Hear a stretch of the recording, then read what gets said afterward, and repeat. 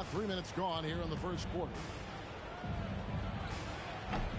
Hits the front of the rim and out. Fadeaway was the right shot there because it got his attempt away from the defender, but the touch was poor. It's Garnett on the wing.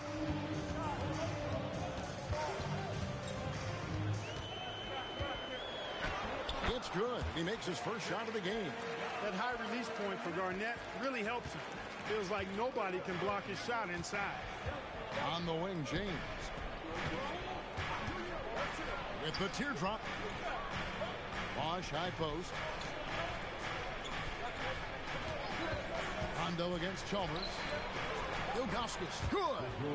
And I like how tenacious Ilgauskas is. Once he catches the ball, he feels like no one is stopping him. Garnett with a screen on LeBron. Pierce feeling it out a bit.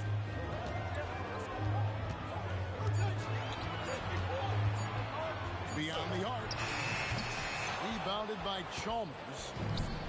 The Heat have gotten 4 of 6 field goal attempts to drop in the first quarter. Count that one. And it's a difficult task to try and stop Wade inside. He plays a physical brand of basketball and has a variety of moves to choose from. Now here's Perkins. Nothing on the board. Pierce finds Garnett. No stopping him there. Jams it in as he's fouled. Chance now for a three-point play. It's on Chris Bosh. Thunderous jam. Wow. What do you guys think so far about the offensive approach for the Celtics? I really like how they're knifing inside with confidence. Exploiting any openings they see in the defense, taking advantage. Also, they're getting into the teeth of the defense. Points in the paint, something coaches always love to see. And that passion that Garnett plays with is really infectious. He's always talking and trying to get himself and his guys going. Outside Rondo. Garnett with the screen for Rondo. Garnett outside. Pierce in the high post. No problems knocking that one down. Pierce has got his second basket of the night. And when your mechanics are as strong as Pierce's, putting up a quick shot is not that hard. Wade against Allen. Wade misses. Boston leading by 4. Allen outside. To the left side wing. Rondo passes to Perkins. That's good, coming on the assist by Rajon Rondo.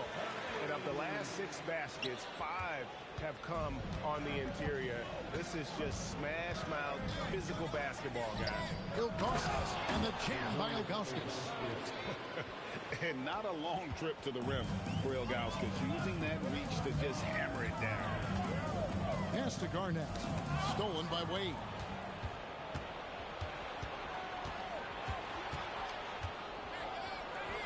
Makes it off the glass. Wade's got 6. Getting to his spots. He's making some good reads and really benefiting his team. And let's head over to the sideline and catch up with David Aldridge. Kevin, Doc Rivers gave me a few minutes to catch up with him. He said we're going to do our best. Slowing him is about all you can hope for. But he can't lose focus on his teammates either. Yep. Thank you, David. Here's James following the score by Kevin Garnett. LeBron against Pierce. LeBron, no luck.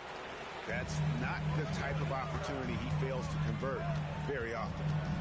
Pierce dishes to Rondo.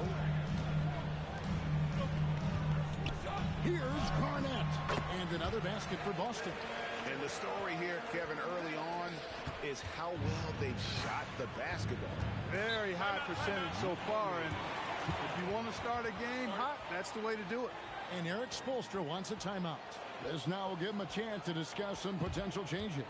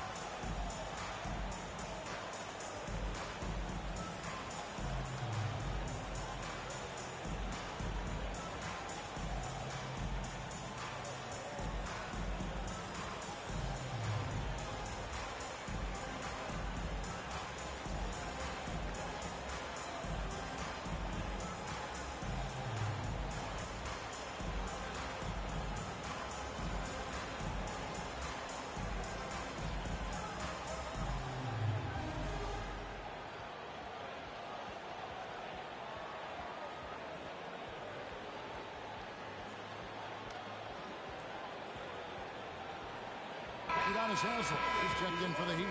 House comes in for Mario Chalmers.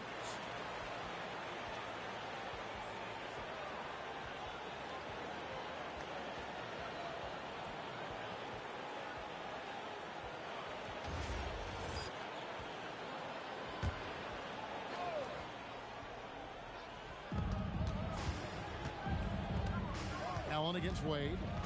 Pass to House. Now Haslem floats it up for James. And up the court come the Celtics on the break. Rondo's shot is good. Offensively, it's been a perfect quarter for him. He hasn't missed a single shot. And so James will bring it up for Miami. 8-point game. Now here is Haslem. Guarded by Garnett. Misses the baby hook. Not a lot you can say except fantastic job by the defense. And Paul Pierce with the slam. Excellent all-around performance so far, hence the big lead. Yeah, you know, they've had the advantage at both ends. They've got all the momentum early on. Now here's James. And he gets the whistle. 2 free throws coming up. So physically powerful. A tough task to defend LeBron inside. The Heat shooting their first free throws of the night right here. And as a group, they shot 75% from the line last season.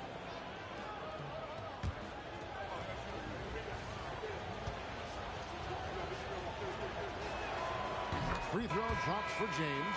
Look, the physicality has always stood out with LeBron. It's been obvious, but his basketball IQ is what makes him such a special player. I mean, he sees the game like very few ever have. Here's what Boston's going with right now. O'Neal comes in for Perkins, and O'Neal subbed in for Garnett. Here's Rondo. He's got 8.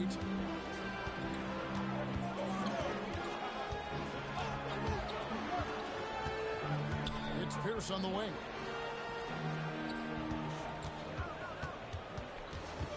Six to shoot. Releases. And it's Miami with the rebound. This, of course, being game 1 of the season, is their first look at the Celtics. And they're facing the team that dismissed them from the postseason last year. So certainly a little payback in mind. We know that's in the past. You can't change that for sure. Nevertheless, a win would be sweet. He's gone 2 for 2 at the line so far. 1 for 2.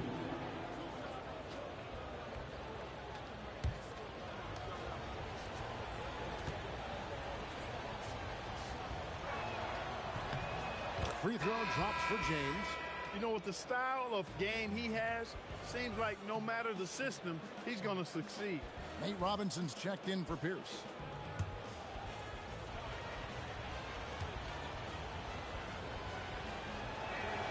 So he gets them both. Boston leading by 6. Rondo with the ball. 8 points for him. Over House. Rondo's shot is good. Rondo's got 10 points. It just seems like the more he touches it, the more the lead grows. Here is House. He's covered by Rondo. Pass to James. Latrey buries the long-range jumper. LeBron's got a couple of threes now in the first with the Heat. And really the scoring this quarter has been just off the charts, doing all he can to bring them back. Outside for Rondo. Wade against Robinson. And there's Dwayne Wade on the assist by House. And now just a 3-point Celtic lead. Boston's gone 0 of 2 from deep here. はい、 Rondo passes to O'Neal. お願いします。 And the call is gonna be 2026年8月21日、 screen. ゲームします。 Let's pause to お take 願 a いし look at ま the す。 teams that really made their opposing teams earn their points a season ago. The Heat in second. 今、プレステ5のブロードキャストのやつを、YouTube のやつを見らして、スイッチとキックやってます。よろしくお願いします。よしよしです。暑いですね。やりますね。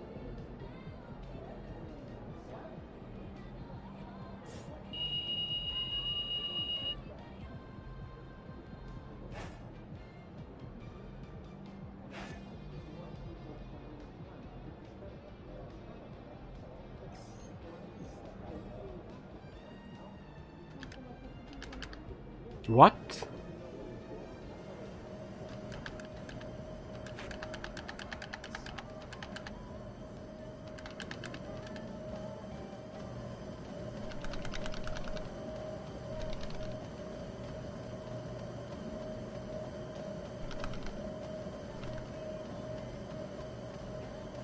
最悪。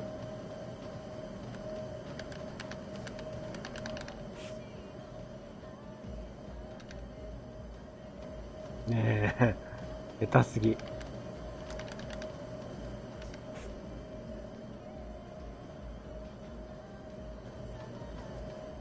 待って、思いっきりできない。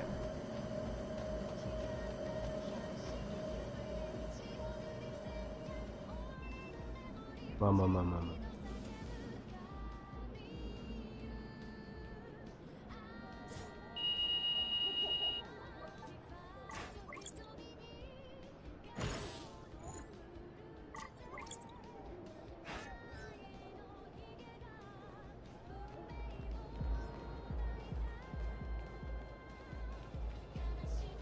There you go. Give us something good tonight.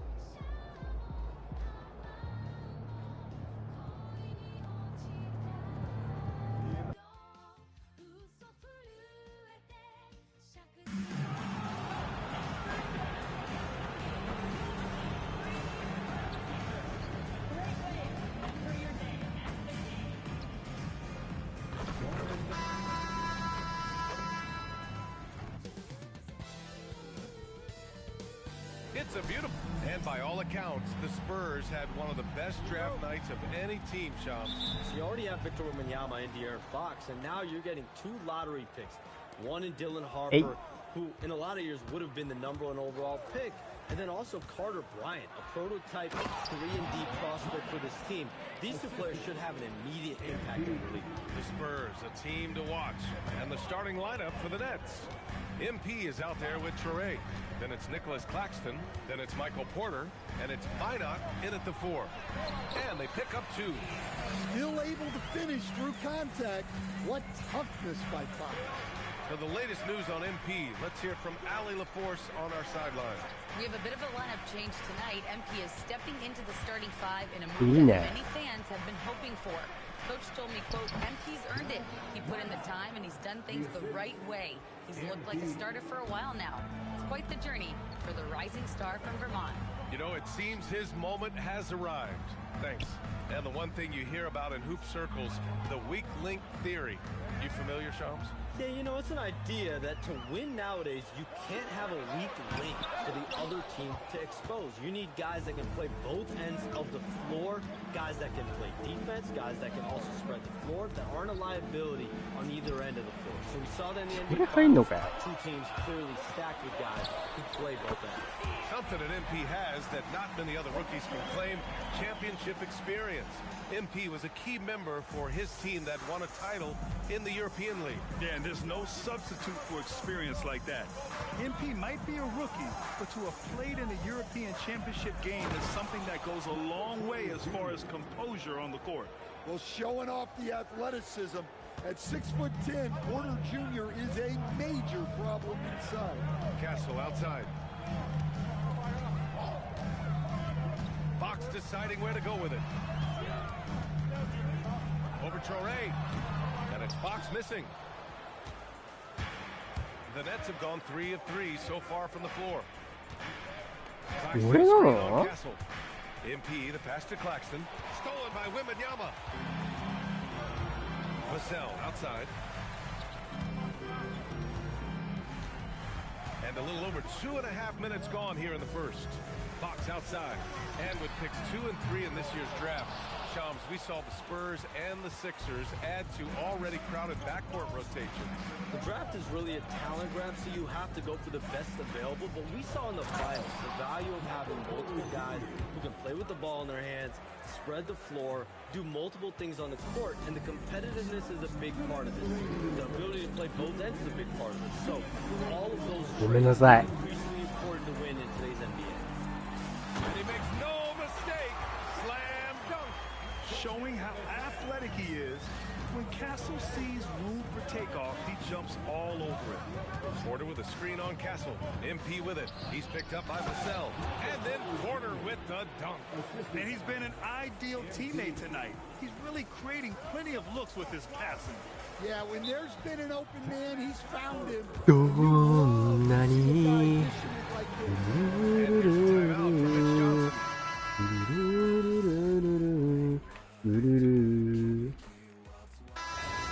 The back half of this year's draft was a little thinner than normal. Why was that, Shams?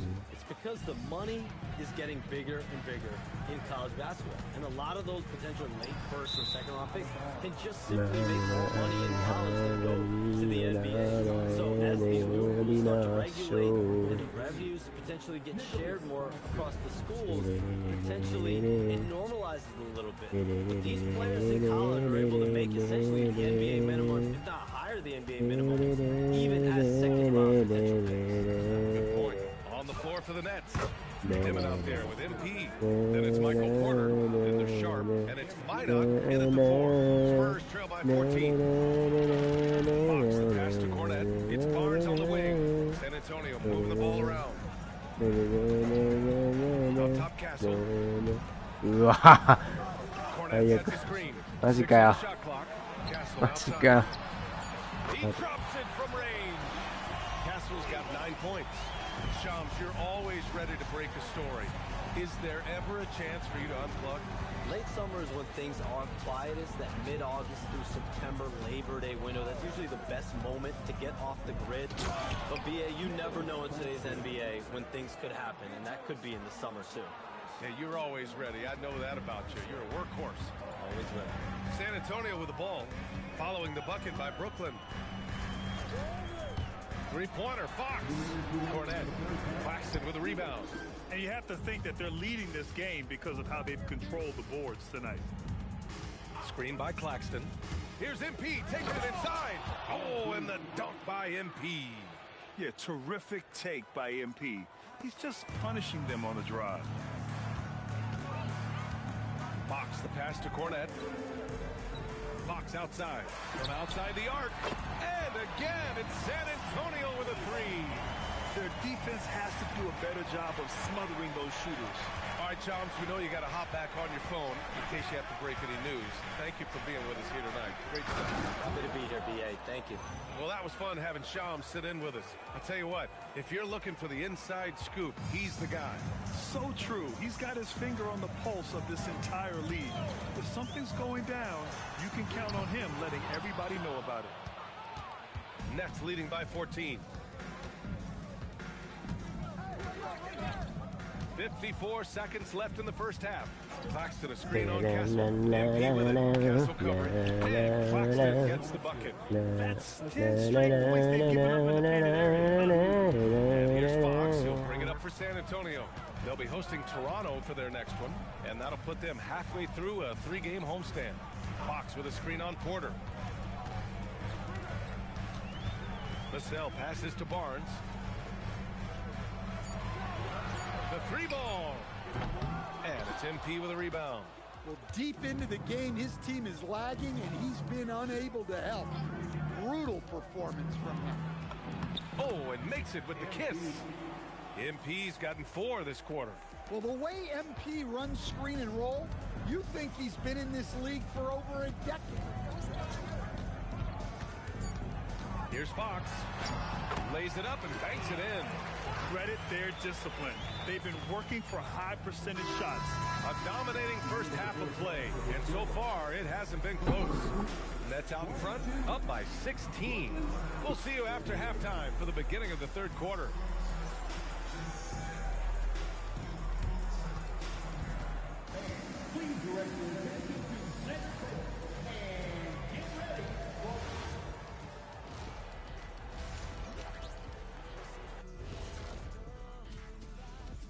Thanks for stopping by, y'all. You know, right now for the Nets, you can already see they have the makings of a good team, but they also have things to iron out.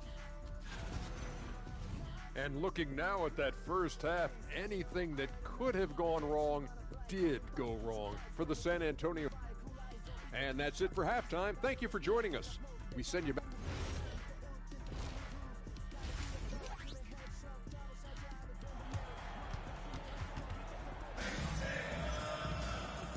ready for the second half here. A big comeback is needed for this game to be competitive, and it probably has to happen quickly. One of the stories here, Michael Porter getting it done today. Can they come up with an answer for him coming out of the half? They have to change something defensively. Yeah, I'd love to see what they drew up in the locker room, because you're right. He's the problem right now. Fox at the 1 with Castle at the 2.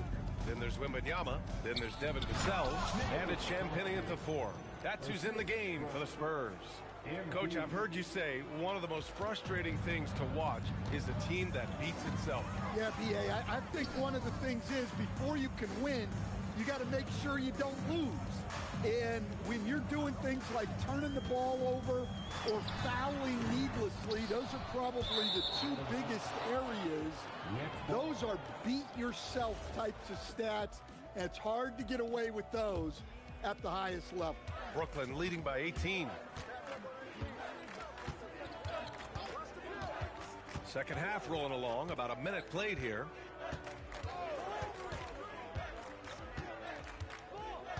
And the officials will call the illegal screen here. The screener was leaning a bit right there. His feet may not have been planted. Pretty obvious call by the officials. Look, you can get away with a lot in terms of screens today. You can't make it that obvious. A chance here to catch up with Allie from the sideline.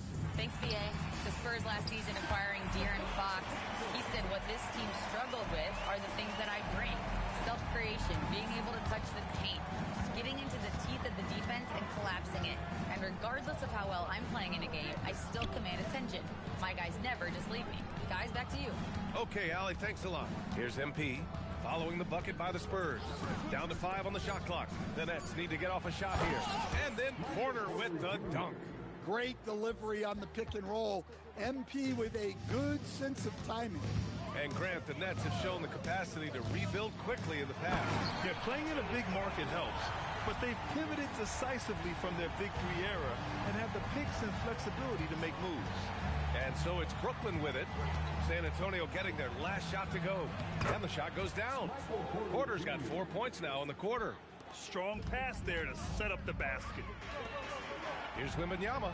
The basket's good off the assist from Fox. There were questions about Wembanyama's strength coming into the league. No problem with the contact here. MP outside. Porter a screen. MP, the pass to Porter. Kicks it out to MP. And MP throws it down. Come on, man, so aggressive. MP, that trait will take you a long way in this game. Pass to Vassell. Back to Fox.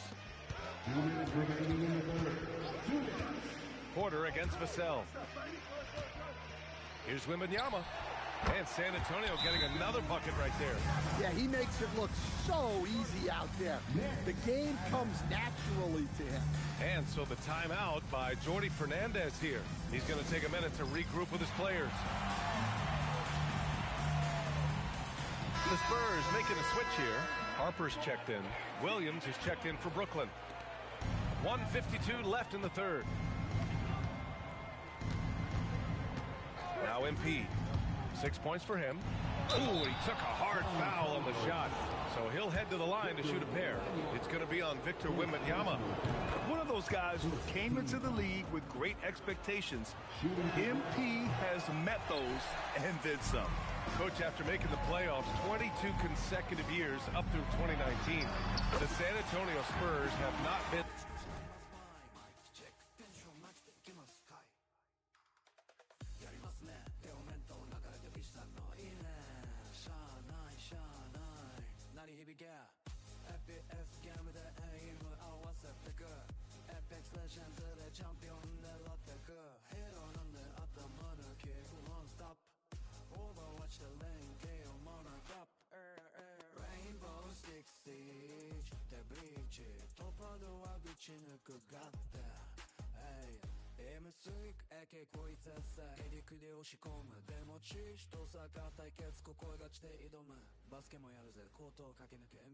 Back to that stage since. Well, every franchise, even storied ones like the Spurs, go through transitional periods. Fortunately for them, they have a lot of young talent and should be back in the playoffs sooner rather than later. Pass to Claxton. Here's Traore. 6 to shoot. MP, the pass to Claxton. The rebound by Victor Wembanyama. You love to see guys challenge one another like that. Advantage to the defense that time. And Harper gets it to go. And I like that Harper isn't a one-dimensional jump shooter. He can do it with a catch and shoot like that or off the dribble. Brooklyn leading by 12. Now here's MP. He's got 7. MP goes strong to the rack. Oh, sometimes you know the contact is coming. MP not shying away at all. Pass to Harper. Outside Wembanyama. Castle outside. Shot clock at 6. Here's Fox. Yes, sir! Fox finishing. Well, I like what we've seen from Fox tonight. Calling his own number, providing a serious scoring punch. Screen by Claxton. The drive by MP. No good that time. Good D by Wembanyama. Here's Harper. Pass to Champagny. The 3 is up. That shot off. And so it's Brooklyn going into the break up 12. They put in work down low, getting in close and scoring in bunches. And a worthy candidate tonight as we take a look at our State Farm assists of the game. And just a selfless...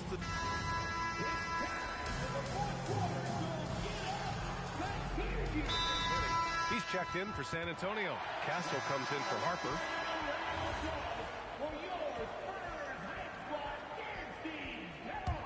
Brooklyn leading by 16. And so in the game for the Nets, we've got Traore. He's out there with MP. Michael Porter out there with Nicholas Claxton. And it's Minot in at the power forward position. Well, it's hard defending Porter Jr. in the two-man game. He can roll, he can pop, he can do anything as the screener. Right side, Wembanyama. And stolen by Claxton. Here's MP.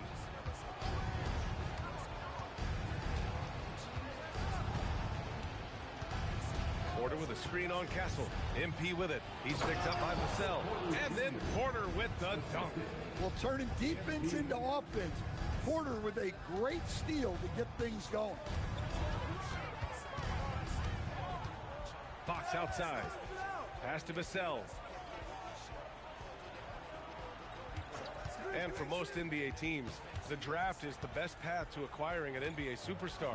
But it's not enough to get that high pick. You got to get that one right, Stan. Absolutely, B.A. And look, some of them are easy. Some of the top picks just stand out, and they're really, really easy. But some of them are very, very difficult, and especially as you move down even to the 3rd, 4th, 5th, 6th pick. And the guys that hit on those are the guys that end up with the stars. All he needed was a little separation. So effective. Boy, cleared the path, put him in position for a prime-time dunk. Well, give credit to the screener there. That's how you help free up your teammates. Fox for 3. And here's Wembanyama. Wembanyama, screen on MP. Back to Wembanyama. Oh, Wembanyama throws it down. Well,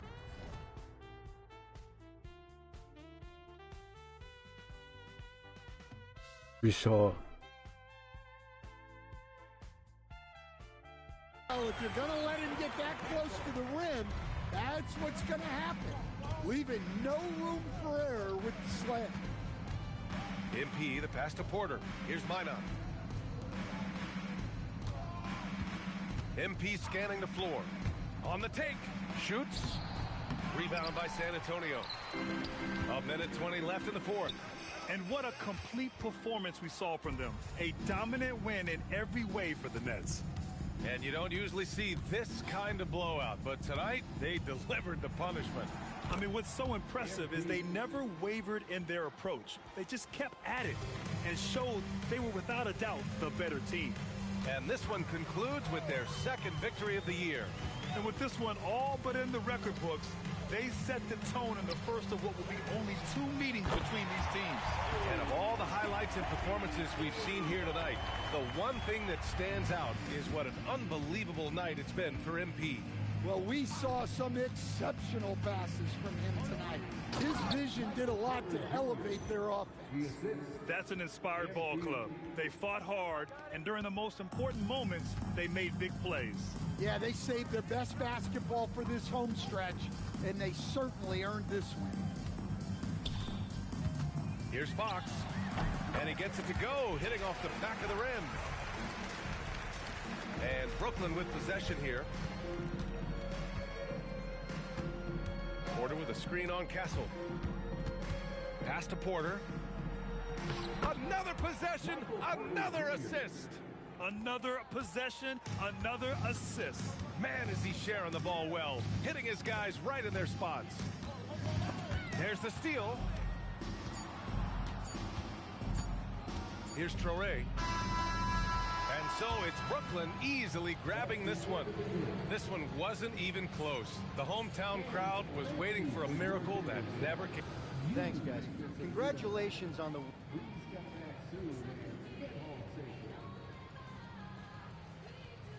Yeah, it's not something I'm thinking about. Brian, back to you. Okay, Dominic, thank you.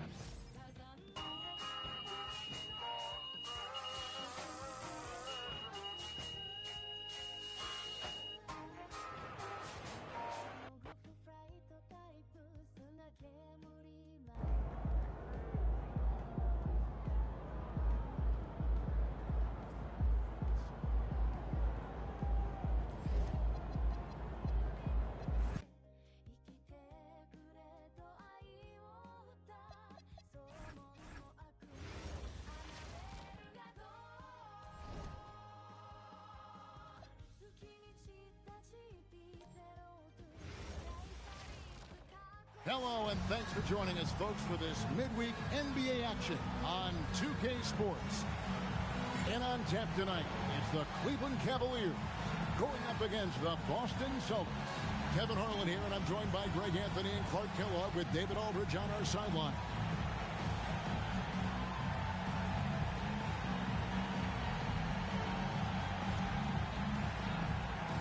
At this time of the season, some surprise contenders for sure starting to emerge. And, you know, for those teams, this is when the real work begins. You can fly under the radar for a little while, but now your opponents know not to take you lightly, and that you have to prove. Now here's Rondo coming off a solid outing against Miami. Yeah, that's got to be frustrating for him. He'll usually convert that. Stolen by Allen. Rondo with it. Williams picks him up.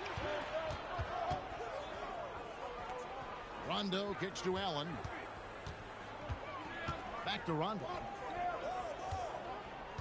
Perkins with the screen for Rondo. Just 4 to shoot. Pass to Perkins, and he banks in the layup. And Rondo is a problem in that pick and roll, picking the defense apart with his passing.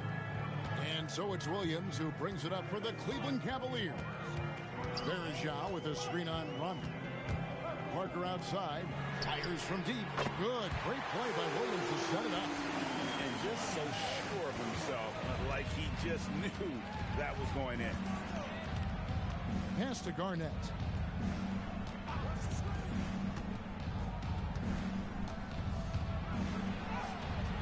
The Cavaliers pull it in. Just over a minute and a half played here in this one. Bergeau with a screen on Rondo. And he lays it straight in. And once he got to the 10, I think he was surprised to find himself that wide open. Well, this early, they should be showing a lot more energy on defense. It's not there. Now here's Rondo. Allen outside. Back to Rondo. Perkins with a screen on Williams. Charity stripe shot. Rondo, good. And when it comes to his jump shot, Rondo likes that medium range look. Here's Moon. Pierce covering. Here is Zhao. And he takes it in for the layup off a very nice feed. D must be better, or else he'll continue to hurt him down low. Rondo passes to Allen. To the middle. Tries from 7. No good from Perkins. As he often does, he gets to the rim. But that's just stellar defense. To the inside. Jamison with the basket on the assist by Parker. Off to a perfect start, and you can see their confidence growing. First quarter of play. We're about 3 minutes in. Rondo kicks to Garnett. Pass to Allen. Outside, Pierce. Nailed from three-point land. Pierce, terrific off the catch and shoot. So smooth with that stroke. Williams with the ball. Still yet to score. That misses off the backboard. Operating from mid-range, that's a shot he likes. I mean, I'm sure he'd love to have that one back. It's deflected. Playing strong defense inside the paint there. They'll think twice before trying that again. Down low, Parker. It's good. Great play by Williams to set it up. Williams has got 3 assists now in this one. And here's Rondo. Garnett finds Pierce. Lead away. Yep, that one goes. Pierce has got 5 points so far. Well, they count on big-time production from him at the offensive end. Outside, Jamison. Pierce with the steal. Oh, and here we go with Rondo. Nobody back. And it's slammed in by Garnett. And how about the power there from KG? He can fly with the best of them. Pass to Jamison. Kevin Garnett with the steal. It's 3-on-3 on the fast break. Tries the spin move. Rondo passes to Pierce. Sinks the three-pointer. He's got 8. And let's get your guys' take now on the hustle stats for the Celtics. Right off the bat, they're going after the ball, looking to jump into the passing lanes and create some steals in transition. You know, points off turnovers is something else they've excelled in. I expect the opponent at least to try to squeeze that orange a little better. Here's Garnett. Antoine Jamison picking up that last bucket. Here's down low. He's covered by Moon. And the basket by Pierce. Boy, they need to ride him as far as he can take him because he is pedal to the metal right now. Now here's Williams. He has yet to score. Pass to Moon. Some nice passing by Cleveland here. 6 on the shot clock. Jamison kicks to Williams. Over Rondo.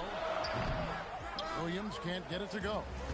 You can't look at the result of that shot. They'll take that whenever they get it. Well, you know, I hear you. That's a good look, but when you're that wide open, I think you got to knock it down. Allen, good. And it's Rondo who picks up the assist. Rondo's got 4 assists now tonight. Allen's so comfortable anywhere on the floor. He's such a deadly scorer. And so Byron Scott decides to call timeout. He's ready to talk things through with them. Every timeout, a chance to review the lineups, matchups, or call a play. Yeah, and I agree. I think there's going to be a new wrinkle in their game plan when they come out of this timeout.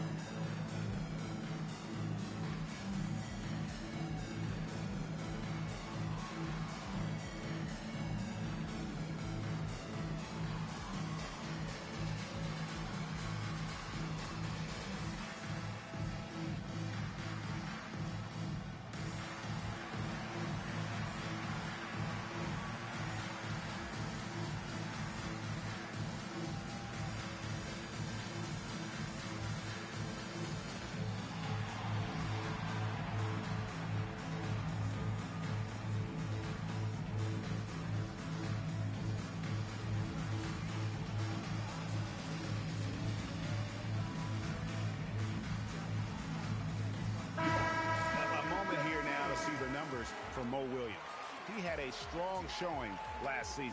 He was around 16 points a game, 5 assists, and 3 rebounds. And really, he sets the table for this team with his playmaking. Unselfish, at times to a fault. He just makes everybody around him better.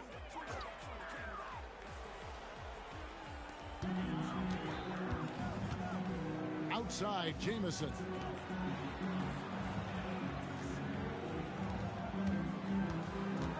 Parker passes to Williams. Pocket 6. Verajao setting the pick for Williams. No good on the 3. Celtics leading by 5. And the points coming for them now, Craig and Bunches. And we're seeing what a high-octane offense should look like. Cleveland's gone 1 of 2 from long range in the first quarter. Pass to Verajao. Verajao with a screen on Garnett. Jamison kicks to Parker. Outside Williams. Over Allen. Williams can't hit. He is 0 for his last however many this quarter, guys. Might need to get him out and let him settle down a bit here. The D just kind of stepping aside and letting him get to the rim. There's a reason, GA, the lead is what it is right now. You know, you look at it, the communication is lacking, as is the trust. They can ill afford those types of breakdowns. It won't work. You can't win with those kind of breakdowns. Now here's Jamison, and such a nice move to make the basket work. Jamison's got his 3rd basket of the night right there. Pass to Garnett. Here's down low. He's covered by Moon. Pierce kicks to Allen. Back to Pierce. Over Moon. Rebound by Parker. The Cavaliers trail by 5. And here is Williams.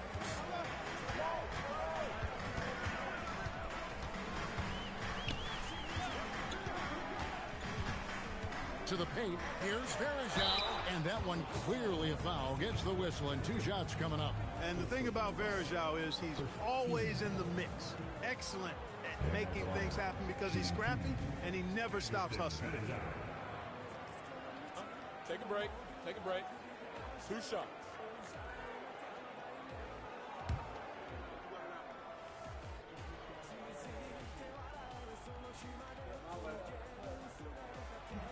The first free throw is good.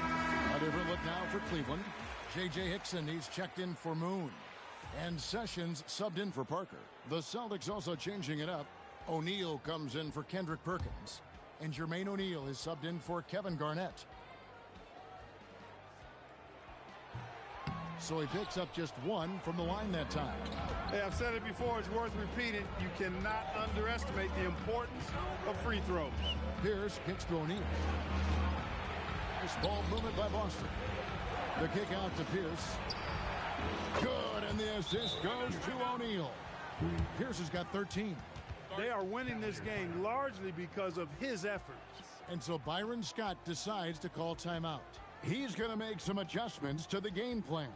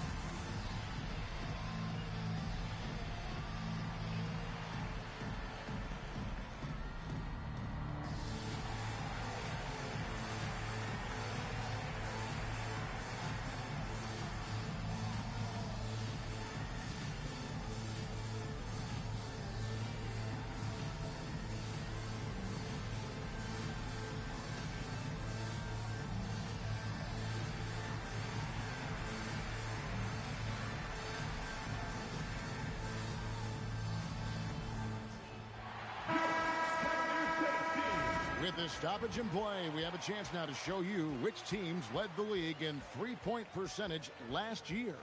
Second, the Cavaliers. Their long-range shooting last year was nothing short of spectacular. I mean, they were absolutely unconscious from the three-point line. And so it's Williams who brings it up for Cleveland. 7-point differential. Pass to Sessions. Here is Verja. He has 5.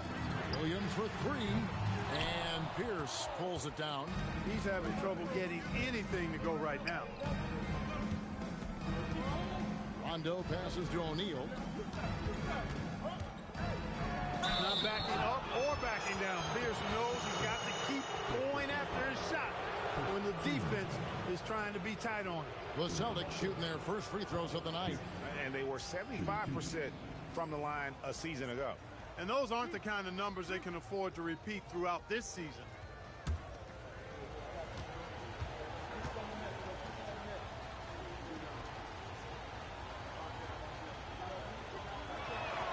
And he knocks down the first one. He stands 6'7" with guard skills. Paul Pierce is quite a unique player. I mean, he can do everything offensively, and I think the team's lucky to have him. Here's what Boston's going with right now. Quentin Richardson's checked in for Allen. Robinson is subbed in for Rajon Rondo. That one is no good. The Cavaliers trail by 8. Now Williams. No scoring in this one. Nice shot by Jamison. Impeccable mechanics this quarter. He's been perfect from the field.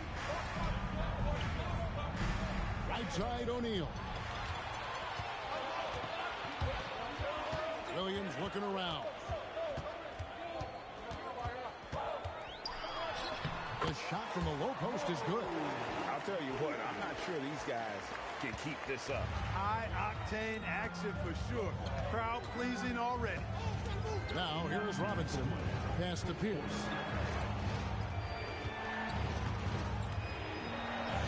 Good for another bucket. He's made half a dozen now. 6 for 8 on the night. Fantastic start from the field for him. 6 for 8. Robinson against Williams. Now here's Jamison. Defense is right there. 6 on the shot clock.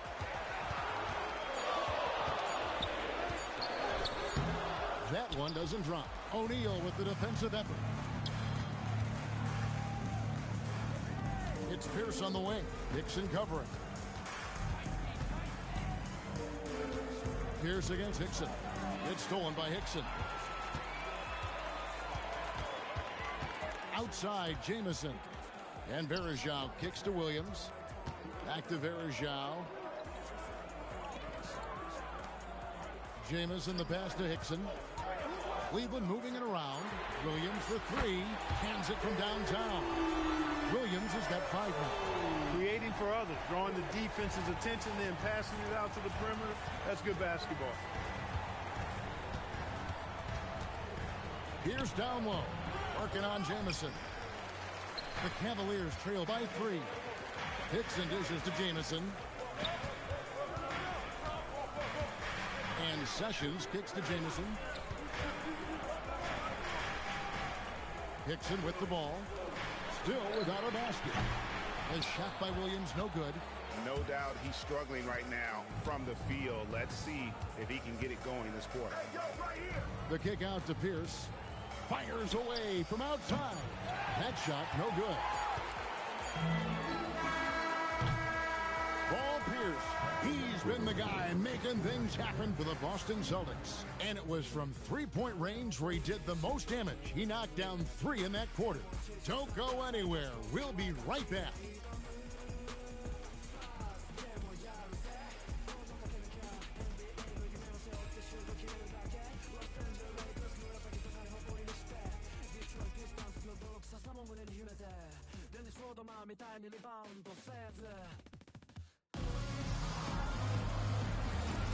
And close game underway so far. We'll see if either of these teams can jump out in the second quarter.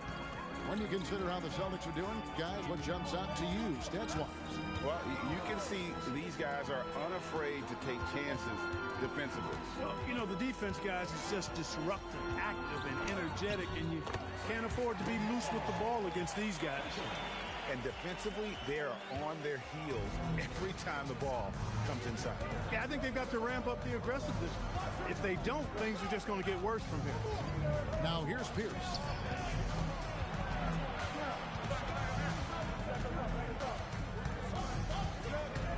Step back shot. J.J. Hickson grabs the rebound. And here's Thomas, who brings it up for the Cleveland Cavaliers. Next game for them, they'll take on the Raptors at Toronto. That'll be just one game played away from home for them. Inside, here's Hollins. Lays it up and banks it in. I mean, the number of points they've scored in the paint already here is eye-opening. Boston trailing. Outside, Robinson. Pass to O'Neal. Allen outside. It's rebounded by Cleveland. Letting him have that from mid-range. Defense dodged the bullet there. Right wing. Hickson sets the screen for Gibson. 6 to shoot. Here's Sessions. Some solid defense from Robinson. Boston's gone 3 of 4 from long range in the game. Here's the pass to Robinson. Allen outside. Pass to O'Neal. For Hollins. And no good. Trying to use the glass. The inside just a bit too congested for him to get the usual shot he would have with rhythm. Sessions against O'Neal. Now here's Sessions. He's guarded closely. Here's Gibson. And Boston with the rebound. O'Neal's got his 4th rebound with that last one here tonight. Trying to end the drought, and it's laid in by Pierce. Pierce has got 18 points. Pierce showing off a little bit off the dribble that time. Very creative with that move. Sessions looking around to the paint. It's deflected. O'Neal with the steal. Here's Robinson. Ball's knocked loose. Cavaliers trailing. To the middle. Here's Sessions. It's good. Only a few seconds into the shot clock. Sessions has got 4 points now in the quarter. And 2 out of the last 3 finals, Greg, have seen the Celtics and Lakers square off. Will we see a repeat this year? I mean, it's been great for the league, but you're always better off choosing the field. And I got a sneaky suspicion there might be some change afoot in the Eastern Conference.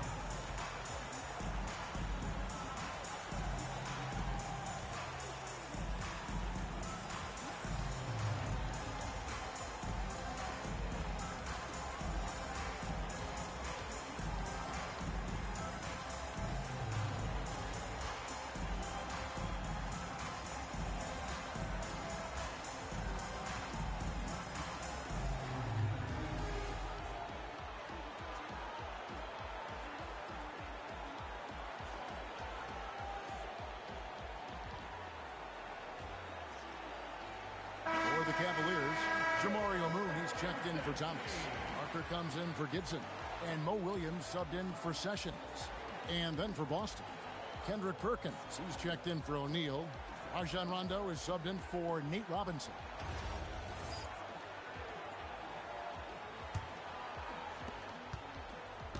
For Boston, they've gotten off to a rough start here in the second quarter, going just 1 for 5. Pass to Pierce.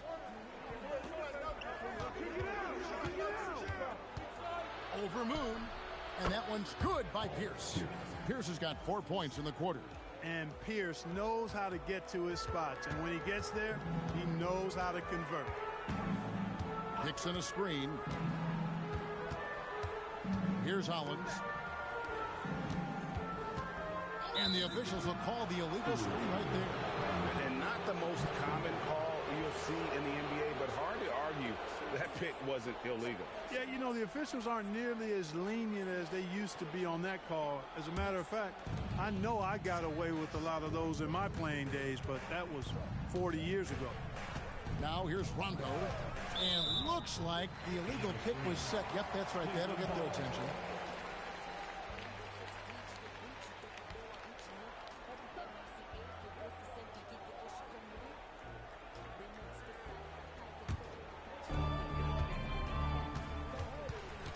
And here is Williams. 5 points in the game.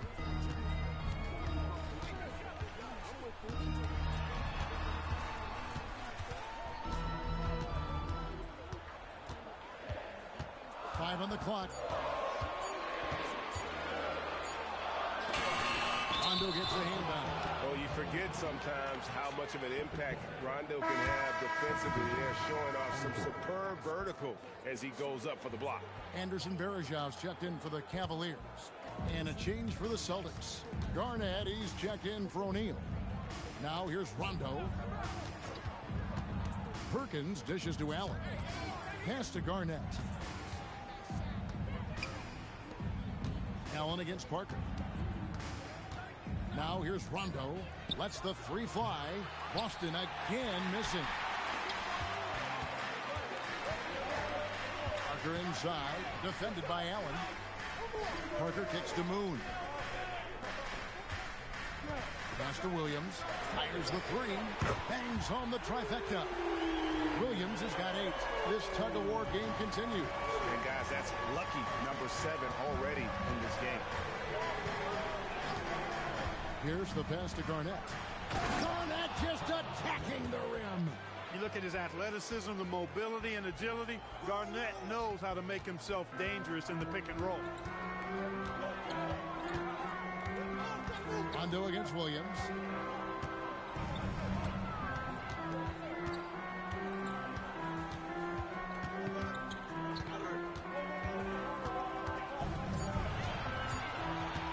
The three. Rebound Boston. They come in fresh off a win against the Heat.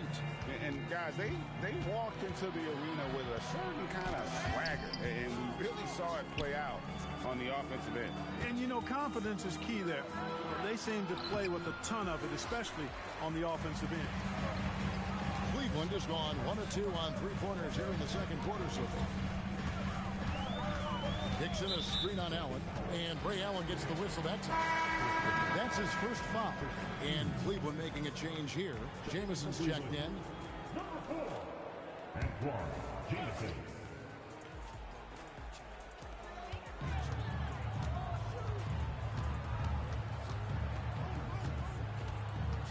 Outside Williams, it's stolen by Rondo. Plays it in off the breakaway. Rondo's got his second bucket of the night. Yeah, you can't let Rondo get free in those situations. He's an absolute terror on the fast break. And so Byron Scott decides to call timeout. Coach is going to take a few minutes to regroup and go over the strategy. All right, coming up to the board. Come on,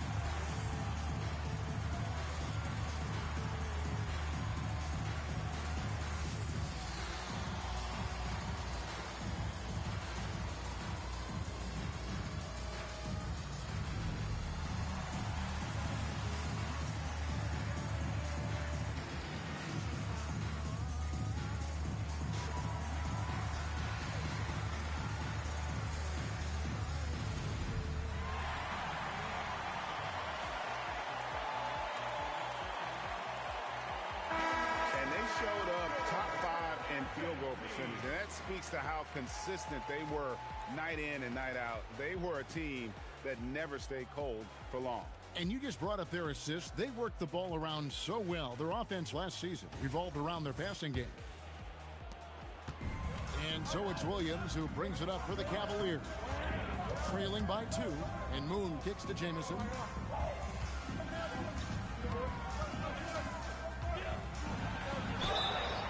And foul on the shot. He'll shoot 2 at the free throw line. And constantly on the move. Jamison is someone who can put up points in a hurry. And he's got his first free throw of the game. Shooting 2.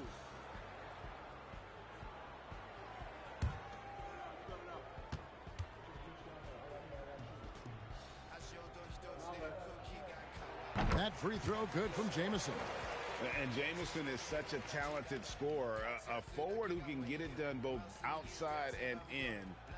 He's special.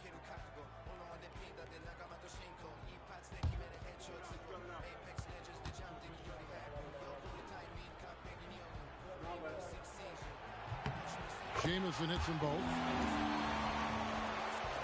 Austin with the ball. And Paul Pierce with the slam. Paul Pierce rising and throwing it down. Not known for his vertical, but he's got a little more bounce than we thought. And he can time his passes so perfectly. Wow, what an assist. The Celtics have gone 5 of 11 from the field since the beginning of the second quarter. Allen outside. And there's the call on Perkins. That'll be his second foul of the game.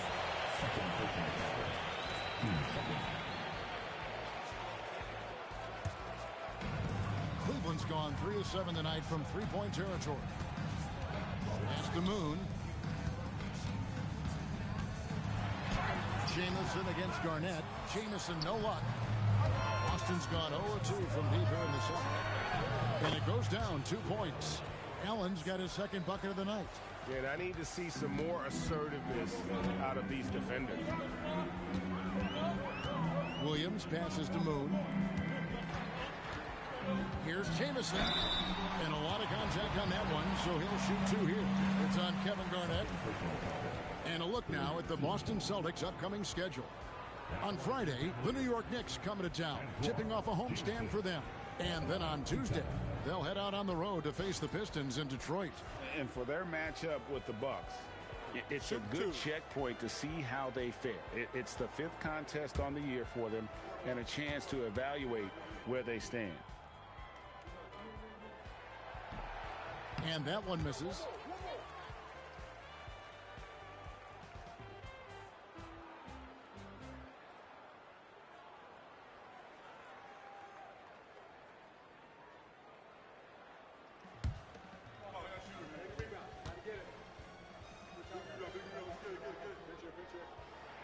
And the second free throw, good. Now here's Rondo. And so now a timeout called by Doc Rivers. He's going to have a discussion on the sideline.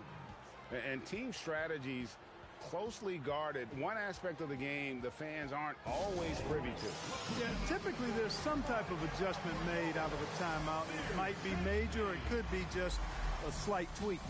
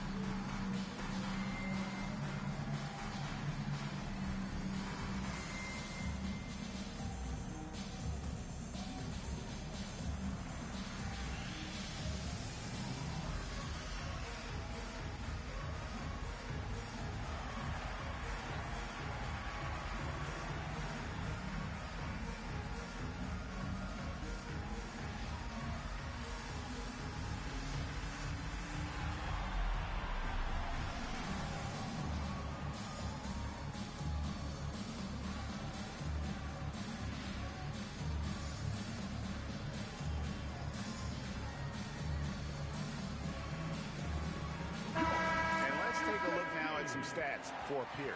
Good season for him last year. Last season, he averaged 18 points a game, 4 rebounds, and 3 assists. And you talk about guys who just have a nose for putting up points. He is one of them. Yeah, he sure is, and he rarely has back-to-back bad games. If he has an off night, he usually follows that up with a big night. Now here's Rondo. Here is Perkins. Garnett outside.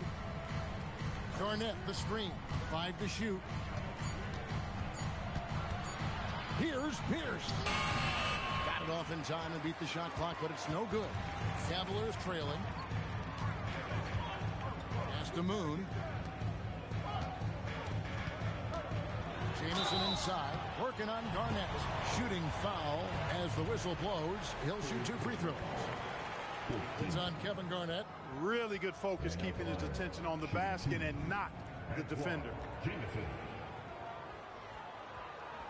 Take a break. Take a break. 2 shots.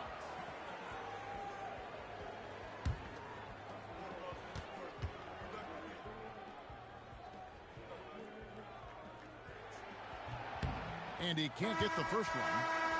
Jermaine O'Neal's checked in for the Celtics.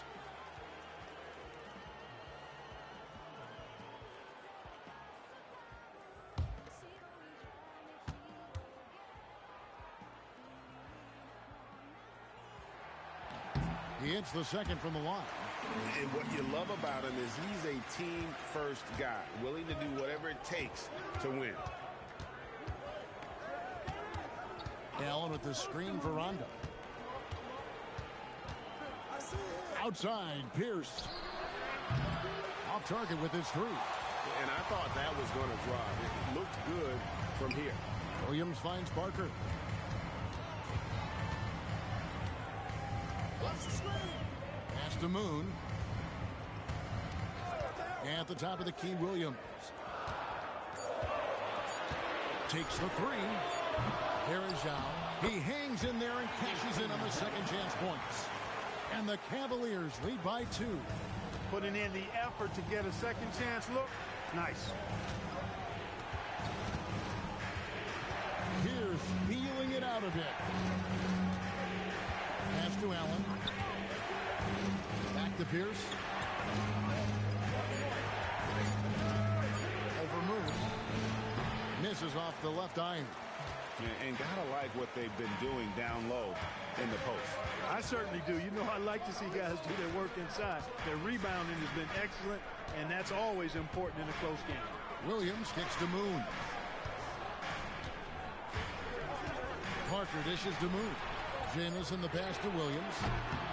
Here's Verajao. Played in with a nice touch off the glass. Now it's a 4-point Cavalier lead.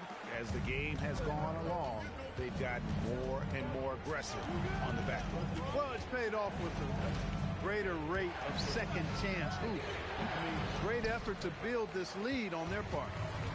And so it's Williams who brings it up for the Cavaliers. Pass to Jameson. Here's the 3. Good. A nice assist for Williams. Williams has got 6 assists here tonight. And we see this sometimes from Jameson. This guy has the ability to catch fire and go into a zone. Now here's Pierce. Last time 45 points for him.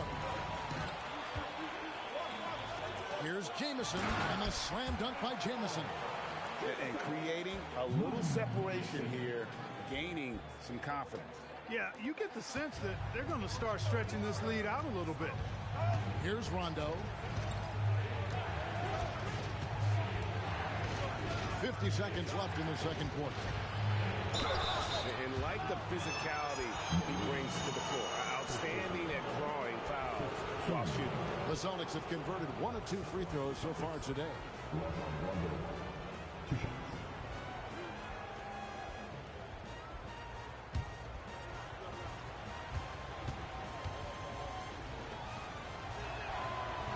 No good on the free throw. And there's no denying that Rondo is a wizard with the ball, exceptional at exploiting holes in the defense. Here's what Boston's going with right now. Davis comes in for Jermaine O'Neal, and Rush is subbed in for Paul Pierce. And he misses the second one as well, so he is 0 for 2 that time. And they continue to control the glass. Guys, I think they've simply been the more physical team, and that's why they're ahead. Now here's Williams. Over rush. Williams can't get it to go. It's not his night, but his teammates that picked him up. 3-second difference between shot clock and game clock. Now Rondo. Allen outside. Nice ball movement by Boston. To halt the run. Rondo's shot is off. Boy, you can just see the frustration growing on their faces. Nothing going their way. You know, guys, no denying it's been a rough patch here. I think they've got to run whatever is best in their playbook to get a good shot. And so it's Cleveland in control with a 9-point lead to end the quarter. They're playing a bruising game inside, and it's working for them. Back to the action in just a minute.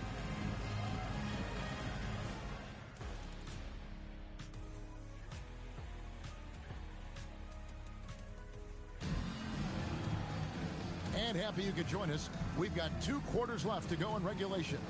We're seeing a tremendous game from Paul Pierce. Yeah, he's just been raining down on them from deep here. Talk about dialed in. Well, you know, the stroke looks fantastic. Even when he's had a hand in his face, it hasn't affected him at all.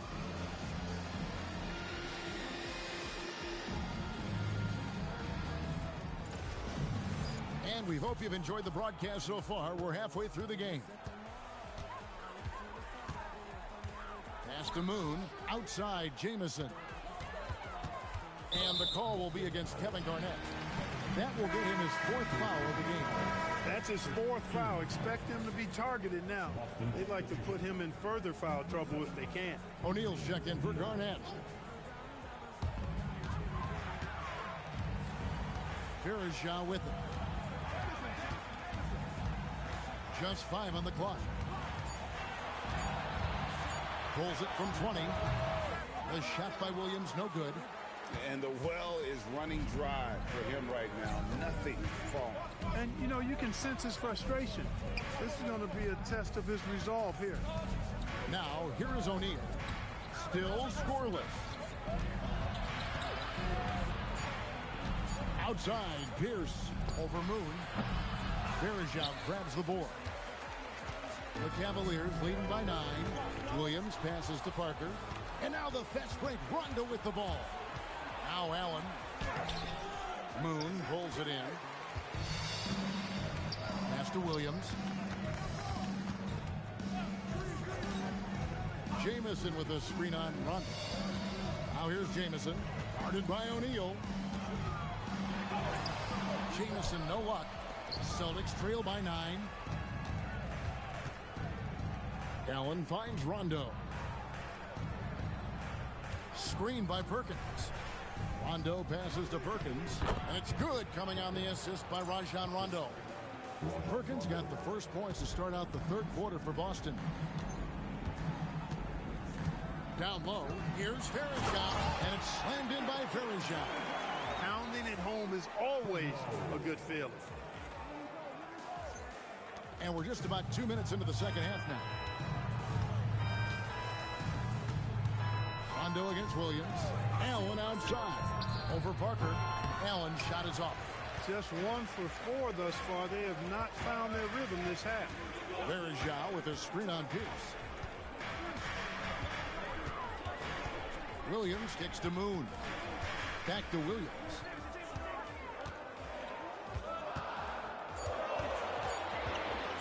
Over Pierce. Off target there. That would have pushed the lead to double digits. Pass to Rondo. Now Allen launches a 3. Verija grabs the board. Verija's. This is turning into a slow start here in the second half. Seems like they left that offense in the locker room. O'Neal against Jamison. Now here's Williams. Guarded closer. That shot no good. And so Allen will bring it up now for the Celtics. They've only allowed 2 points so far here in the second half. And powering it down. O'Neal calls for the alley-oop pass and doesn't let anyone get in his way. And so Byron Scott decides to call timeout. He's going to take a minute here to get things straightened out. Every time out, a chance to review the lineups, matchups, or call a play. And I agree. I think there's going to be a new wrinkle in their game plan when they come out of this timeout.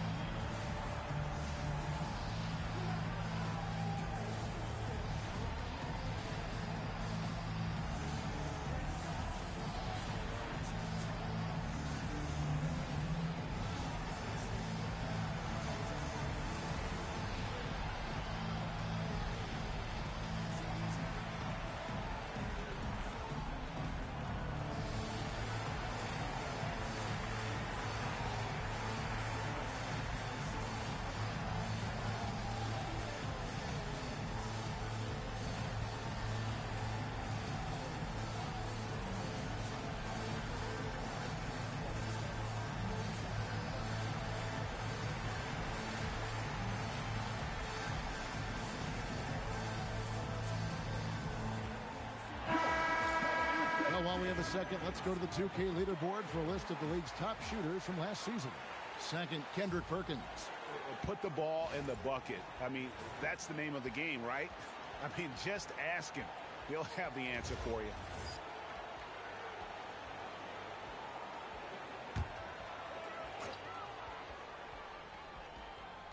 Third quarter action in just under 3.5 minutes have gone. Pass to Williams.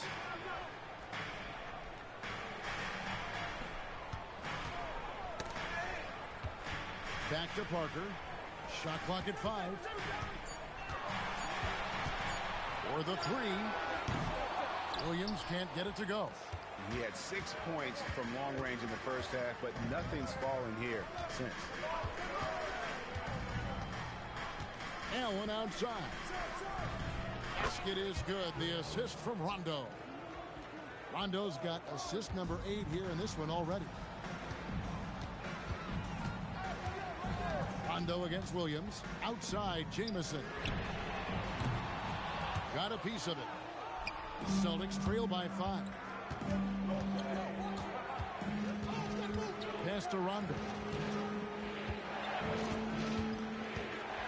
To the inside. The teardrop falls in. O'Neal's got 4 points in the quarter. And this is where O'Neal goes to work. The closer he's to the rim, the more dangerous he becomes.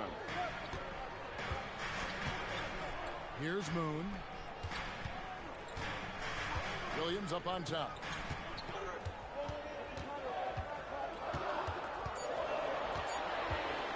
Fires, high post. And we've got an injury out on the floor. Very unfortunate as always, guys. Don't like to see this. And that's the one thing you just really can't control or even guard against, and that's injury. Yeah, you know, aside from some of the player protection rules, which have been of benefit, a lot of it just comes down to what the body can withstand.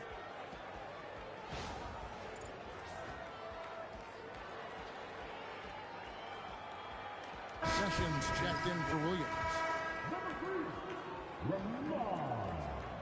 Sessions.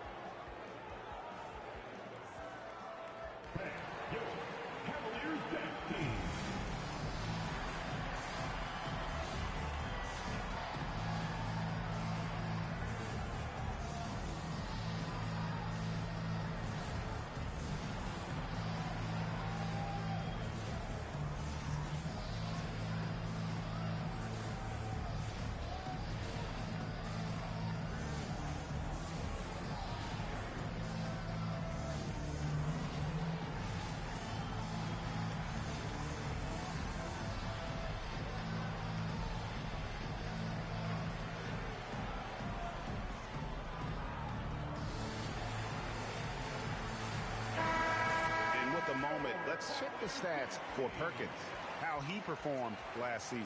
Second in field goal percentage and he finished among the top 10 in blocks, bringing that intimidation factor to the paint. And you pointed out his ranking as the second best shooter in the league last season. I think with a little extra work, he could become number one this time around. Pass to Jamison. Inside, here's Verishov, and it's slammed in by Verishov. Most any coach loves points coming off assists. Celtics trail by 5. Outside Rondo.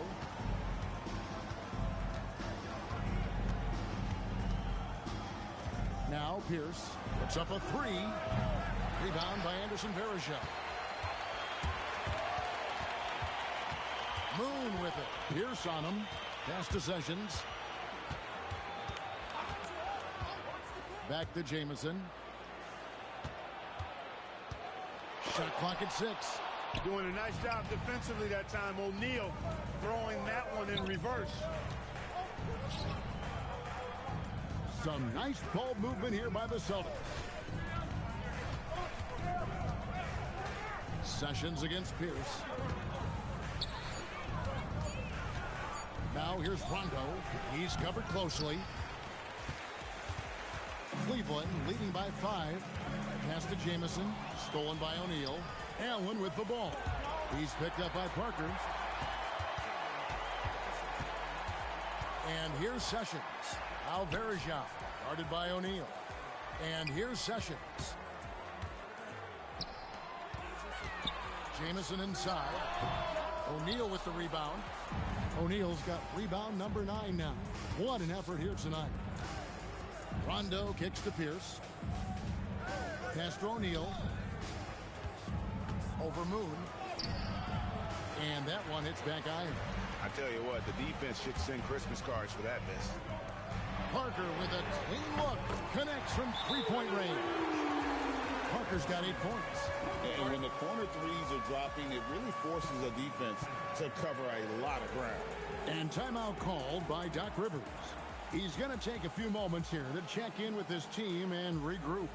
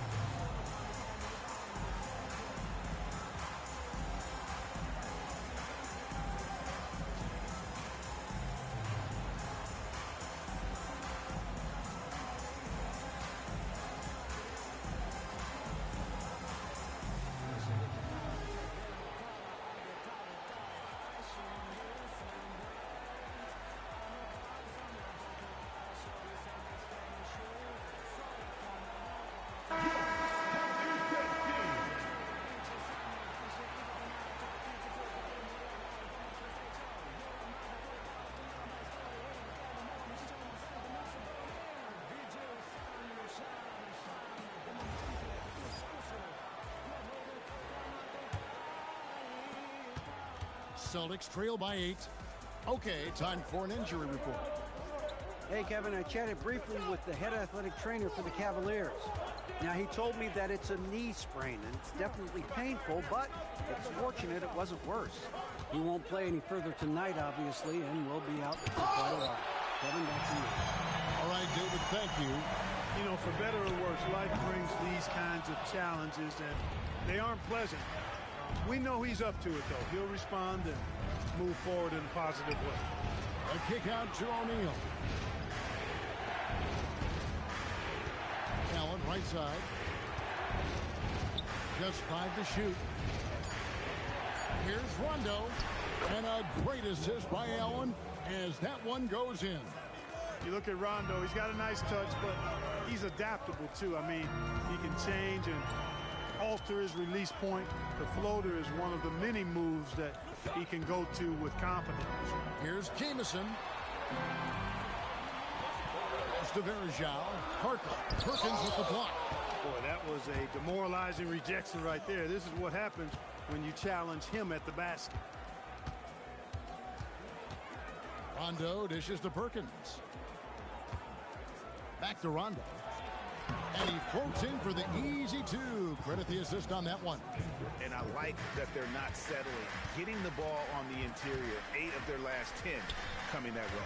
Sometimes you just got to man up and take a tough foul in order to stop these free runs to the rim. Here's Moon. Parker passes to Jameson. From downtown, Sessions no good. And so it's Pierce with it. He brings it up for the Boston Celtics. Rondo scanning the floor. A 3-ball. Cavaliers with the rebound. Jameson's got 4 rebounds now tonight. No luck for him this half after being outstanding from outside the arc in the first half. Now here's Sessions. Jameson the pass to Sessions. And they call the foul, so a chance at the line for one more coming up.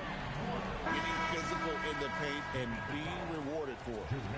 And guys, let's get your take on the scoring breakdown for the Cavaliers. And they're playing beautiful basketball right now, racking up the assists by playing so unselfishly, just finding the open man. How great have they been? I mean, shooting the ball from outside the arc, they have absolutely been lights out.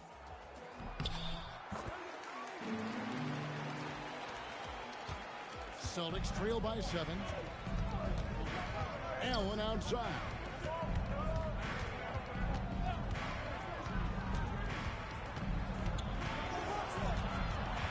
Outside Rondo. The Celtics need to get a shot off. Doing what he does best, Shaquille O'Neal. Nice roll from O'Neal, and he is a major target in these screen and rolls. Gibson looking it over. Pass to Sessions.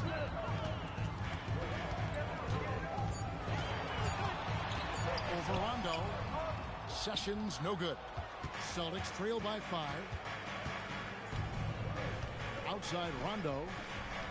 O'Neal kicks to Pierce. O'Neal sets the screen for Pierce. Now Shaq. Outside Rondo. Fires the 3. It's rebounded by Cleveland. 55 seconds left in the third. Sessions against Rondo. It's rebounded by Rondo. Rondo's got 4 rebounds in this game. O'Neal a screen on Sessions. Right side O'Neal.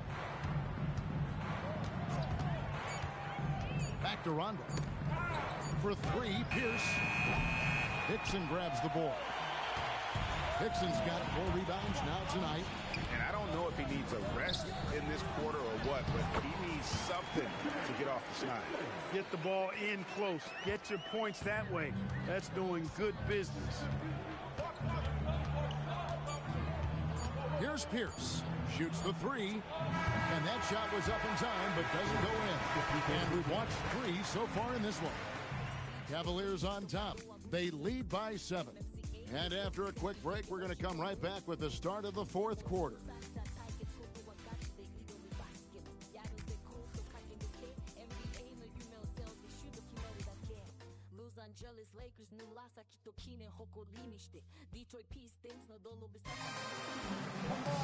And with 3 quarters behind us, let's see what this 4th period holds in store for us. Robinson passes to O'Neal. Now here's Pierce.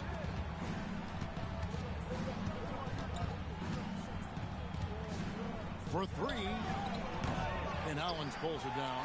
And you know what? If you're the defense, you got him right where you want him. Let him keep shooting those threes because he's been brutal in this half. And it goes out of bounds. That one off Gibson. That is just a careless turnover. You've got to be smarter in those exchanges. Celtics trail by 7. To the middle. And Paul Pierce with the slam. Making the intelligent pass. They're putting it in the hands of somebody ready to shoot it. Out to the right wing. Hickson inside. He's guarded by Davis. The shot by Hickson, no good. And it's Pierce in the corner. And that's good. Robinson picking up the assist. Pierce has got 27 points. Efficiency has been the hallmark right now down the stretch. He is making the most of his opportunities.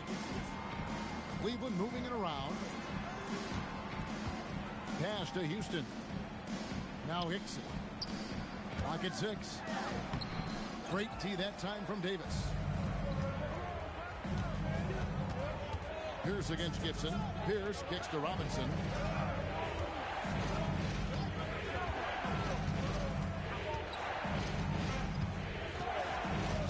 Back to Pierce to take the lead. It's rebounded by Cleveland. Hickson's got his 5th rebound right now in the game. Game moves along. 2 minutes gone here in the 4th. Hickson sets the screen for Sessions. It's tipped. And it's going to be out of bounds. The Cavaliers will retain possession. Gets a finger on it, but just can't quite come up with the steal. Clearly a careless pass. He got away with one there. Cavaliers making a switch here. Verajau's checked in. Kevin Garnett, he's checked in for Boston. Now here's Gibson. Once again off the mark by Cleveland. Lob pass to Garnett. Hickson against Pierce. Pass to Sessions. Now Hollins. Verajau with it. Now Pierce defending. They can use a bucket. Sessions no good. And so it's Pierce with it. He brings it up for the Celtics. Here in the 4th quarter, their defense has been very strong, allowing no baskets. Now here is Robinson. A miss that time would have put him up. And we're about 3 minutes into the 4th quarter. No one near Sessions as he lets it fly. Drops in the tray. And when you get inside like he did, that's when you have to locate the shooters on the perimeter. To the paint. It's stolen by Hickson. Down low. And blocked. That one goes careening off the glass. An infinite reach, it seems. The wingspan of Garnett is just amazing. Robinson passes to Allen. Here's Garnett, defended by Gibson. Outside, Pierce. From the arc. And Hollins pulls it down. Hollins has got 4 rebounds now tonight. Robinson against Sessions.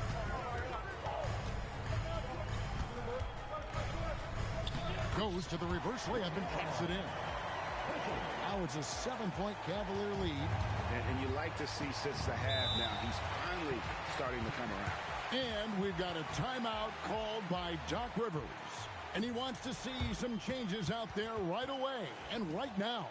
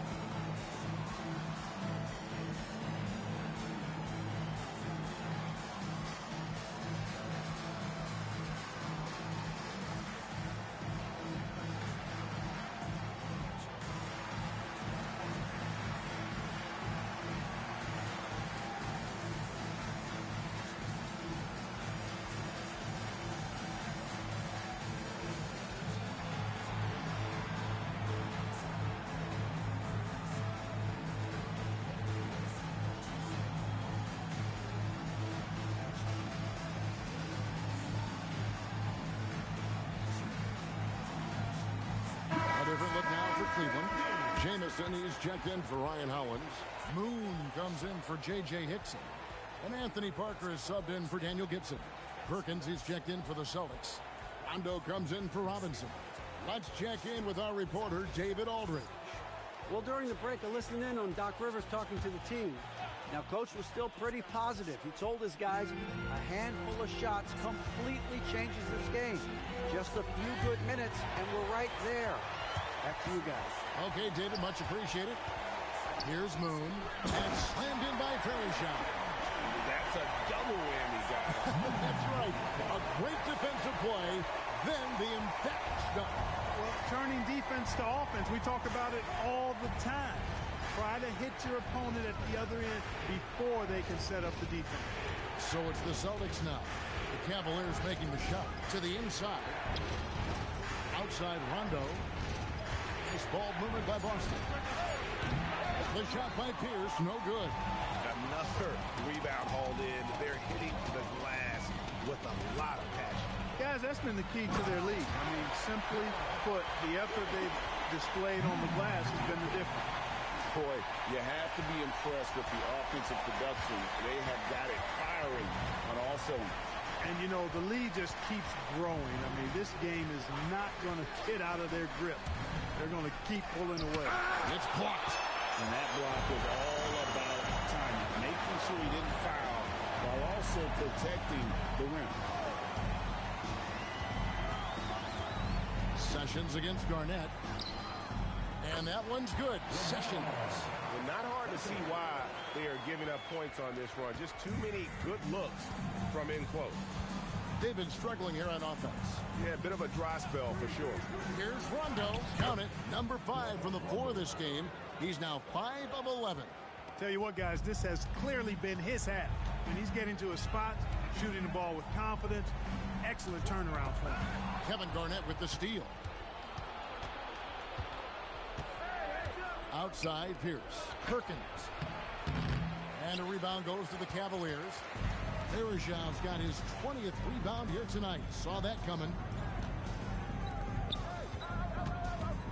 Jamison against Garnett. Fairshaw's setting the pick for Sessions.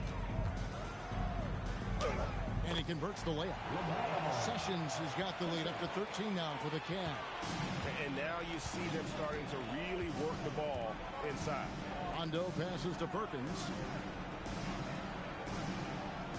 And here's Pierce. He's covered by Moon. To the middle. Here's Garnett. Oh, Garnett. Aggressive. That high release point for Garnett really helps him. Feels like nobody can block his shot inside. Outside Jamison.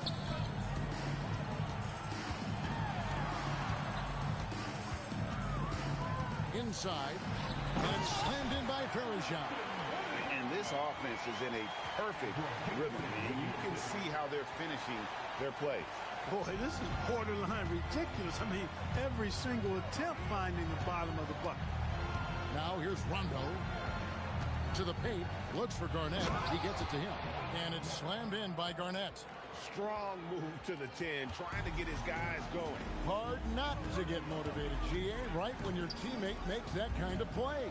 Yeah, you know, when you're looking to close the gap, you need guys who will take it upon themselves to step up, take the initiative, and make something happen. Now here's Rondo, following the miss by Antoine Jamison. Not as good, and the Cavaliers lead cut to just 9 on the basket from Kevin Garnett. And so it's Sessions. He'll bring it up for Cleveland. 13 points was their biggest lead in the game. Jamison against Garnett. Over to the left wing. Down to 5 on the shot clock. And Moon kicks to Parker. Here's Jamison. That 3 off target. Had some space there after the little pump fake. And it's Rondo in the corner.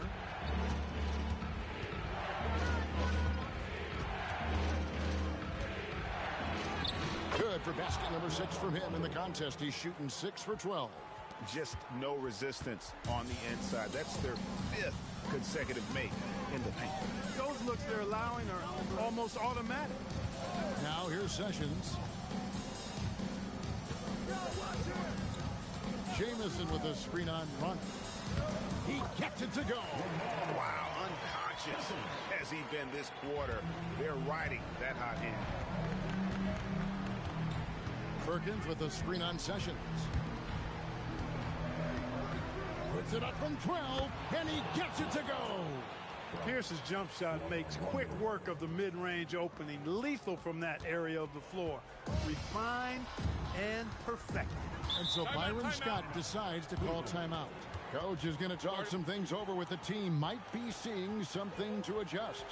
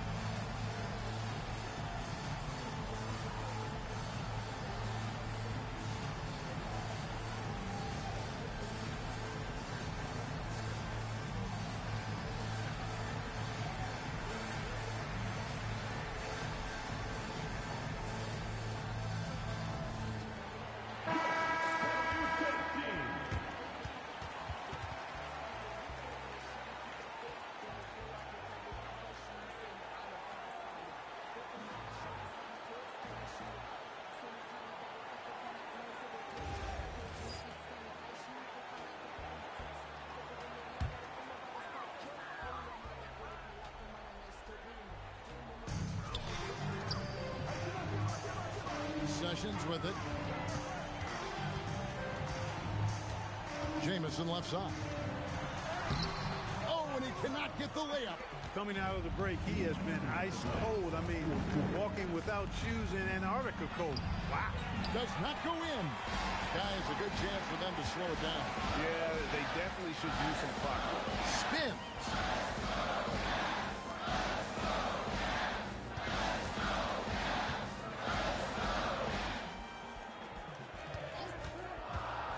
And here's Verajao. Puts up a three. Doesn't get that one. And he has definitely been struggling in this quarter. You know, guys, it seems to me as though he's over anxious. He seems to be pressing, trying too hard, moving too fast. Just needs to calm himself down and wait for good shots. Clutch bucket from Kevin Garnett. He wants the ball in these big-time situations. The Cavaliers leading by 5. And they call an illegal screen here. Beyond the leaning, you could see his feet more set on that screen. Easy call. Yeah, I agree. You know, sometimes that can be a tough call for the refs to make, but not that time. It was easy there.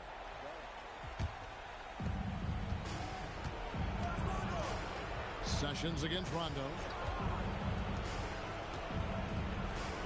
Right side, Pierce. Hands off. And every miss finds its way to his hands. Well, what an impressive performance. Tell you what, those are crazy numbers, guys. I mean, believe me, I was a good rebounder in my day. It is not easy to corral that many boards in one night. And that's an intentional foul. 15.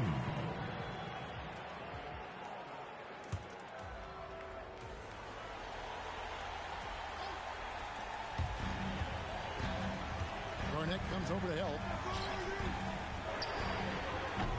The three doesn't go. And it's the Celtics ball. They're on a 14-6 run. Big shot from Pierce. This is the guy they turn to when they need a bucket. There's a 4-second difference from the shot clock to the game clock. Now here's Sessions. 6 seconds on the shot clock. Not gonna go. And we've got a timeout called by Doc Rivers. This is a huge moment, folks, in this game. And he wants to be prepared. Turning here to our analysts, what factors, guys, come to your mind? And with this much time, they should be able to draw up a play and get themselves a decent look from the three-point line. Still, the D is going to be waiting for it in a contested three. Never an easy shot.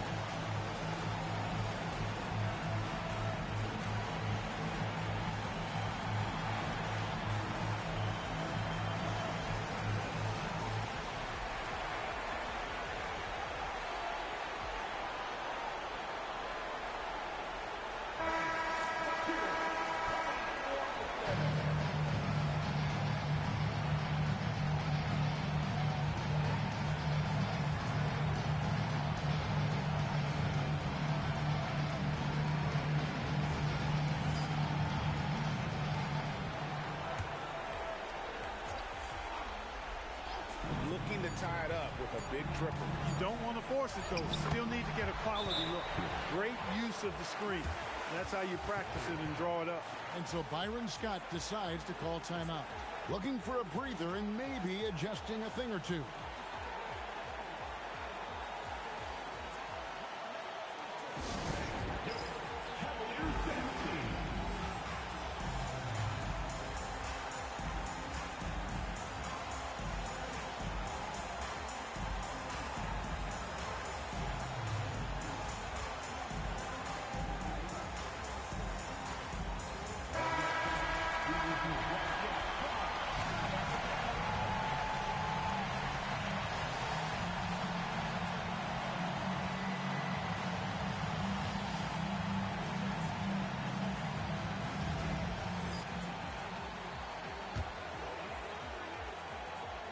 Rondo with the steal.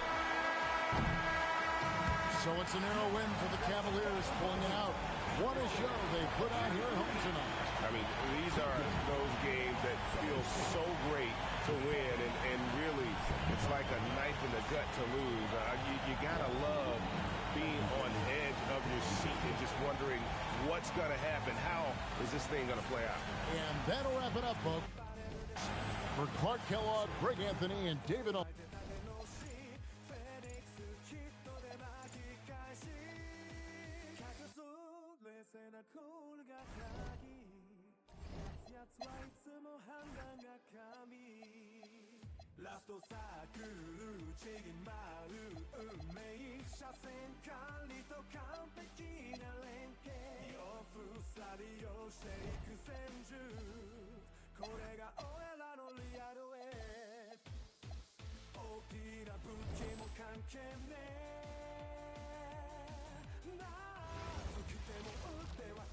Welcome, folks. Thanks for tuning in to 2K Sports for the latest presentation of our NBA basketball. And tonight, we've got the New York Knicks up against the Boston Celtics here in Boston. This is Kevin Harlan with Clark Kellogg and Greg Anthony. David Aldridge is on our sideline.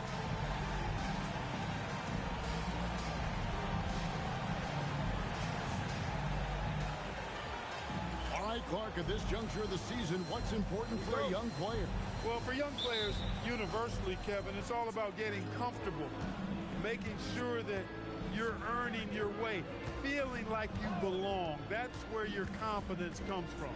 Stoudemire wide open. That's good, and so Felton has the assist there. This is the center that wants to take jump shots. Amari has major skill for a man of his size. Allen outside. Monturioff pulls it down. And Fields kicks to Felton. Pass to Stoudemire. 6 to shoot. Azubuike against Allen. Azubuike, no good. Inside. Allen's shot is off. A little over a minute gone here in the first quarter. Felton against Rondo. And a great move from Felton as he gets it to go. And once he got to the 10, I think he was surprised to find himself that wide open. Well, this early, they should be showing a lot more energy on defense. It's not there. Now here's Rondo. This game he had 12. Down low. Here's Pierce. The rebound by Fields. 3 misses to start the game. Still trying to break the seal on that hoop. Garnett against Stoudemire. It's rebounded by Kevin Garnett. For Boston, they've gone 0 of 3 from the field to start the game. And it's Rondo in the corner. To the wing on the left. Outside, Pierce. It's over Fields. Again, the miss by the Celtics. That's their 4th attempt from the floor with nothing to show for it. Felton the pass to Stoudemire.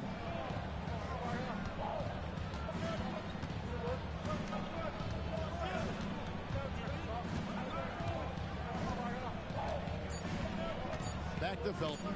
It's stolen by Rondo. And here we go. Rondo heading to the hoop. Count that one. Boy, the 5th time's the charm. That's a big basket there. Here is Felton. We're about 3 minutes into this first quarter.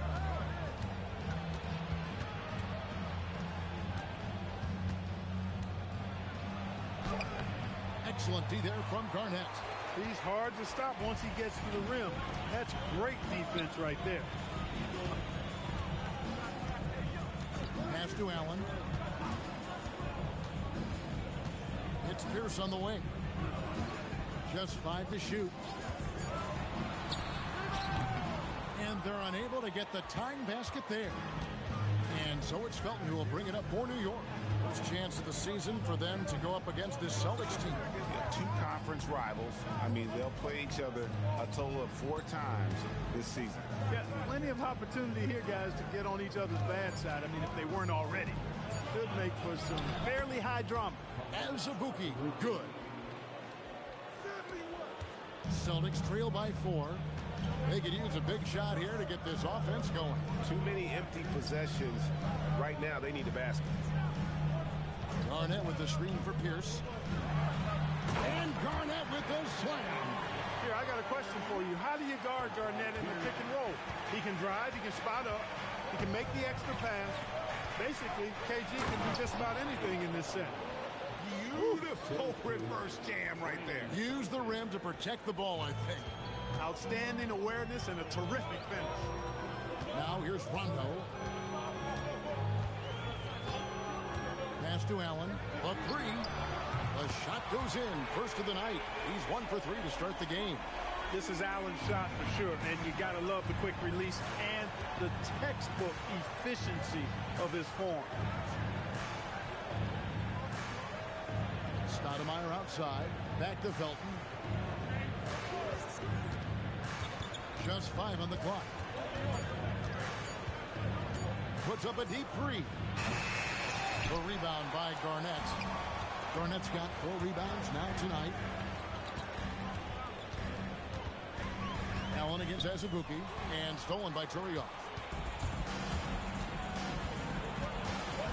Felton feeling it out a bit. Stoudemire inside. He's against Perkins. Stoudemire, no good. Pierce dishes to Rondo. Pass to Garnett. And here is Allen. Here's Pierce. That doesn't go in. Had a chance, though, to take the lead. Now Stoudemire. Rajon Rondo with the foul. That's his first foul. Personal foul. First team foul.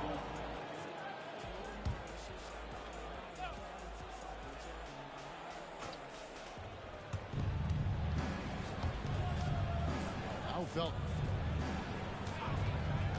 Pass to Turioff. And foul on the shot, so he'll get a chance at the line. You know what you love about Turioff is his passion for the game. I mean, this guy plays with great fire, and many times it's hard for other guys to match his intensity.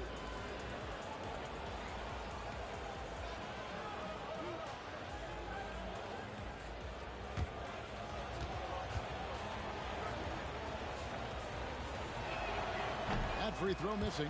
You know, you make your free throws, and I think it helps your rhythm, too.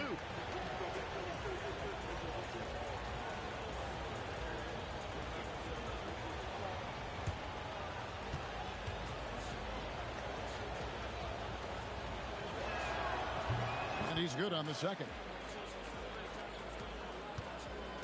So for New York, their last game a win against the Raptors in Toronto. Well, you look at the points they produced in that game. Great adjustments on the offensive end. Well, it's really hard to stop them when they're in a groove offensively, and they were in a comfort zone all game long in that. Clock at 4. Here's Rondo. Boston, no good that time either. Nobody even close to him, and he can't believe he doesn't knock it down. Nice work to get it inside and drop contact. Exactly. The defense determined not to allow the easy layup right there. They'll settle for making him earn the free throws.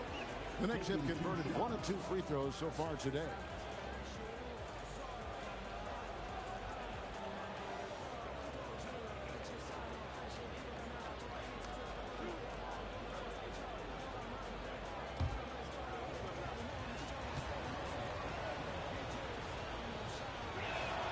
First one falls for him.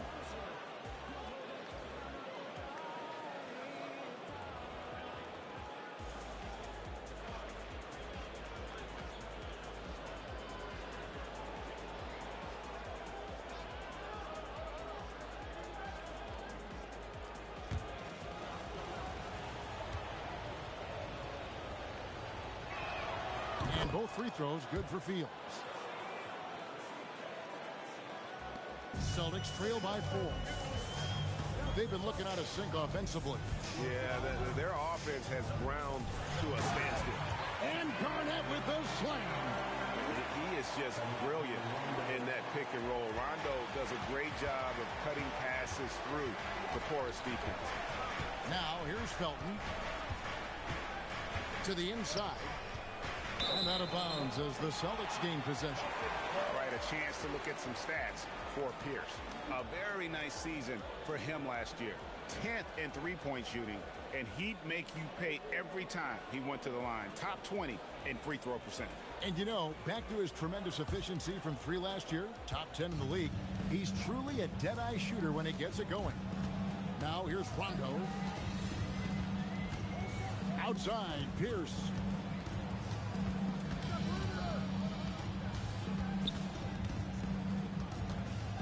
Pass to Garnett. Can't tie it up as that one's no good. Those are chances almost always you can rely on him to get you 2 points, but the D just enough to keep him out of rhythm. Now here's Stoudemire. What a tremendous game he played against Toronto. It's Allen with the drive. Another miss for him, now shooting 1 for 4 from the floor. They've been beating them to a lot of those loose balls and rebounds here to start. Yeah, the half and half balls are going their way, and that's really a function of effort and intensity. You know, the ball doesn't discriminate. Whoever goes and gets it, that's who owns it. Has a Azubuike for 3. Rebounded by the Celtics. Outside Rondo. Outside Pierce. And stolen by Turioff. Outside Felton. Stoudemire with the screen on Perkins. And it's Stoudemire slamming it down. And for a big man, Stoudemire is an incredible dunker. Glides to the rim effortlessly, and the D really at his mercy. And timeout called by Doc Rivers. He's going to take this chance to talk to his guys. Tough loss coming against Cleveland in their last game played. Yeah, on the road, you're already a little out of your element. Then the misses from the line become contagious. And, you know, one of the things about missing free throws is not only are you not getting points yourself, but it allows the other team to maintain momentum or keep a rally going.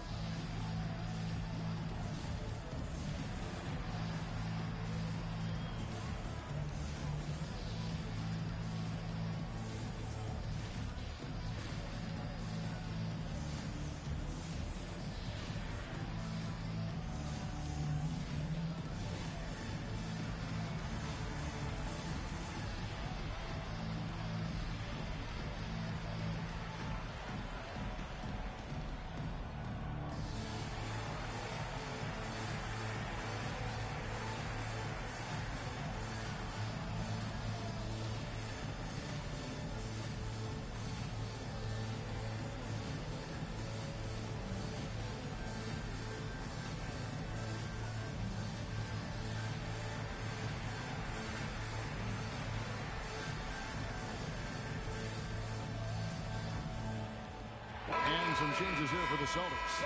Shaq comes in for Perkins, and O'Neal subbed in for Garnett. Gallinari, he's checked in for New York. Chandler comes in for Azubuike.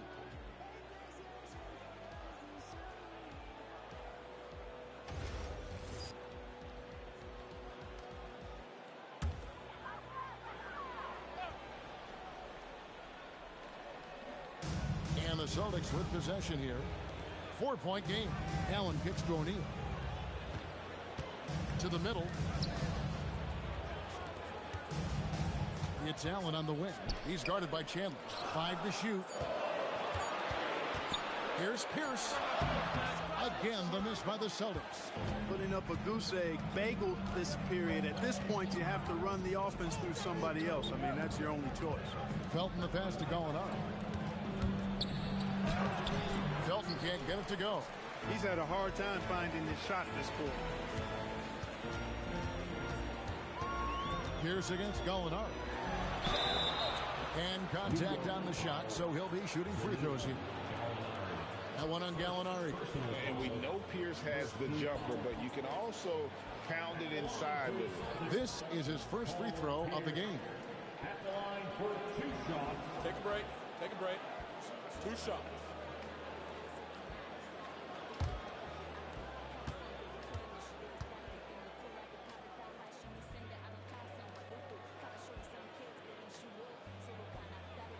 Throw good, Paul Pierce. You know, in so many ways, Paul Pierce is just remarkable. I mean, his skill level is so high. I mean, he can outsmart defenders and really has the mechanics to score the ball from anywhere. Here's what Boston's going with right now. Quentin Richardson's checked in for Allen. Robinson is subbed in for Rondo. Pierce hits 2. And at the line, it's all about consistency with him. His routine, his stroke, it never wavers.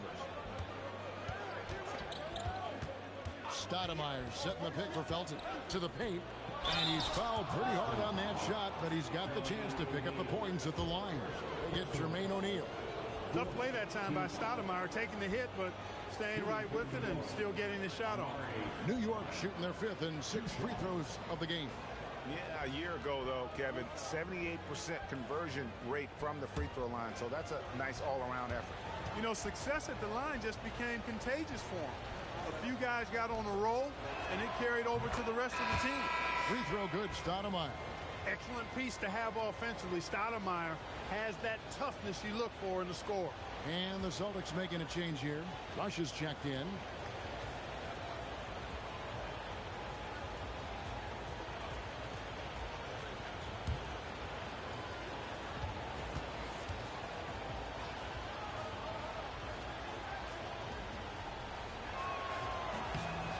And Stoudemire drops them both. So it's the Celtics now, trailing by 4. Robinson passes to O'Neal. Has to rush. 6 on the shot clock. Deflects the pass. Boston needs to get off a shot. In shot on the way. Robinson misses. The Knicks leading by 4. With a short break in the action, gives us a chance now to send it over to David Aldridge. Well, I was able to talk with Doc Rivers for a minute. I asked Coach straight up, what do you do about a big man like Amari Stoudemire? Coach said, hope he fouls out, and laughed. But then he said, we'll get in his face, we'll be physical, we're going to fight every inch of the way. So there you have it. That's the plan for putting the brakes on Stoudemire tonight. Kevin? Thanks so much, David. Now here's Chandler following the shot by Nate Robinson.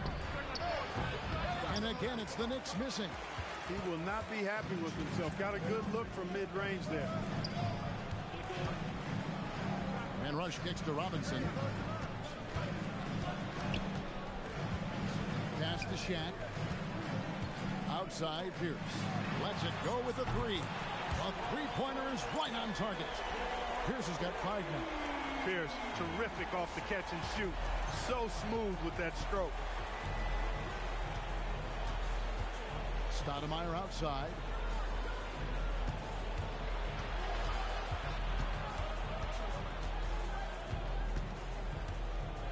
Back to Felton. Over Robinson. Felton can't get it to go. Nothing seems to be going his way this quarter. To me, it appears he's starting to lose his composure a little bit. We'll see if he can regroup and get back into a better rhythm. Molinari passes to Chandler. And he uses the glass on the layup. And the Knicks lead by 3. And those are the kind of nice inside looks they've gotten here in the first half. It's the end of the first quarter and not much scoring. It remains close. Knicks lead by 3. Don't go anywhere, folks. We'll be back in just a moment.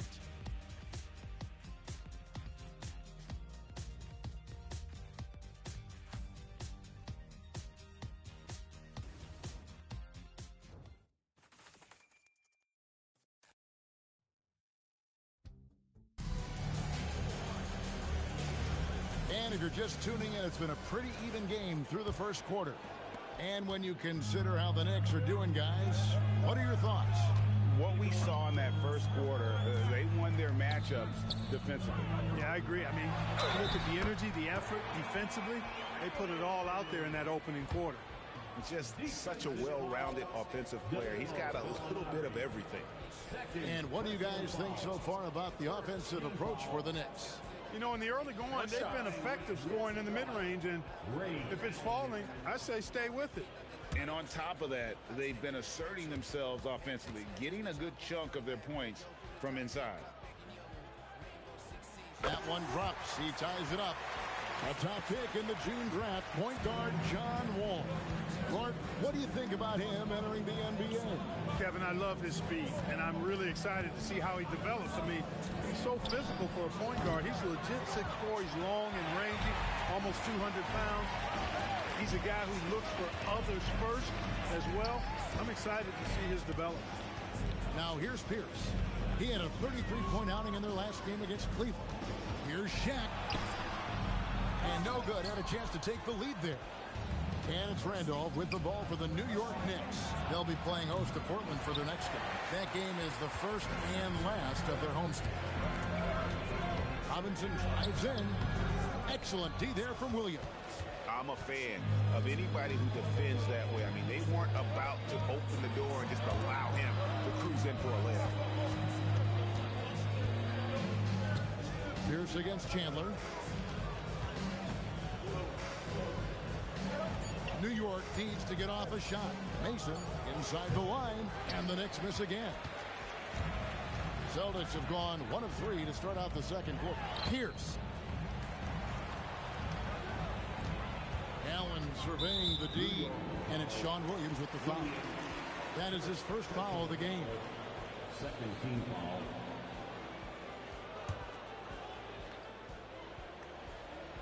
We're closing in on 2 minutes played here in the second quarter. Clock at 6. O'Neal a screen on Mason. Robinson for 3. Knicks with the rebound. Outside Randolph. Pass to Mason. There's a screen by Williams. And again, it's the Knicks missing. You wonder where was the defense that time, but they got lucky. Now, here is Robinson. Scoreless thus far. Now, here is O'Neal. He's guarded by Williams. And O'Neal gets it to go. O'Neal's got the lead up to 2 now for the Celtics. And this is where O'Neal goes to work. The closer he's to the rim, the more dangerous.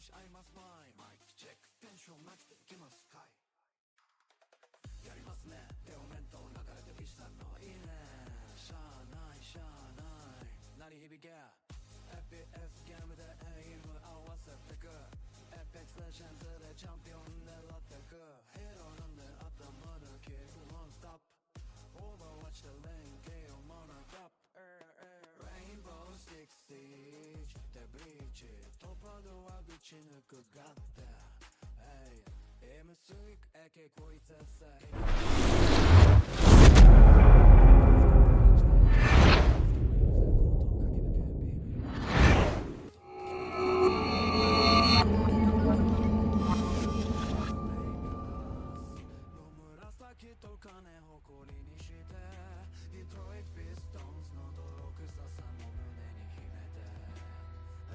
お願いします。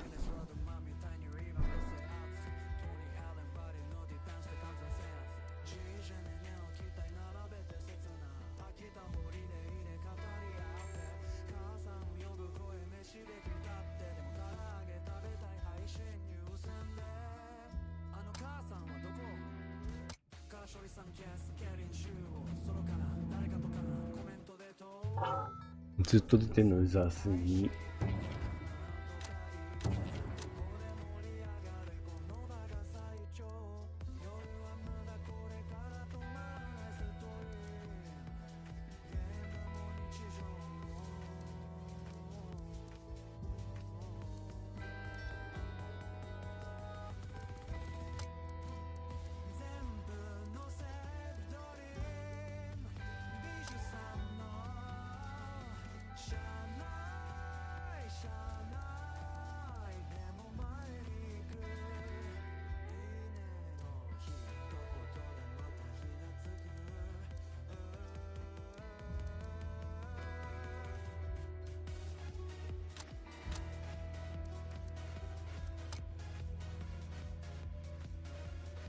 ストリコンワイルドランズやりますと。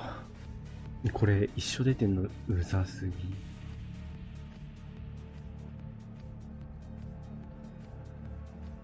まあ、いっか。女の子でしょ。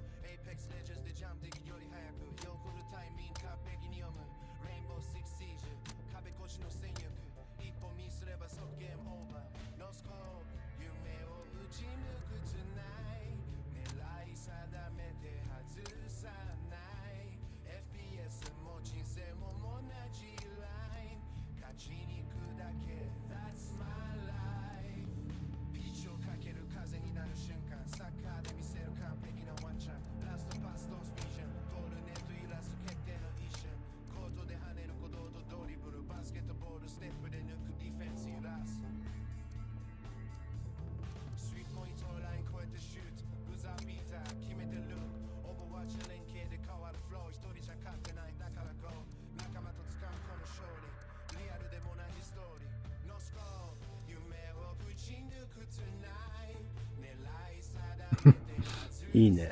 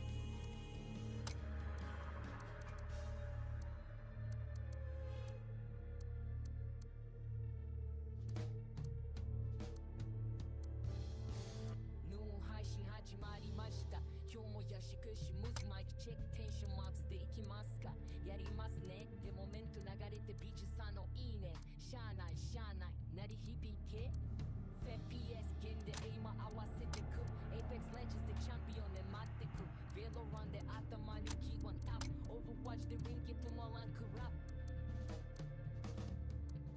Rainbow Six Siege でブリッジ突破ドアぶち抜く AK47 キリクで押し込むでもティとサッコ対決ここはガチで挑むバスケもやるぜコート駆け抜け NBA の夢を背負ってシュート決めるだけロスアンジェレスレイカーズの紫と金誇りにしてディトロイトピスティンズの泥臭さも胸に秘めてデニス・ボードマンみたいにリバウンド制圧トニー・アンのバディのディフェンスで完全制圧 GJ ね置きたい並べて切な飽きたホリデーで語り合って母さん呼ぶ声飯できたてでも小揚げ食べたい配信優先であの母さんはどこから勝利産経好きにしようソルかな誰かとかなコメントで通る佐藤純一さんの配信行こうかなとか言いつつここで盛り上がるこの場が最強夜はまだこれから止まらないストリームゲームも日常も全部のせ最もプレスモードで標準的なモードで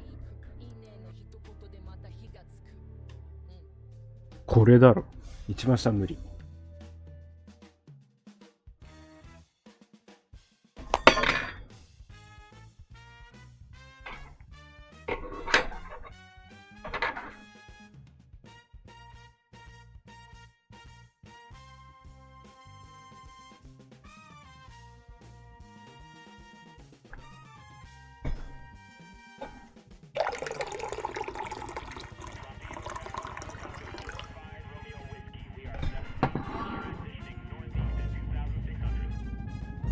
ドゥンドゥン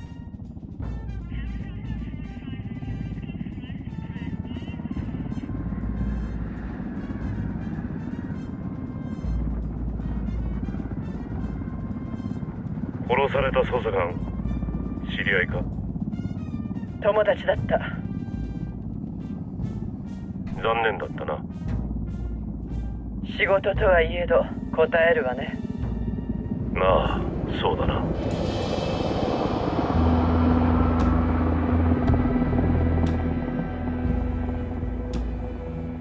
ここは長いのかカレンボーマンとして国際援助機関で働くようになって5年くらいかしら環境はタフだけどある程度自由よヘリにも乗れるしなど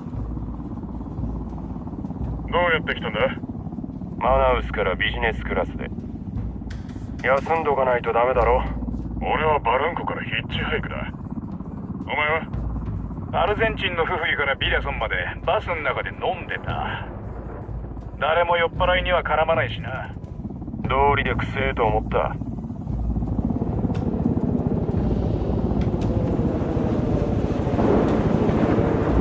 噂は聞いてるわよモスクワのクーデター私はまだ新米だったけど関わってたそうね俺たちじゃないな他のやつだ都市伝説に実際会えるとはねそうかいうちの子に聞かせてやりたいね存在しない人間っていうのは辛いそういうあんたはどうなんだカレン・ボーマン捜査官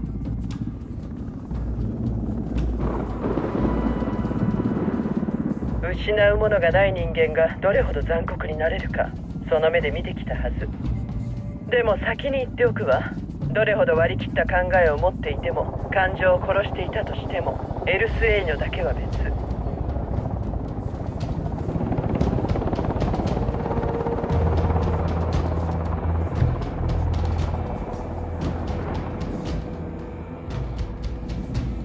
こいつの宗教観は妄想癖レベルよ質素と低層の誓いを立ててるってことは欲しいのは権力なはずこれは CIA、DEA、JSOC の共同部隊で私が常駐担当官キングスレイヤー作戦へようこそ現地部隊がいるって話だったがカタリス26ねユニダットとサンタブランカに抵抗している反乱軍よ着陸したらリーダーのパック・カタリに会うボリビア人はアメリカ人を毛嫌いしているけど私たちは彼らの敵の敵になるでも背中は絶対に見せない方がいい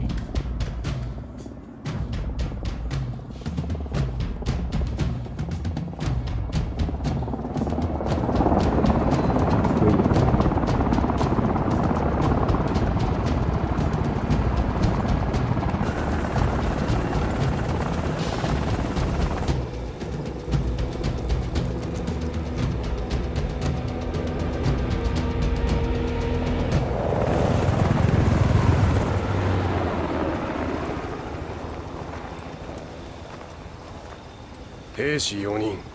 あんたらが約束した援助ってのはこれか。一人死んだからまたアメリカ人を何人か送ってきたのか。何百人ものボリビア人が殺されているというのに、こんな数で何ができるんだ。アメリカ人はいないことになってる。ここにいるのは我が国最強の隠密作戦部隊よ。何百人もの兵士なんていらない。自信過剰という言葉は知っているか。パックカタリ、反乱軍カタリス26のリーダーよ。サンタブランカを崩すために協力することになる。もう6年近くサンタブランカや腐敗した公務員と戦ってる。一緒にターゲットを。その暇はない。すでにアマルの情報を入手した。アマル？見つけたの？彼はカタリス26の創設者よ。我々反乱軍はアマルの思想に基づいている。彼のボリビア農民に対する信念がなければ、サンタブランカや政府の腐敗に対抗する組織が生まれることもなかった。救わねばならない。援助してくれるなら君らを信頼するかもな。どこなの？まだわからない。だがこの地域にいるはずだ。そしてサンタブランカの幹部が場所を知っている。 ISA に連絡してもっと情報が集められるか聞いてみる。まずはその幹部を探し出して私に情報を伝えて。頑張って。何よりもアマルの救出が第一だ。居場所を聞き出すまでサンタブランカの幹部を殺さないようにしろ。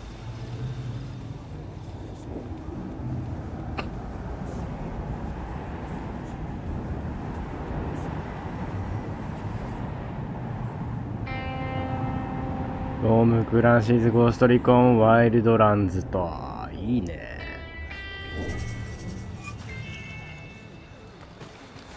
ウィース。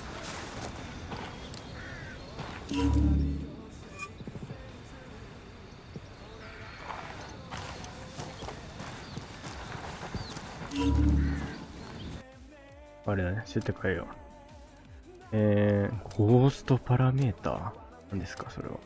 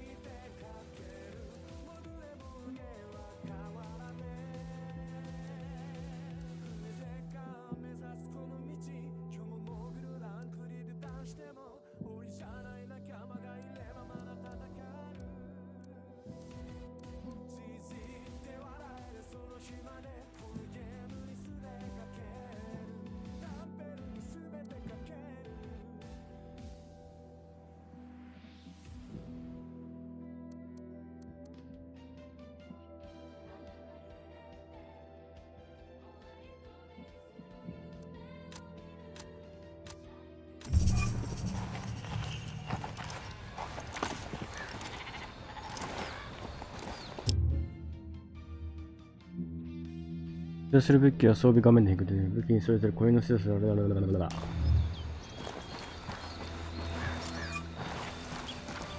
さあ仕事の時間だ。気合を入れてくぞ。正直パック語りに協力するのは気が進まない。反乱軍は犠牲者だけ出して終わることが多い。どうもどう。今回の作戦どう思う？突き詰めればこれはアメリカ政府の報復だ。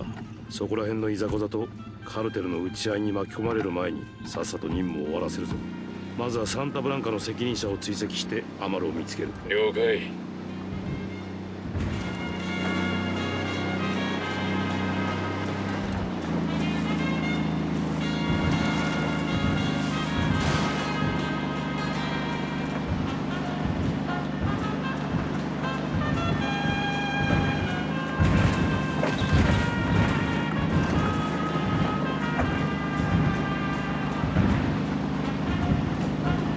おい。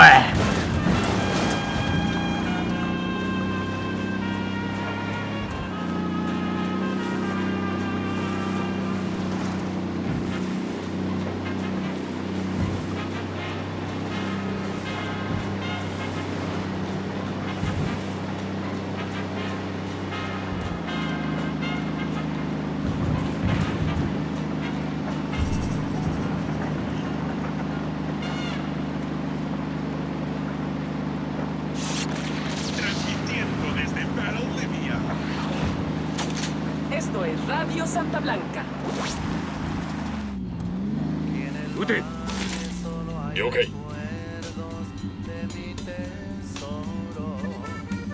準備はいいか。撃て。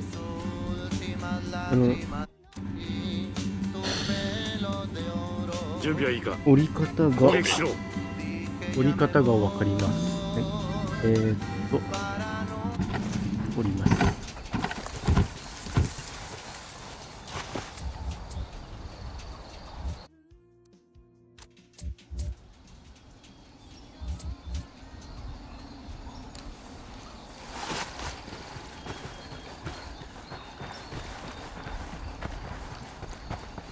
気をつけろ。この辺りに敵がいる。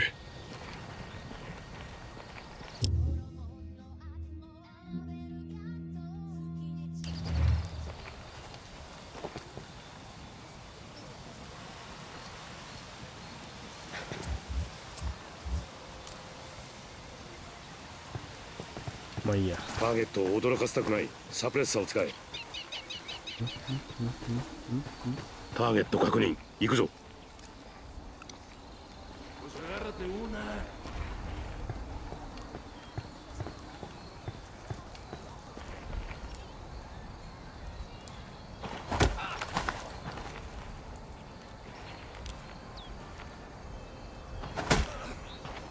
なんてこと。奴は降伏してた。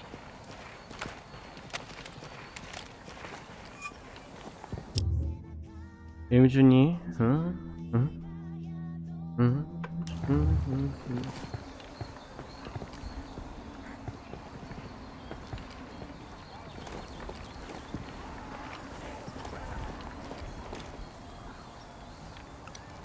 サブマシンガンを持ったターゲットがいる。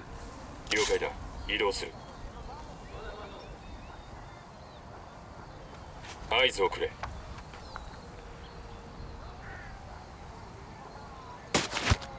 ターゲットを排除。こっちはクリアだ。敵がいる。気を抜くな。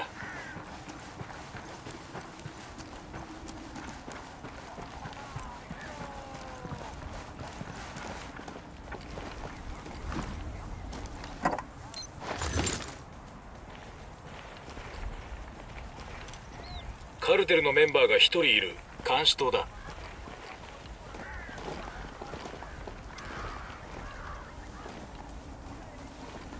配置につくぞ。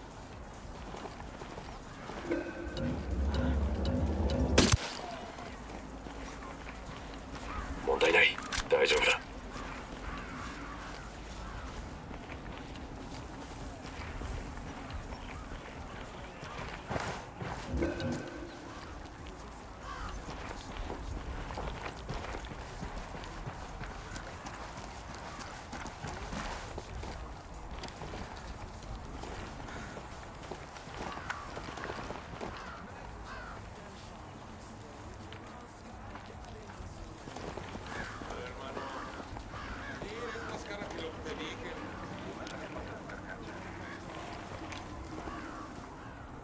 配置につく。いけるぞ。一人片付けたぞ。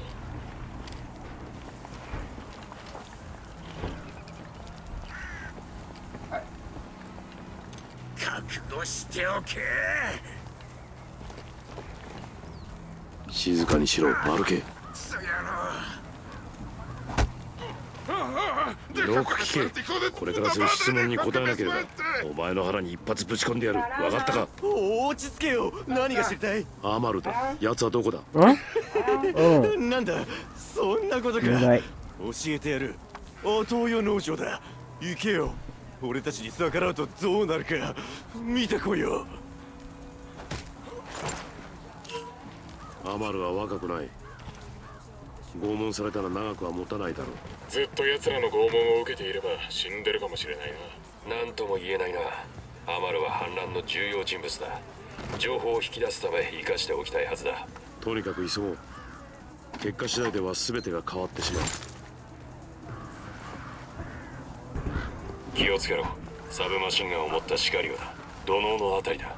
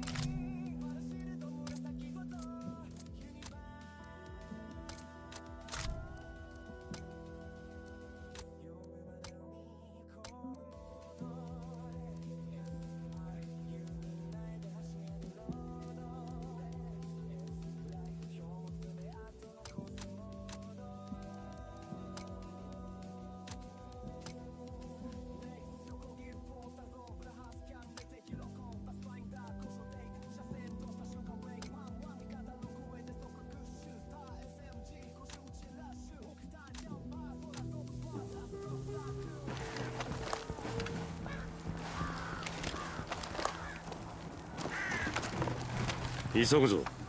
カルテルは俺たちのことを都合よく待ってくれはしない。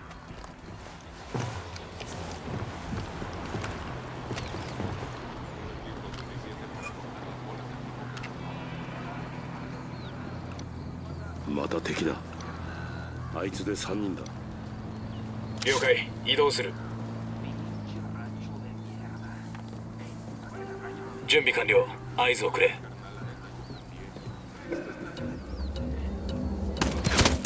敵を倒した。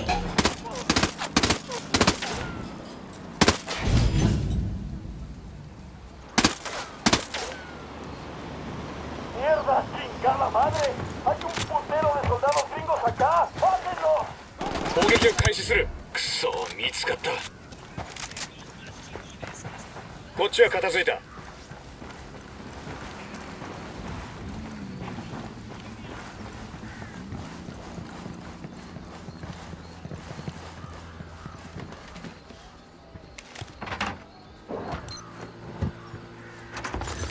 物資の場所を反乱軍に伝えよう。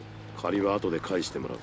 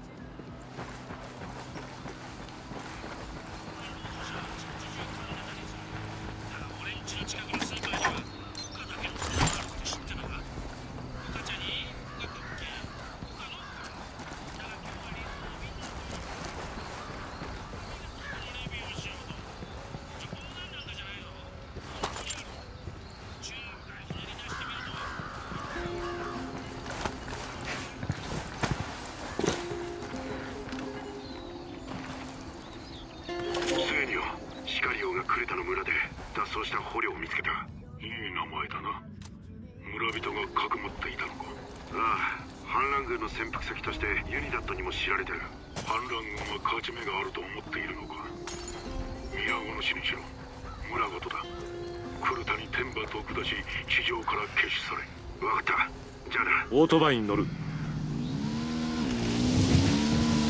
行ってくれ。合流する。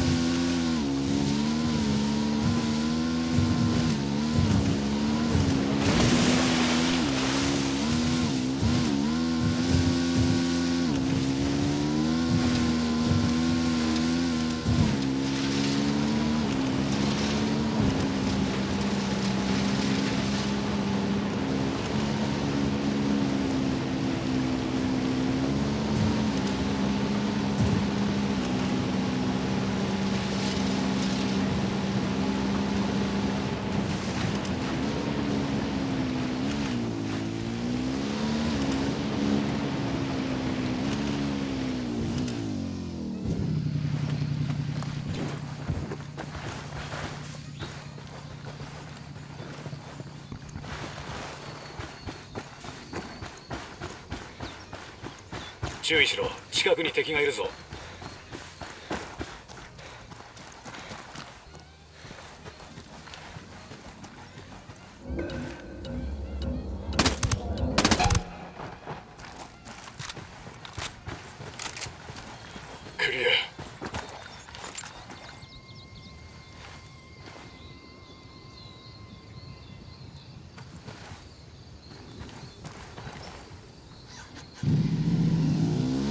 け。後ろからついていく。敵だ。こっちにカルテルのメンバーがいる。見えない。ヘリのあたりにいる。もうすぐ後用農場だ。気を抜くなよ。シカリオには元軍人も多い。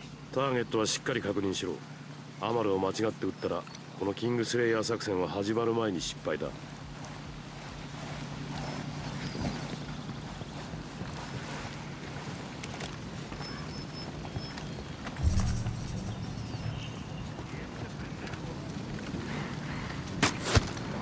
敵の捕捉。あの地元住民の近くだ。死体を見つけやがった。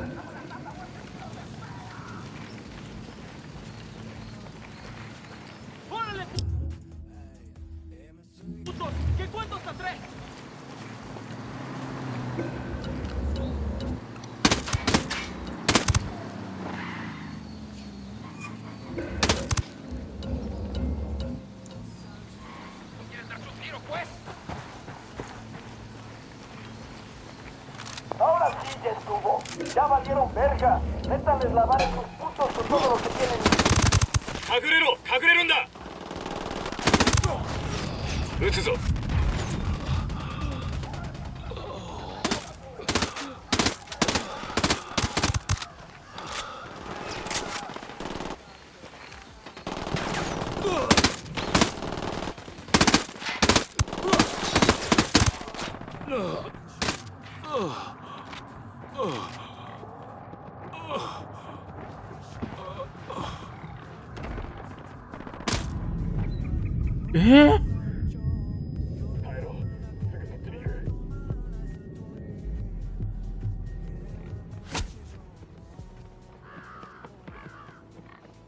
悪いな。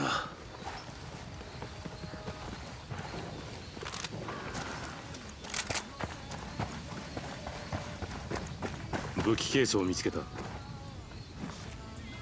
いいな、こいつは使えそうだ。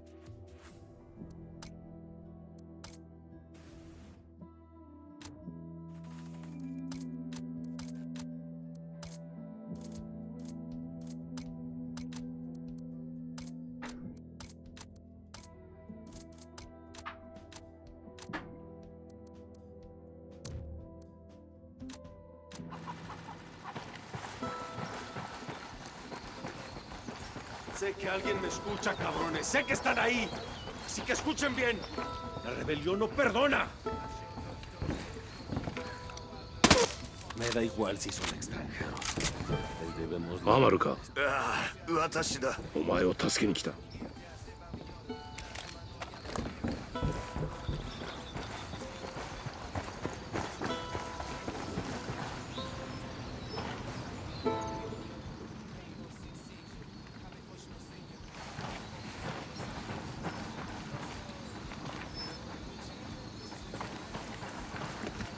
調子はどうだ？俺が操縦する。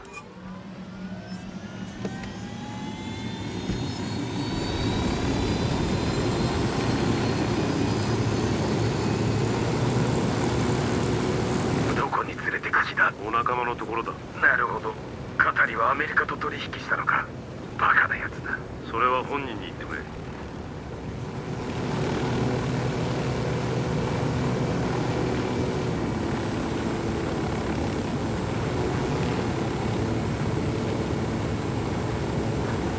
準備はいいか？撃て。了解。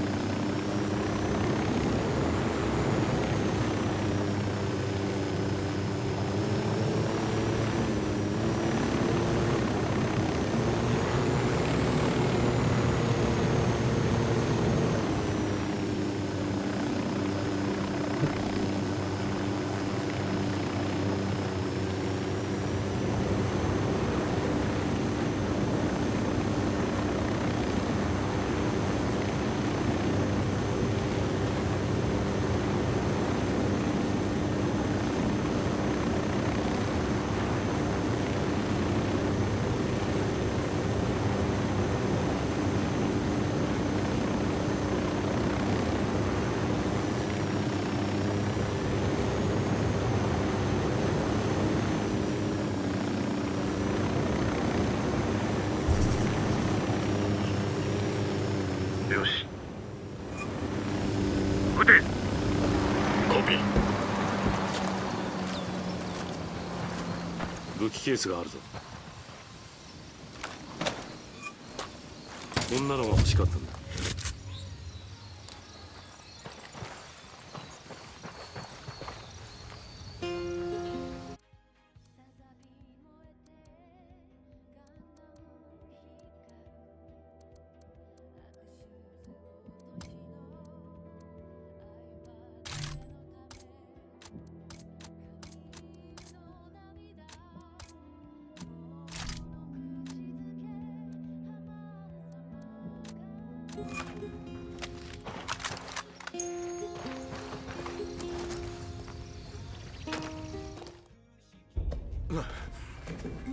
無事か。サンタブランカのもてなしは手荒でな。私を尋問していた奴らはまるで恋人みたいにイチャイチャしてた。だが尋問はあれは名前はユリとポリト。ユリとポリトだ。スウェイヌの尋問中にサンドバルを拷問してた奴らね。絶対に捕らえる。アマルを解放した時にはいなかったな。しばらくユリとポリトを見ていない。4日ぐらいだ。どこにいるんだか。情報がいるわ。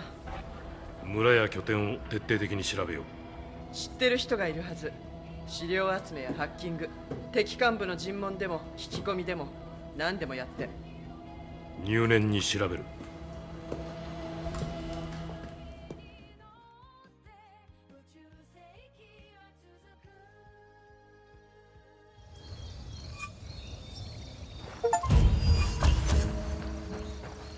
おい、ボーマンがユリとポリトのファイルを送ってきたぞ。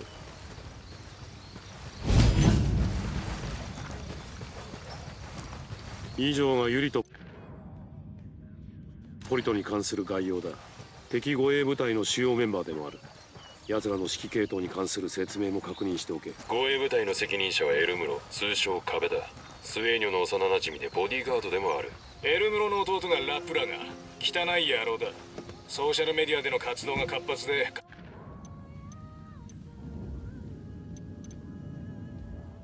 カルテルの叱りをたちのリーダーだ。狩りの始まりだ。スウェーニョを捕まえるなら下から順番に行かないとな。まずはユリとポリトの情報を探り見つけ出して始末する。乗ったぞ。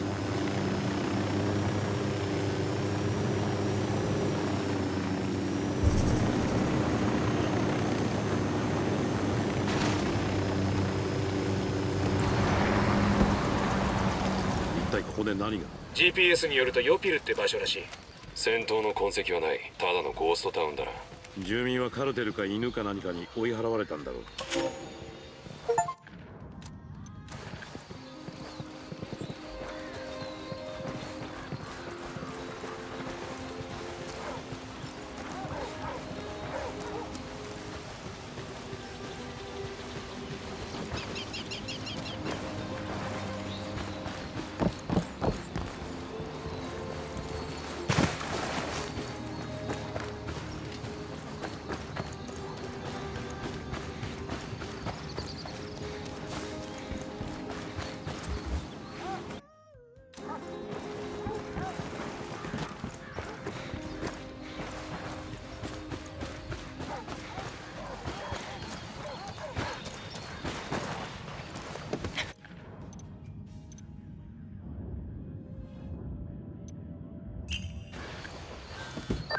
ノマド、今パック語りと話してる。助けが必要みたい。繋いでくれ。いや、友よ。板川で問題が発生した。お前たちに聞いてみろとボーマンに言われた。我々は助けを必要としている。カルテルの犠牲者が増えていて、ユリとポリとの恐怖に。待て。奴ら怒らせちまったみたいだ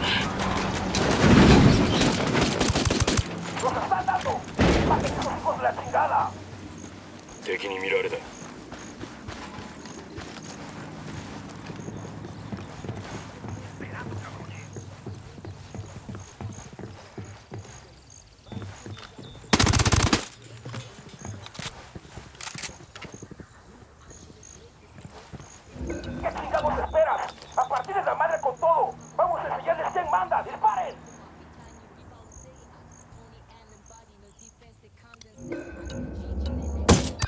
パック、こちらノマド。聞こえるか？ああ、よく聞こえる。問題なしだ。いや、友よ、イタカワで問題が発生した。お前たちに聞いてみろとボーマンに言われた。我々は助けを必要としている。カルテルの犠牲者が増えていて、ユリとポリとの恐怖に心を折られている。革命の炎が燃え尽きようとしているのだ。前置きが長いぞ。何をしてほしいんだ？もうすぐその地域をカルテルの補給車両が通る。それを確保してくれれば我々の必要とする物資が手に入り士気が上がる。できるか？任せておけ。カタリの部下になった覚えはないんだが。まあそう言うな。あいつが俺たちに頼れば頼るほど見返りも大きくなる。貸しを作っておいて損はない。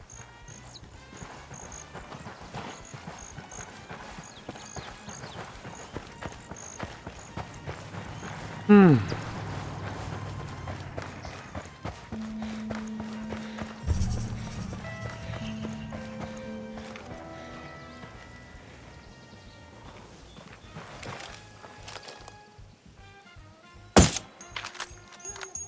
弾が頭をかすめたんだろう。狙われてるのに気づいたぞ。クリア。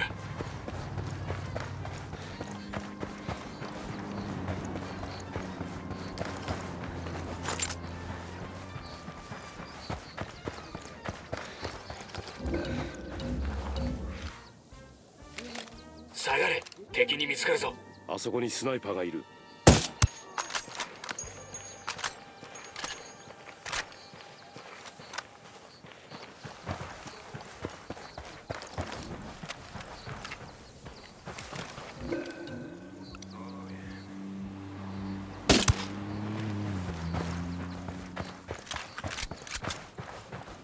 もう大丈夫なはずだ。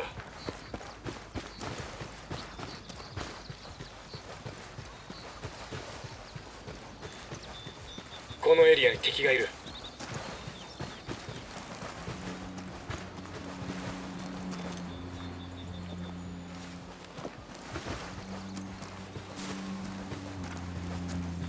シカリオが何人かいる。検問所のところだ。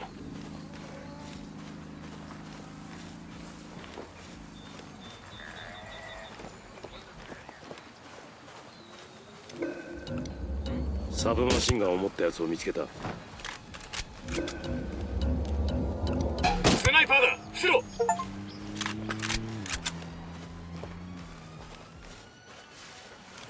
攻撃力開始する。配置につく。戦闘準備完了。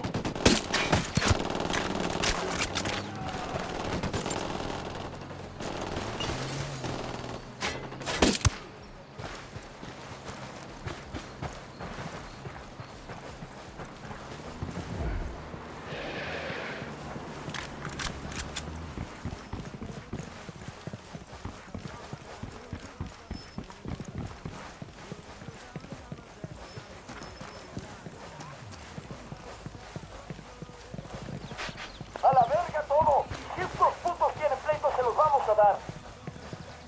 こっちに向かってくるぞ。どうする？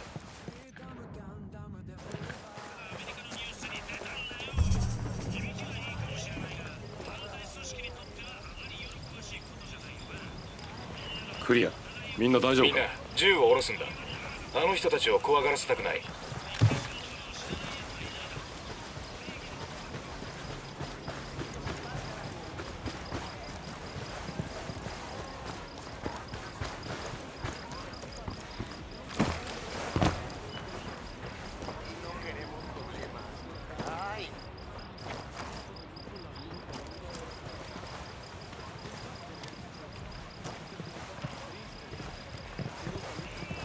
よう、カルテルについて何か知らないか？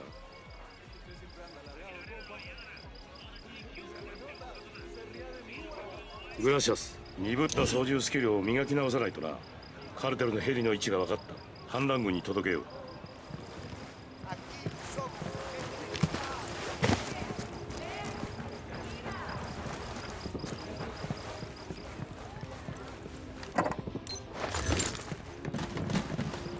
よう、調子はどうだ？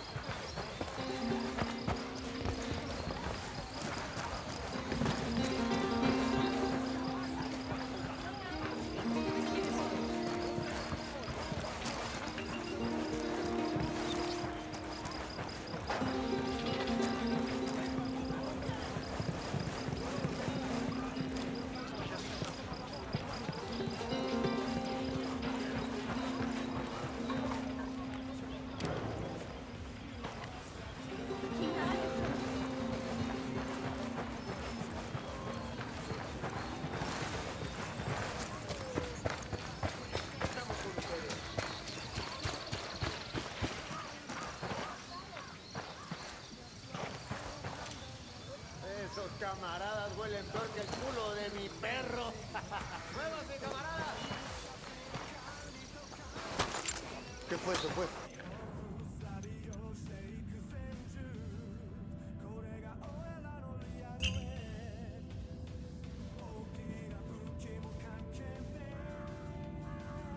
Ya me picó el mosquito. 捕まってろ。俺が運転する。可愛い SNS の画像とは裏腹にみんなから恐れられる行こう。ユリとポリトだ。こんにちはペリッコ。調子はどうだい。番組へようこそ。医師と患者の守秘義務は大事だなんて言うが、まあなんだ、俺たちは犯罪者だからな。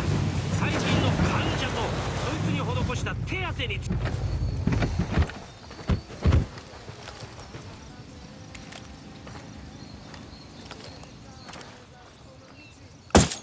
スナイパーを発見した。を確認。医療品のあたりだ。了解だ。移動する。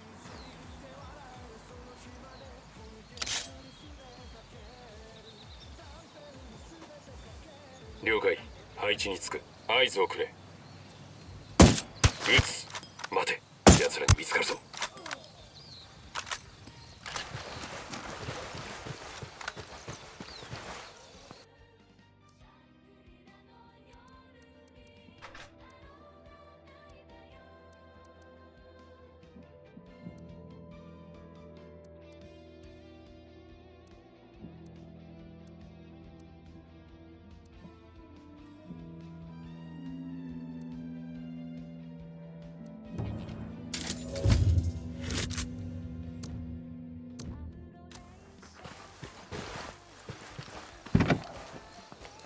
飛び降りたんだがマジで痛かった。やられた。味方がやられた。頑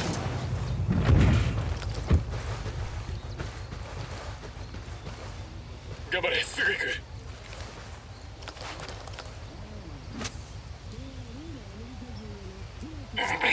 遅かったじゃねえか。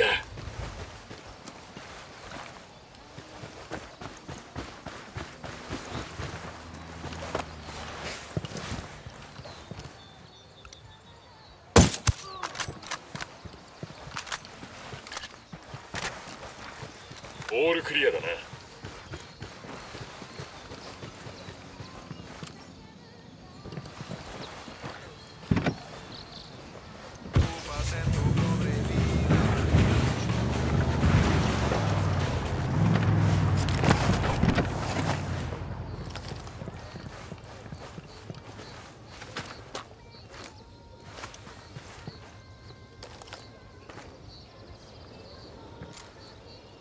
¿Cuántos son?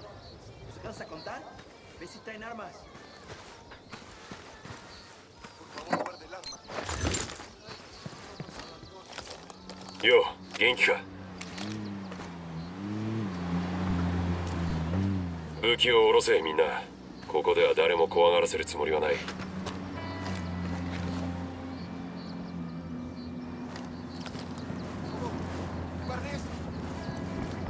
おい、敵がいるぞ。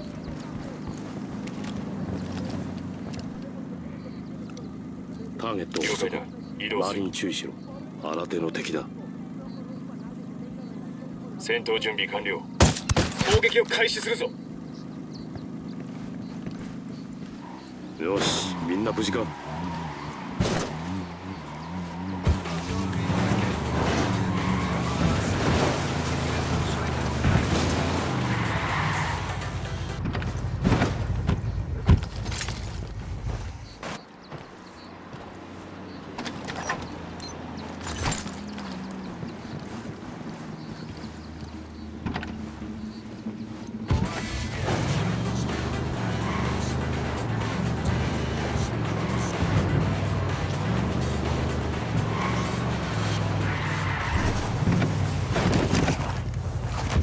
お客さんだ。気を抜くなよ。シカリオがいるぞ。コンテナの横だ。敵を捕捉したが近くに民間人がいる。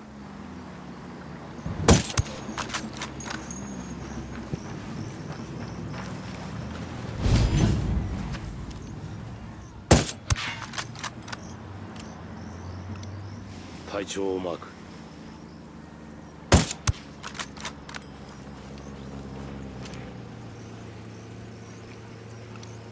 敵を捕捉。あの地元住民の近くだ。見つからないうちに下がれ。ターゲットを捕捉。周辺に注意しろ。クソ引かれてるけど。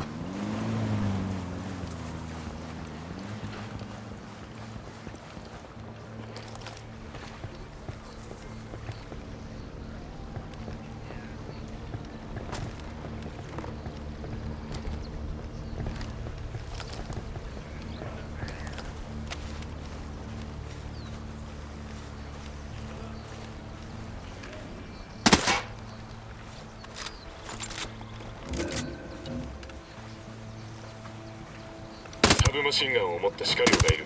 どこだ。タイヤが積んであるところだ。ターゲットがいる。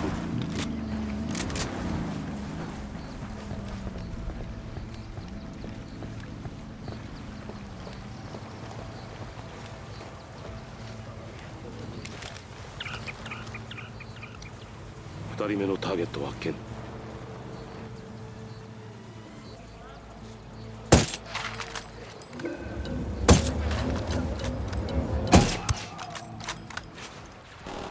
光線開始。だる。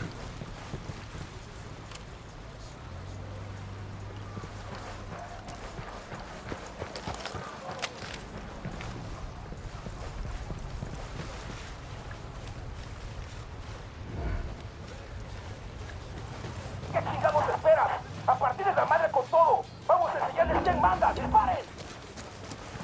こっちに向かってきてるぞ。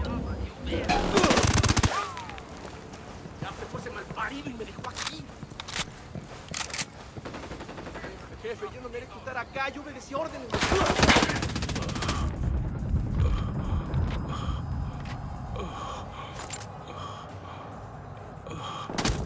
Ya.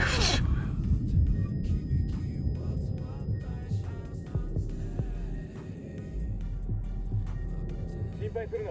こっちに向かう。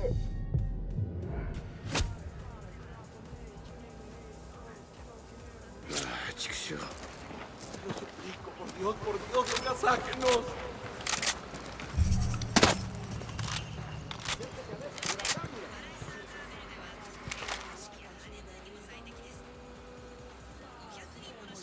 Esto es justito lo que quería. Comidita para las armas.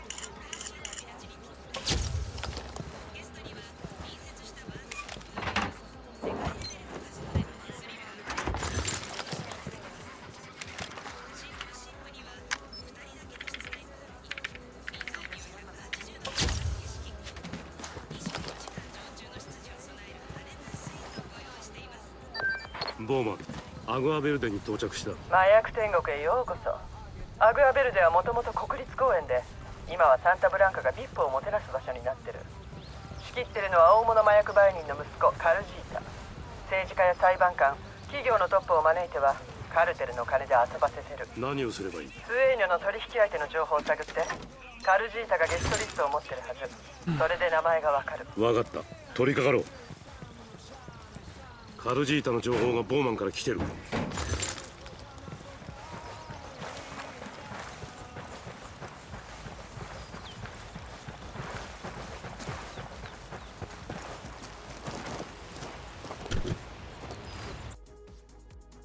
先に行ってくれ。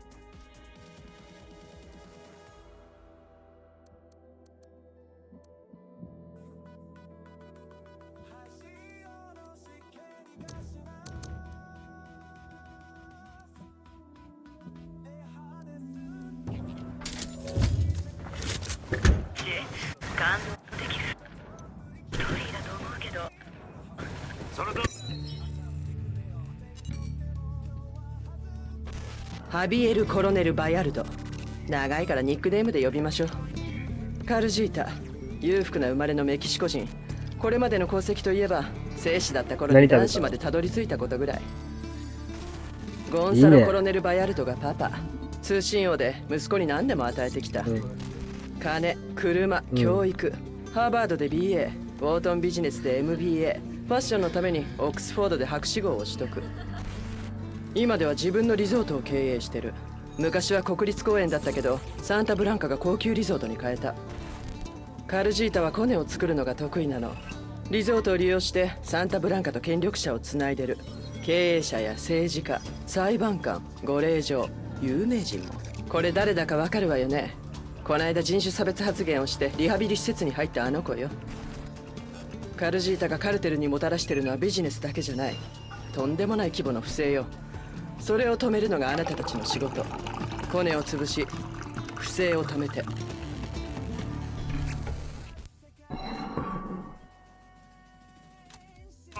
君のアイススケートの衣装を見るのも大好きさ。すごくセクシーだ。ところでパライソアグラベルデで何をして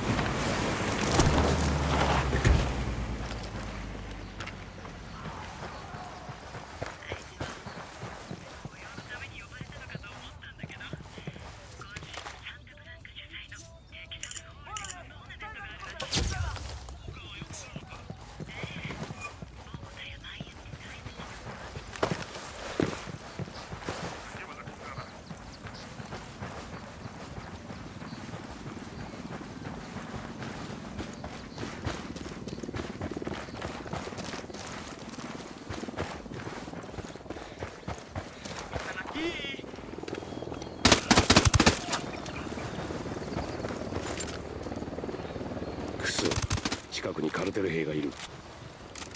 ユニダットのヘリが巡回してる。気をつけろ。行こう。先に行けよ。チキショー。よし、行こう。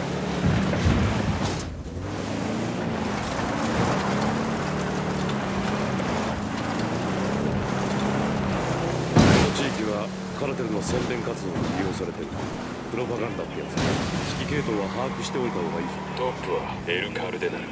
サンタムエルテを支持する破門された司祭。エルスエーニョの宗教面での助言者でもある。もう一人の重要人物はラモン・フェリス。まともなジャーナリストだったけど、なぜかカルテルのためにブログを書くようになった。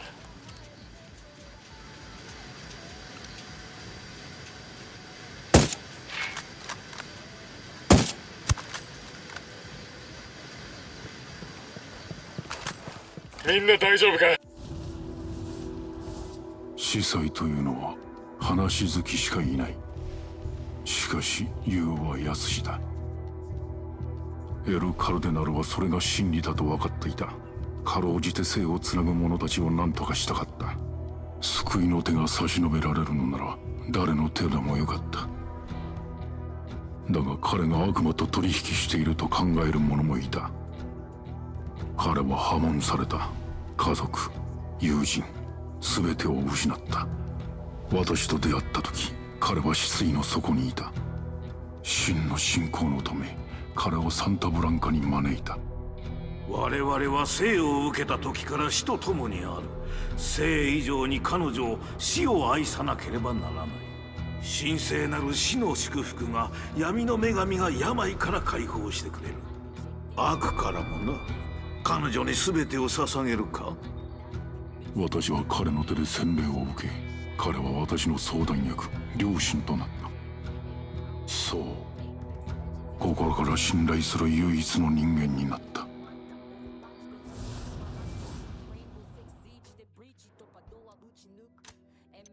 くそ、この仕事はしびれるぜ。気をつけろ、敵がうろついてるぞ。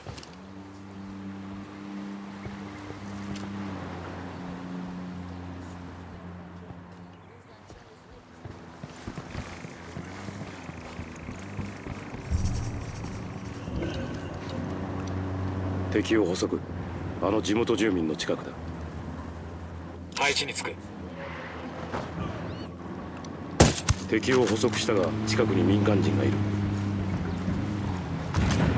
問題ない。オールクリア。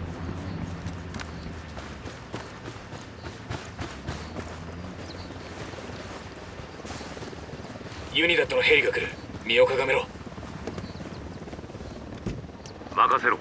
俺が操縦する。行ってくれ。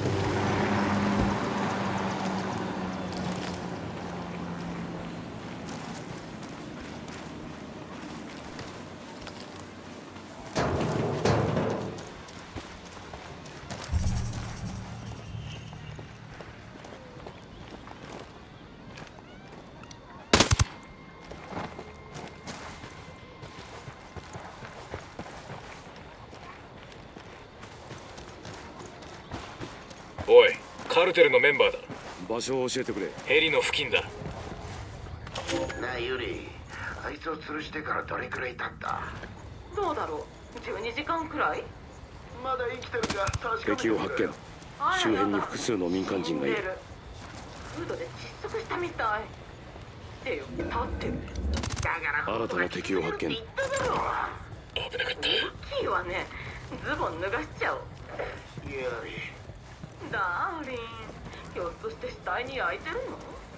何してんだユリ。こいつの匂いかなりきついわ。毛もぐちゃぐちゃだし、すごいわこれ。犬の毛を衣にしたチョリソーみたい。カルテルのメンバーが1人いる。待機場のあたりだ。それかバナナをバタースコッチに浸してたら、あらって手が滑って床屋の床に落としちゃったみたい。ユリ、やめろって。なんか慣れてきちゃった。今度はヒゲを伸ばした大橋みたい。おい、やめろって。いつまで見てんだ。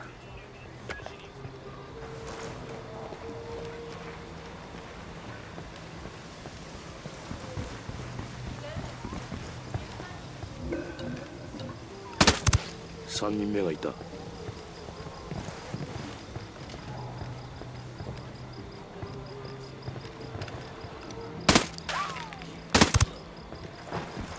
おい、カルテルのメンバーだ。その汚い排気場の近くだ。体調を確認。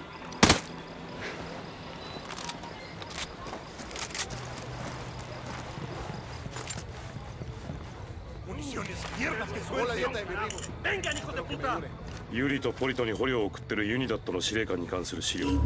そいつなら2人の居場所を知っているだろう。ユニダットの支援基地にいるようだ。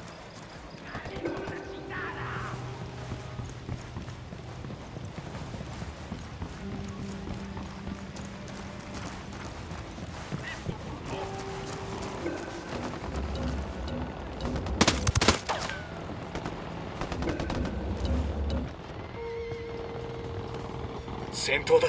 ユニダットがカルテルと交戦してる。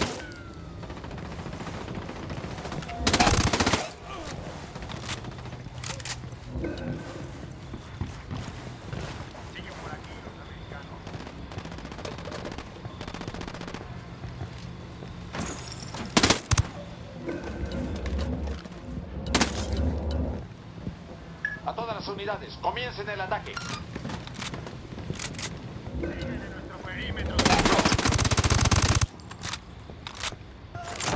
ユニダットとカルテルがやり合ってる。気をつけろ、サンタブランカだ。交戦する。Acabamos de enviar tropas adicionales justo ahora. Ataquen y destruyan al enemigo.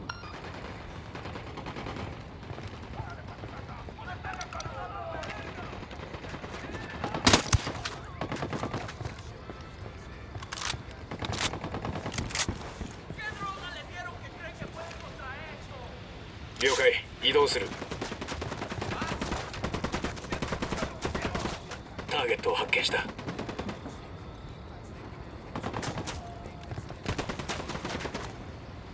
配置につくぞ。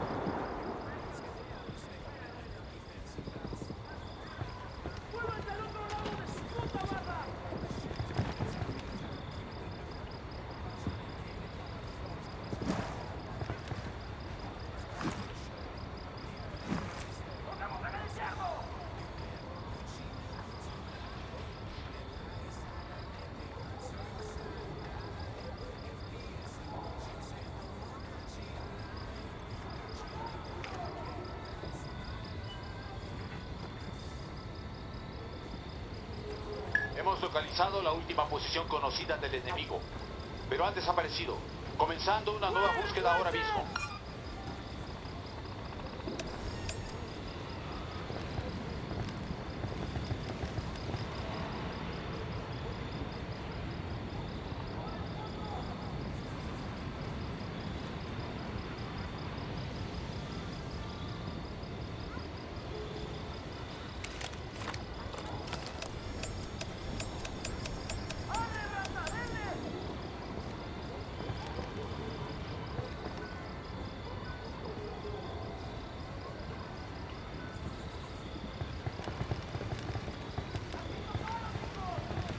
La búsqueda no dio resultados. El enemigo se ha retirado.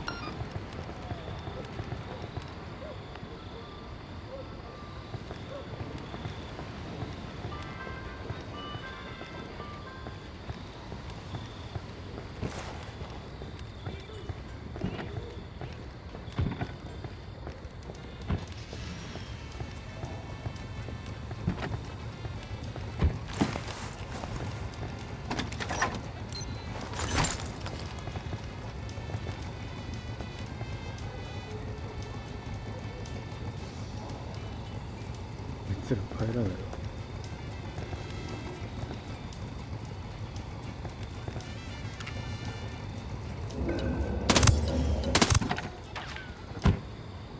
Nuestras tropas han chocado con fuerzas enemigas sin identificar. Nos reportan varias bajas. Las unidades para contraatacar ya vienen para acá.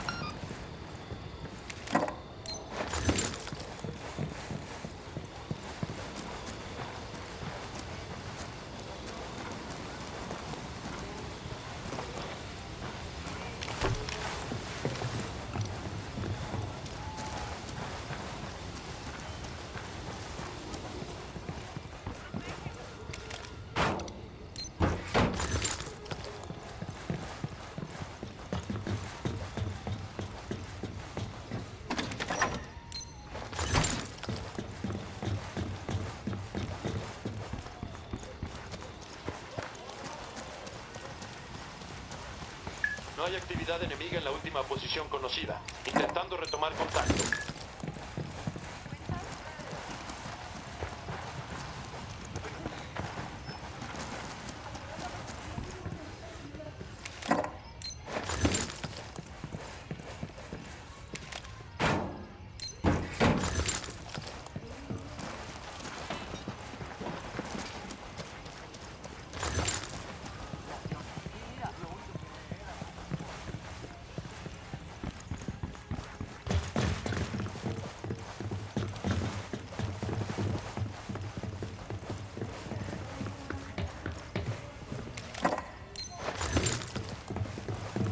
Hemos perdido contacto con el enemigo. Nada que reportar por el momento. Continuamos con la búsqueda de los... El enemigo ha retrocedido. Todas las unidades regresen a su patrullaje normal.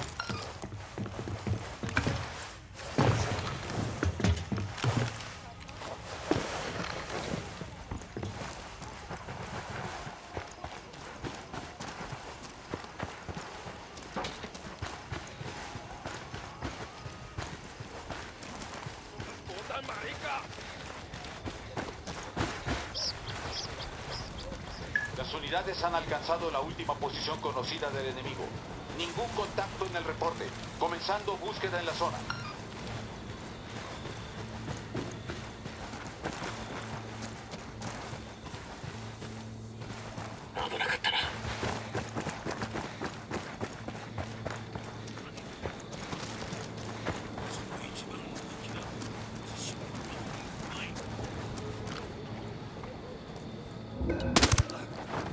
くそ、仲間がやられたのに気づきやがった。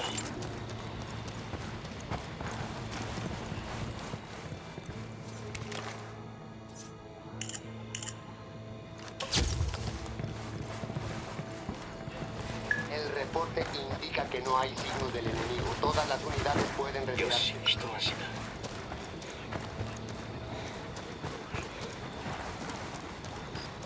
だ。よし、オールクリア。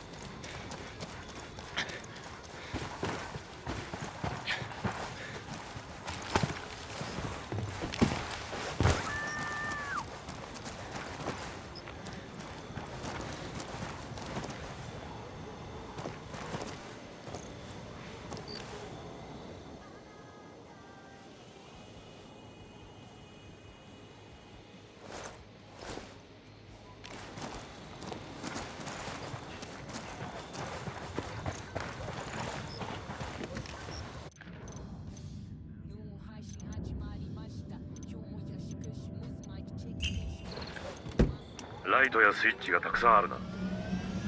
乗ったぞ。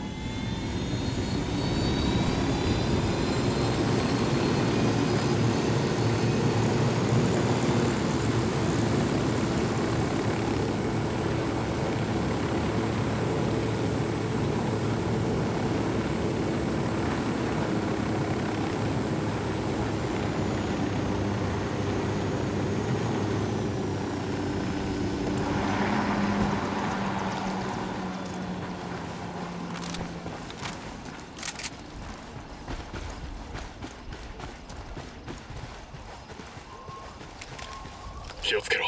この辺りに敵がいる。カルテルのメンバーが1人いる。いた。飛行場の近くだ。配置につく。狙いやすい位置に移動する。ターゲットを確認。待機する。敵を殺せたみたいだ。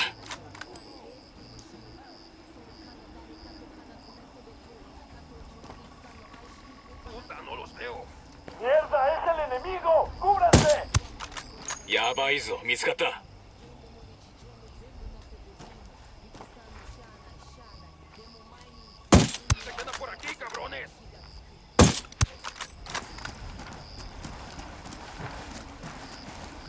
クリア。みんな大丈夫か？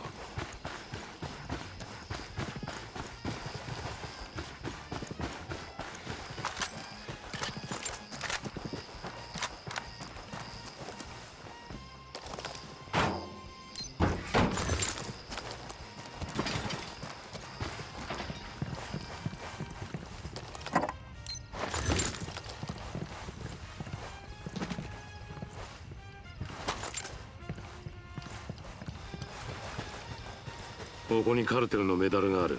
どこかのシカリオが悲しむだろうな。俺の制服に合うと思うか？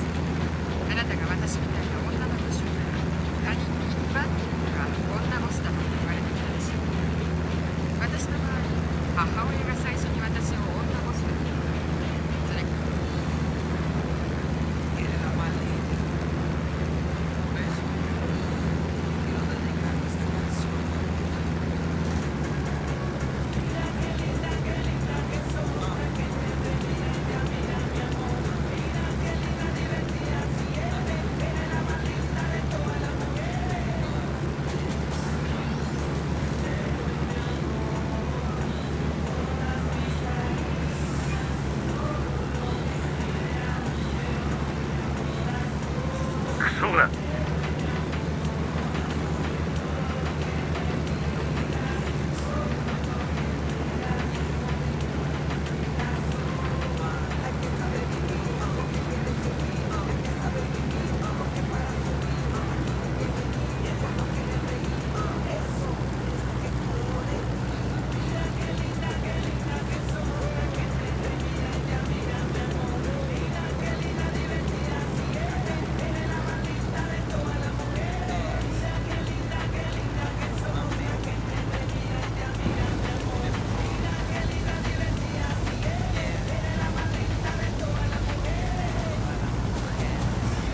よくやった。この物資が手に入れば反乱軍は喜ぶだろう。撤収するぞ。場所は後で教えればいい。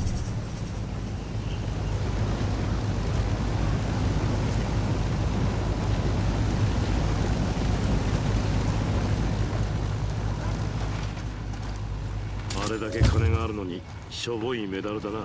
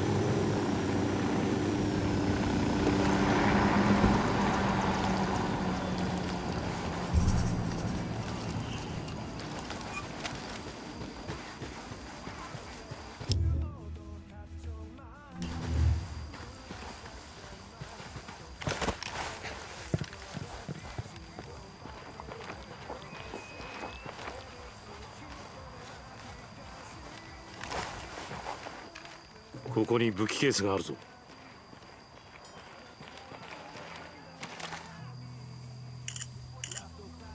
ホリットのガレージが分かった。そこに止めてあるスポーツカーを奪うぞ。 GPS が2人の居場所をつかむ手がかりになるかもしれない。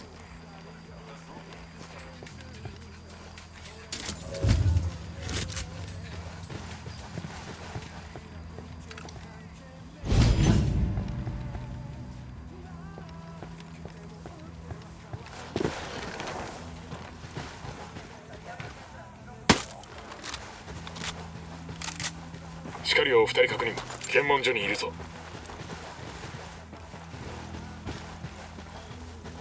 Balas, balas, balas. Por fin tengo balas. ¿Qué pedo, güey? 反乱軍がカルテルと交戦中。援護するか。怒らせちまったな。奴らの幹部が逃げるぞ。Hijo de su puta madre nos está queriendo mandar al panteón. Quítate lo quiero ya. 注意しろ。奴らは異変に気づいてる。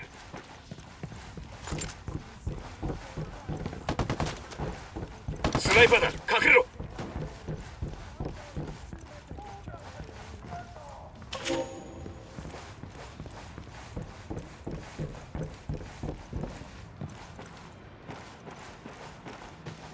撃つぞ。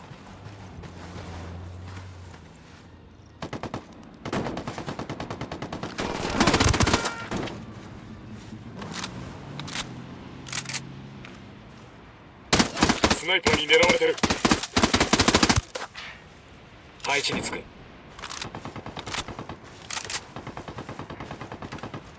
いやすい位置に移動する。補足。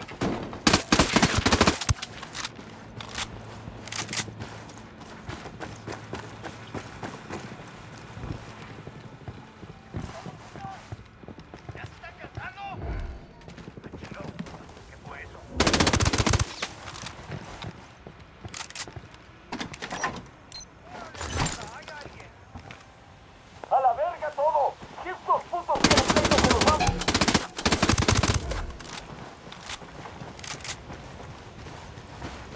よくやった。片付けて先に進もう。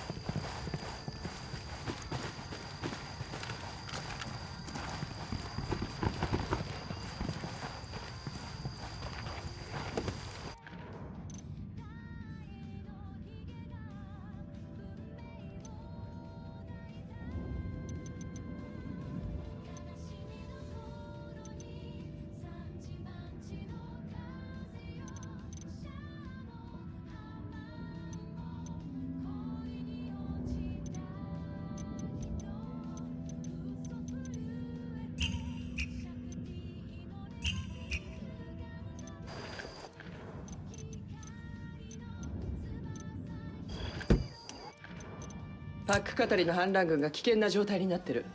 手を貸して形勢を逆転させれば今後彼らからの支援に期待できるわ。いいぞ、出発してくれ。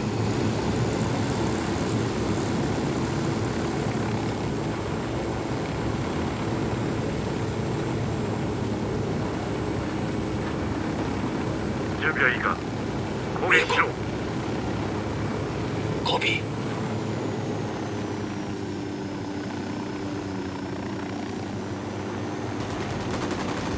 排除した。トラックが逃げようとしてる。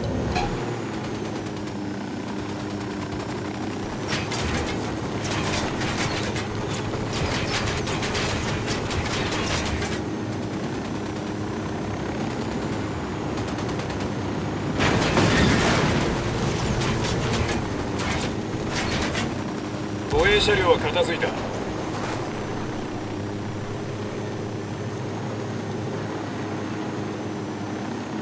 クリア。トラックの物資を奪う。中を見てみよう。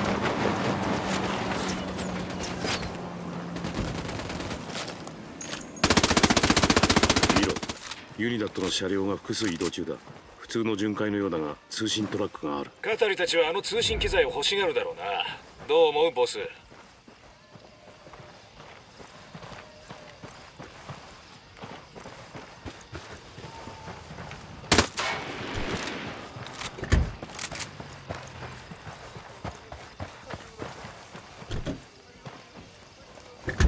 俺が運転する。行け、向こうで会おう。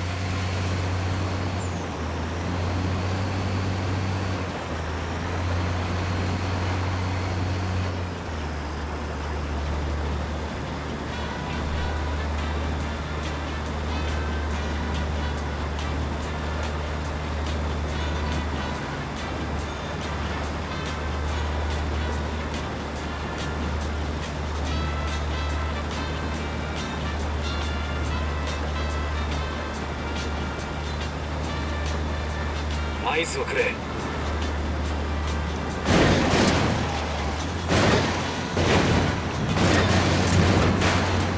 撃つぞ。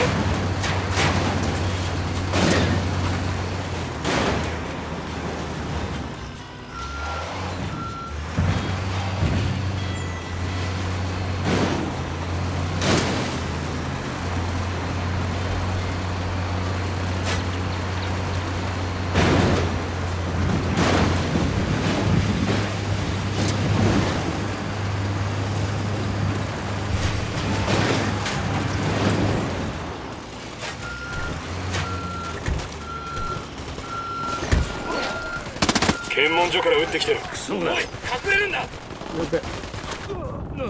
ゾフ。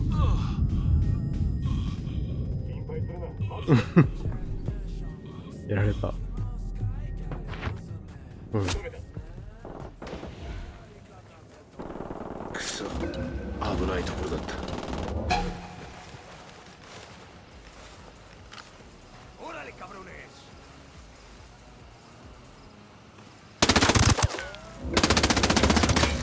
新たな敵を発見。ト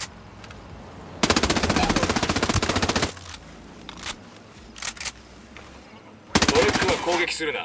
積み荷が必要なんだ。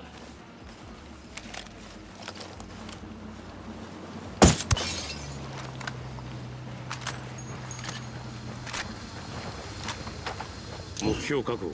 撤収するぞ。反乱軍に回収させよう。パック、こちらノマド、輸送車を確保した。ありがとう、友よ。物資は有効に使わせてもらう。仲間がユリとポリトを探しているが、その間に頼みたいことがある。ボリビアの人々に向けたスピーチを用意した。イタクアから放送する決起の呼びかけだ。サンタブランカが聞いたらすぐに放送を止めに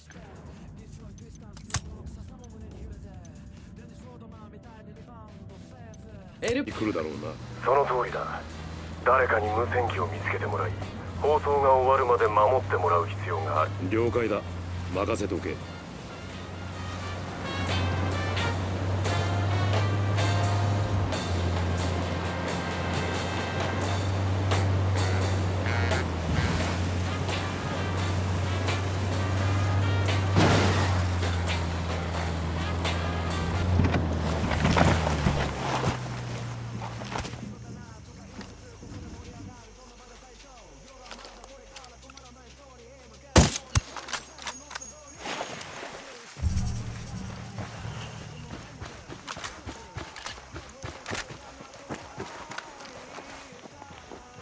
このガレージだ。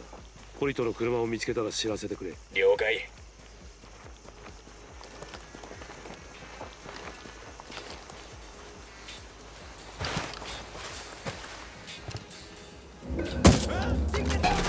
奴が怒らせちまったみたいだな。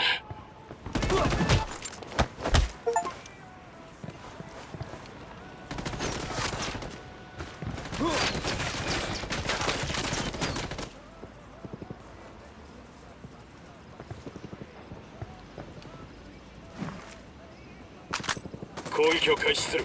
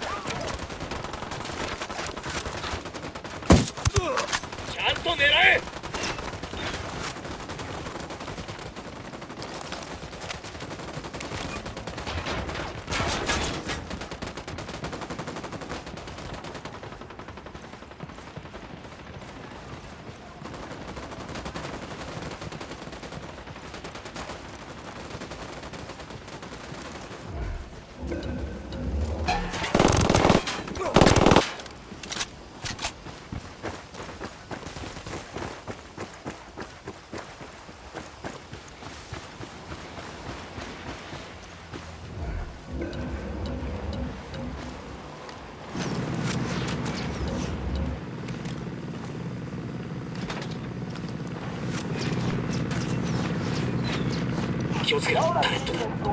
Ya valieron verga.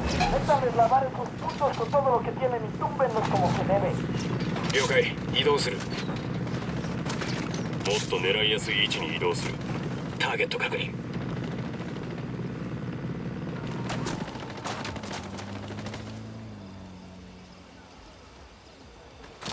合図をくれ。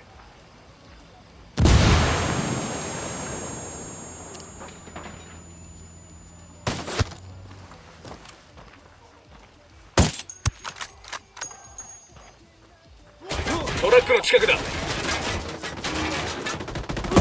っさと伏せろ。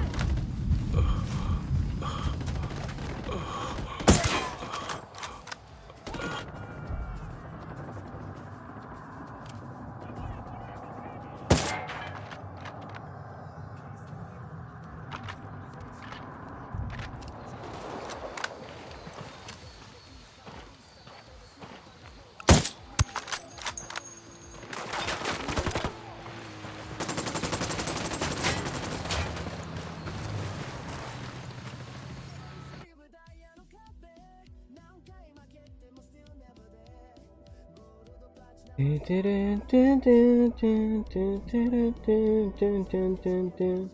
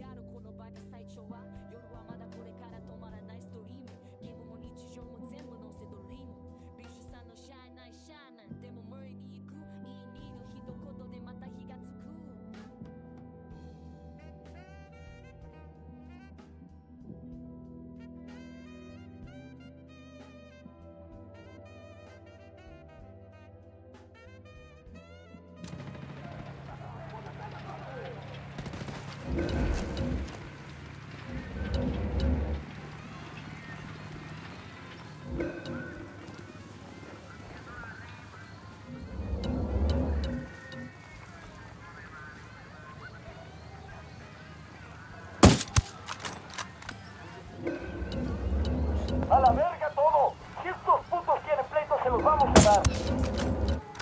こっちに向かってきてる。ボス、作戦はグレネードだ。二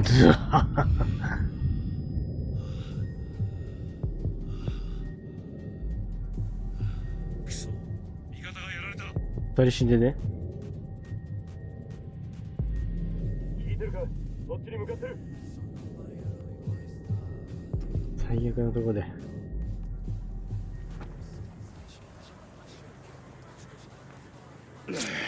随分と待たせてくれたな。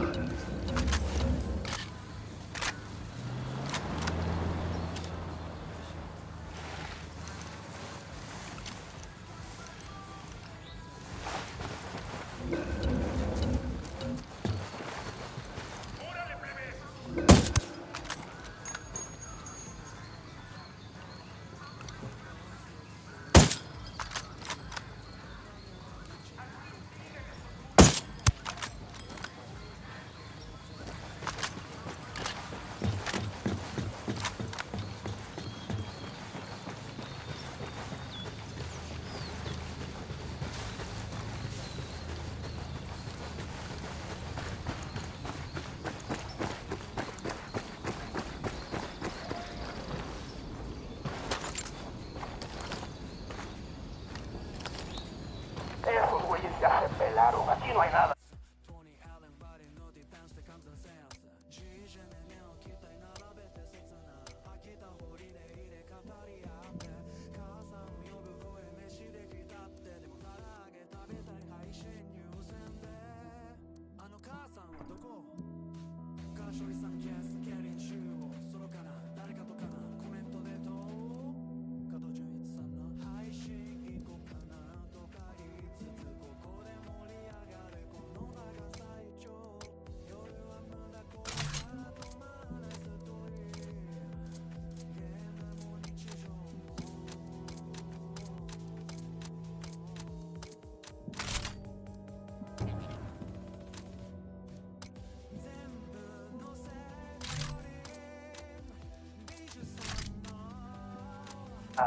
Seguimos busque y busque y nomás ni un pinche ruido, ni un pinche culero por aquí.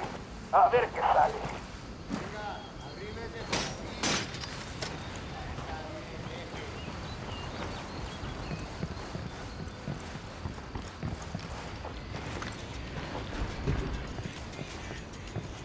Pensé que no iba a encontrar municiones por aquí.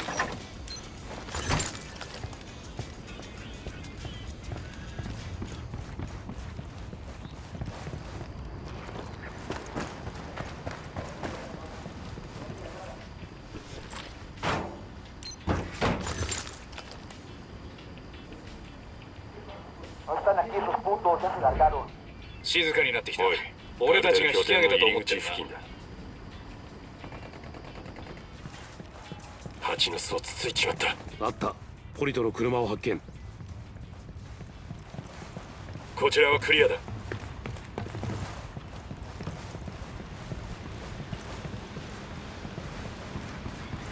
お客さんだ。気を抜くなよ。これが表彰メダルか。まるでシリアルのおまけか。空軍のメダルだな。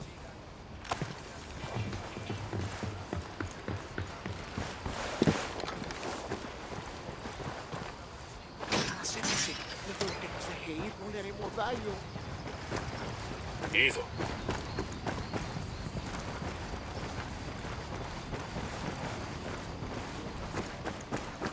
やあ、元気してる？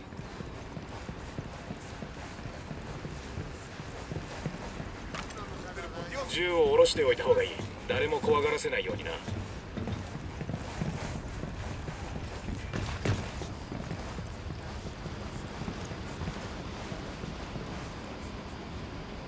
暗証番号分かった？あ？暗証番号分かった？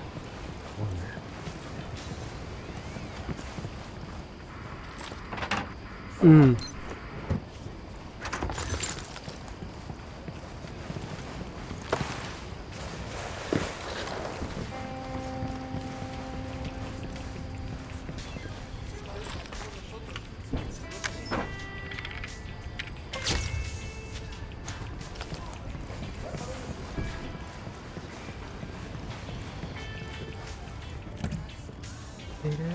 洒落た車だな。でもダッシュボードに血のついた。ゴムみたいなのがある。2つも。ということはユリとポリとの車だな。持ち主は誰であれいい車だ。カルテルの奴らの趣味は理解できないな。高い車にクロームのホイールをつけて汚い街中を走るなんて。とか言ってお前も欲しいくせに。汚い道をいい車で走って楽しいんだ。エアコン代わりだ。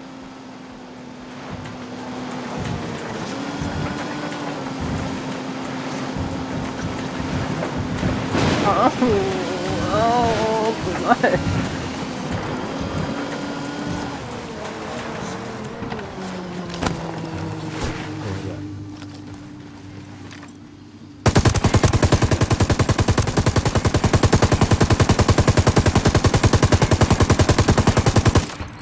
安心しろ、まだ大丈夫だ。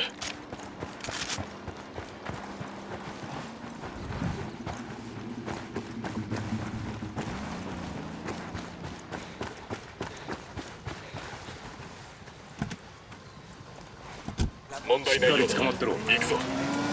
行け。後で合流する。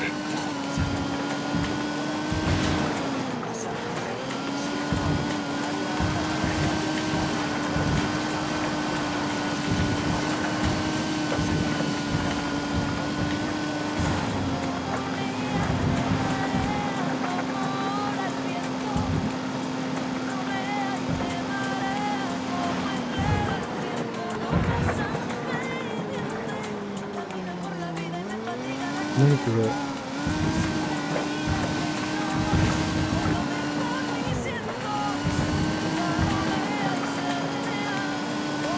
この動物なんだろう。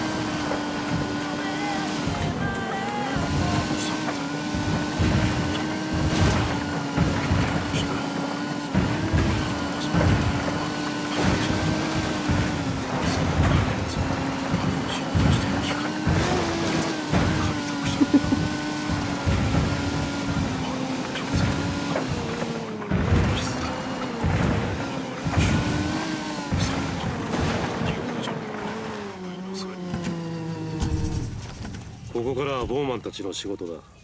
GPS からユリとポリトが隠れていそうな場所を割り出してもらう。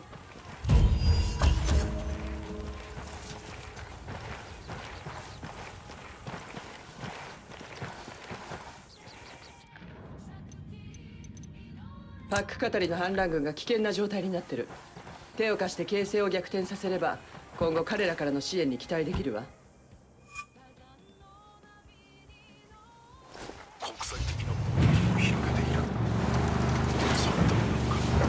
大丈夫だ、行こう。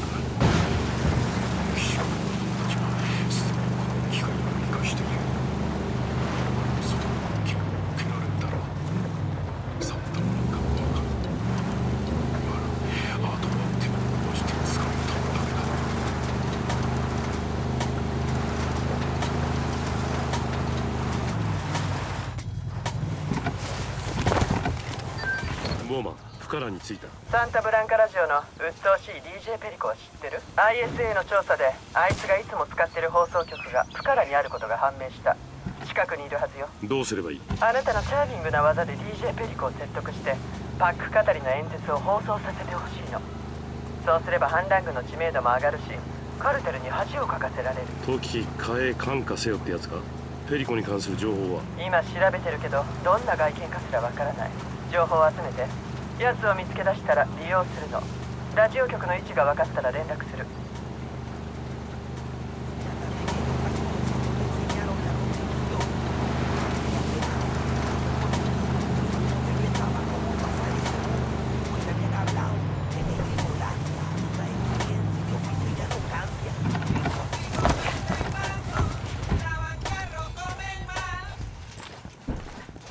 敵を確認した。シカリオが2人いる。土のうの横だ。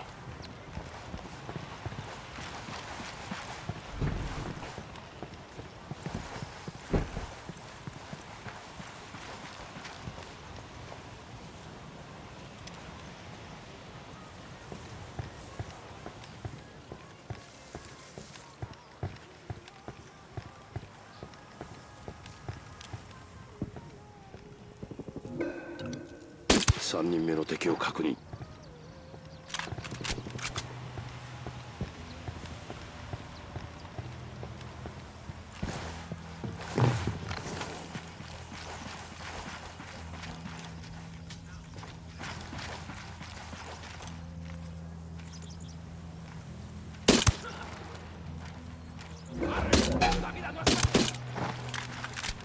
っちにカルテルのメンバーが2人いる。いた。検問所のところだ。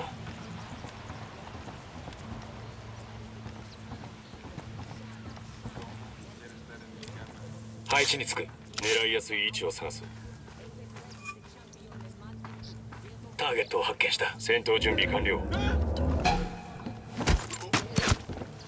あいつは終わりだ。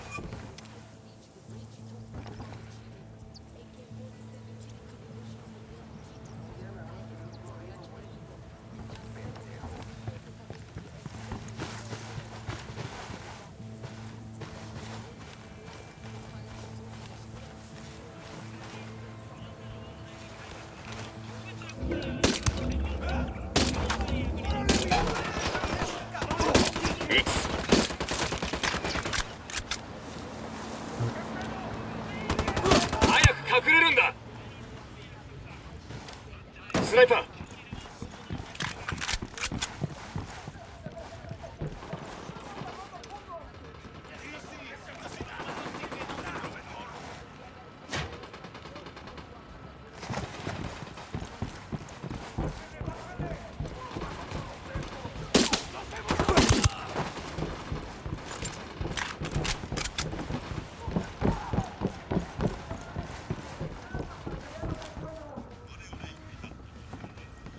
了解。移動する。おい、幹部が逃げるぞ。スナイパーだ。伏せろ、伏せろ。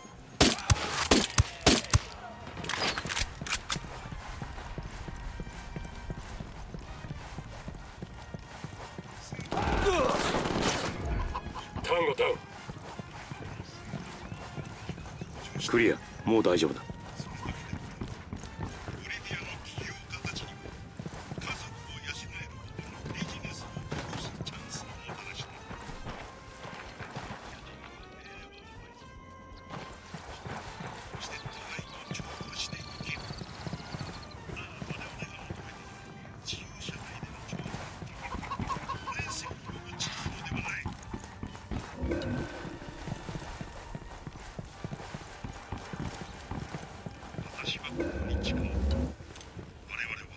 敵を殺せたみたいだ。新手の敵だ。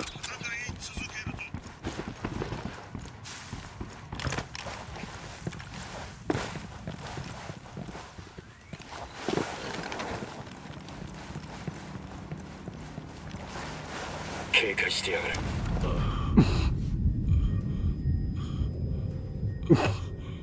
嘘だろ。なかった。パラシュートが。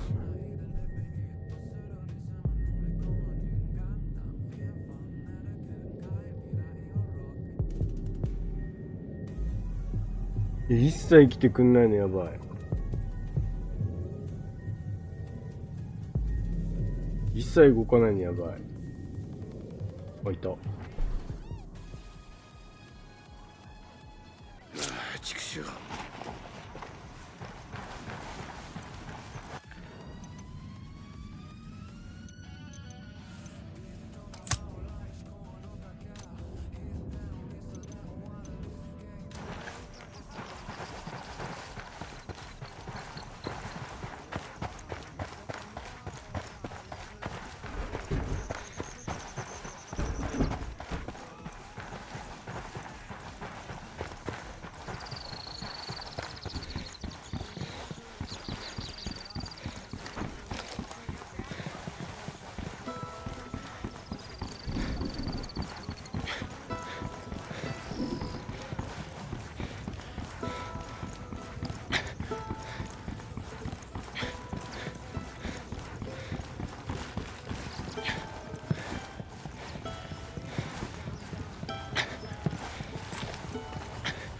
ここで情報を調べるか。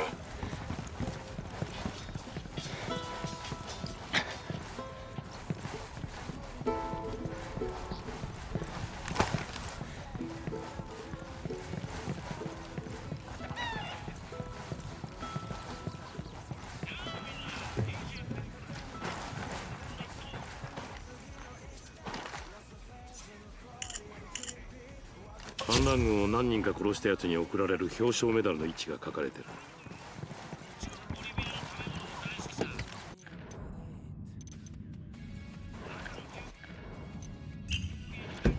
俺が操縦する。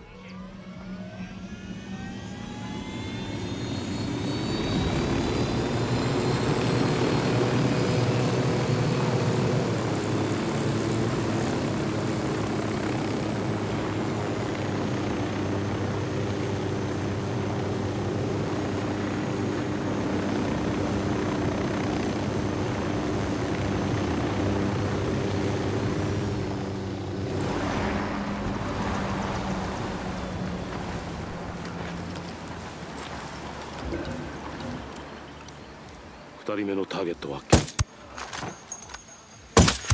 体調をマーク。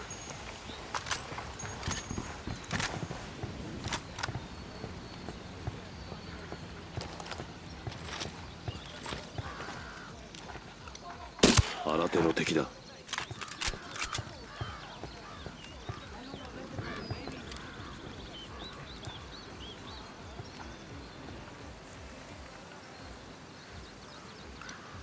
また敵だ。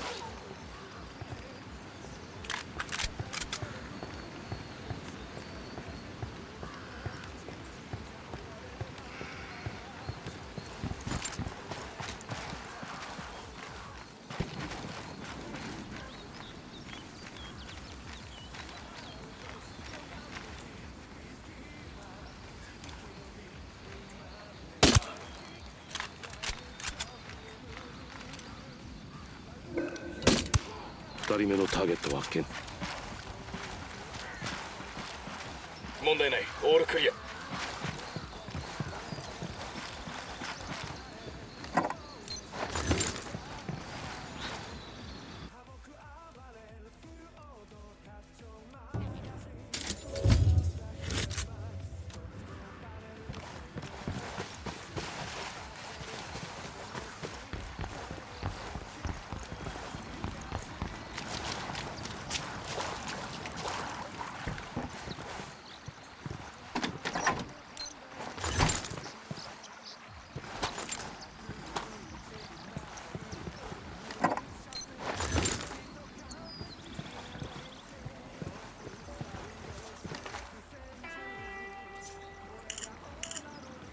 よし、これで SB のアンテナのところに行けるぞ。カタリはいい根性してるよな。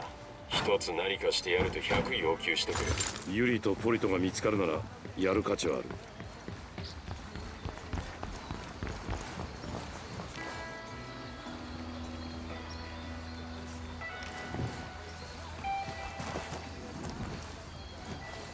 行こう。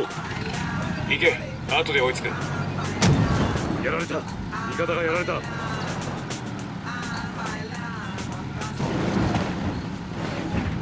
大丈夫だ。今そっちに向かってる。くそ。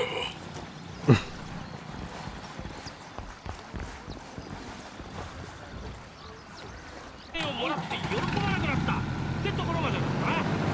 そうなんだよ。昔はいつも風船をあげてたんだ。クリスマスにも誕生日にも。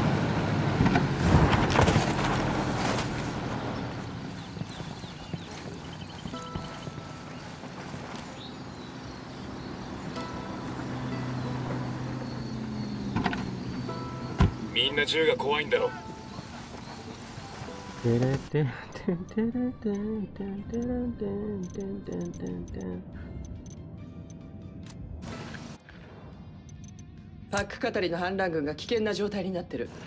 手を貸して形勢を逆転させれば今後彼らからの支援に期待できるわ。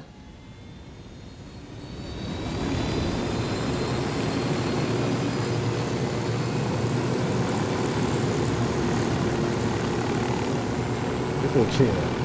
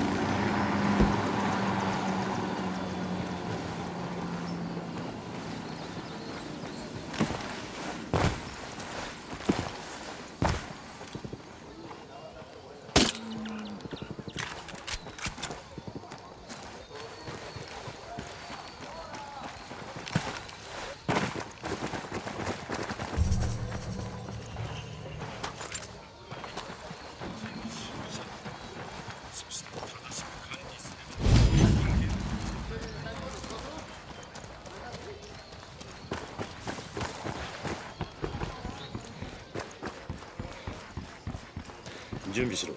放送が始まったらカルテルが攻撃してくるぞ。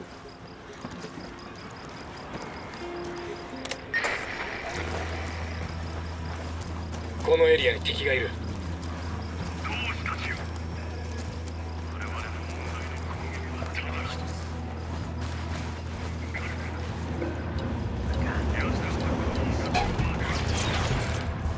撃つぞ。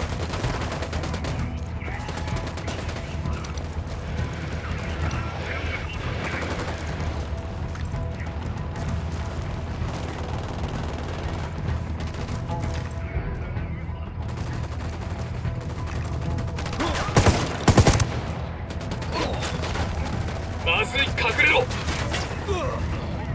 危ない。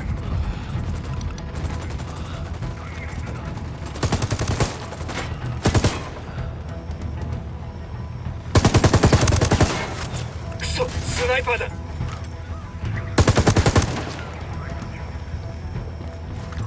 シカリオがエミッターを壊そうとしてる。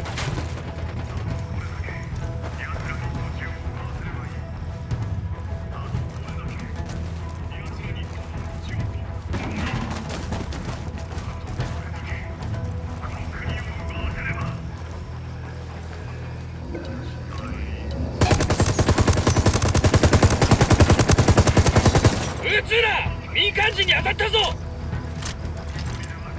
いや、それ無理じゃね？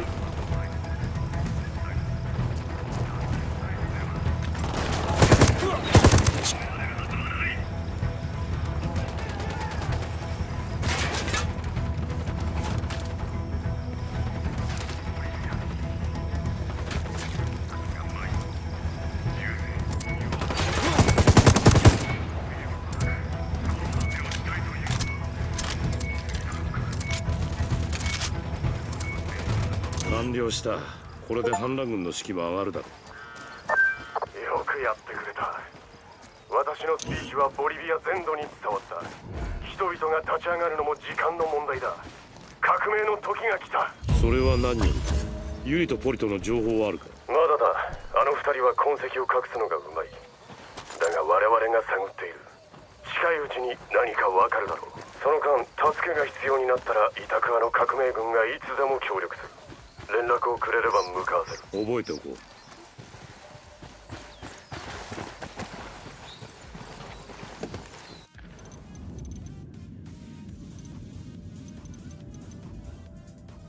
フエンテスというユニダットの隊長がユリとポリトと仕事をしていることが分かった。友よ、ユリとポリトの情報を持っているかもしれない人物を見つけた。続けてくれ。部下の一人が何とか奴らの手を逃れてクルタという村に逃げ込んだ。村の人はカルテルに部下を差し出さずにかくまってくれた。勇気のいる行為だな。その報復としてサンタブランカは村を破壊し民を皆殺しにした。だが私の部下はまだ生かされている。奴らさらにいたぶってから殺すつもりなんだろう。分かった。今からクルタへ向かう。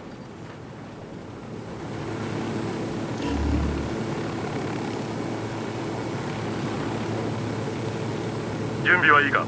撃て。コピー。準備はいいか？攻撃しろ。分かった。ミルコ。撃て。準備はいいか？攻撃しろ。撃て。分かった。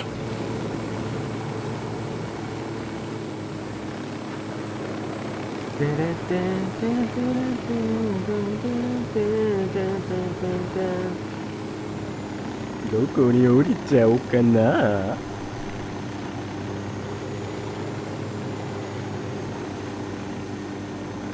え？あれやん。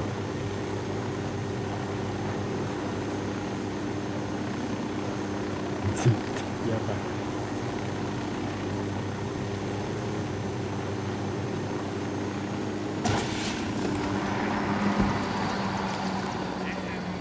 い。ユニダットの支援基地だ。ここでユリとポリトに連絡をしている司令官を探す。ターゲットを死なせるな。了解。フア。塔にスナイパーがいる。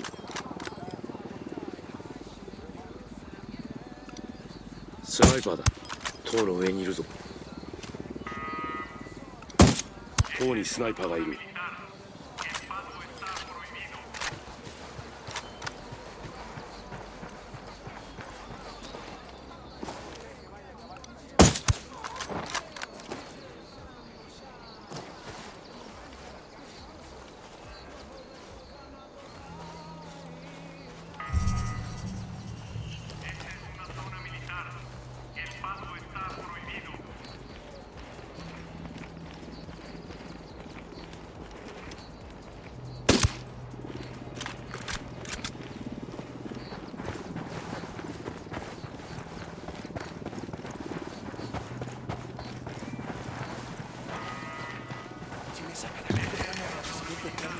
Escucha, brother. Vamos, brother, haga su trabajo. ¿Cómo nos encontraron? Lo iba a sacar de la cárcel. Estoy eternamente agradecido. Camarada, en mí tiene un error. Pensé que le decía a un pobre extranjero. Quiero verlo, todos somos unos hijos. Él la estaba buscando, aquella asesina. 孤立した兵士がいる。バンカーの中だ。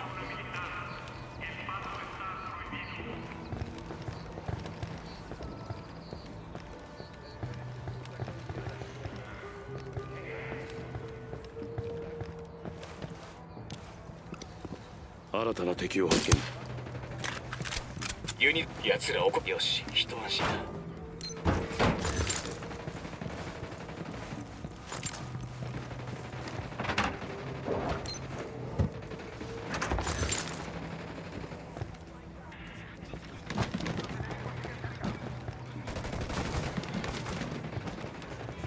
よし、いた。ユニダットの司令官を確認。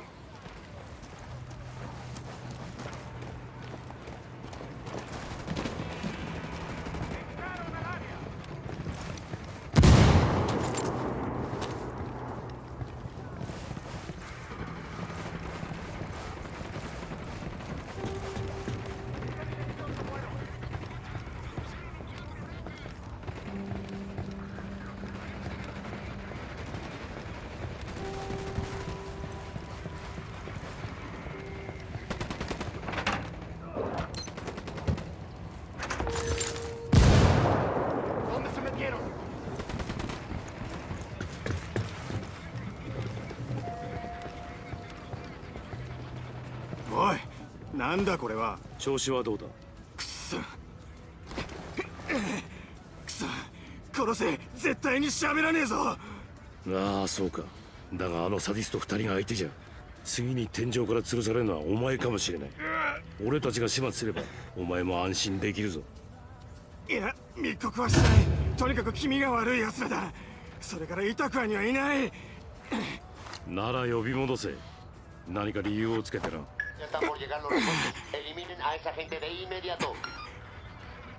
ああ、ポリトか。羊の準備ができた。羊だ。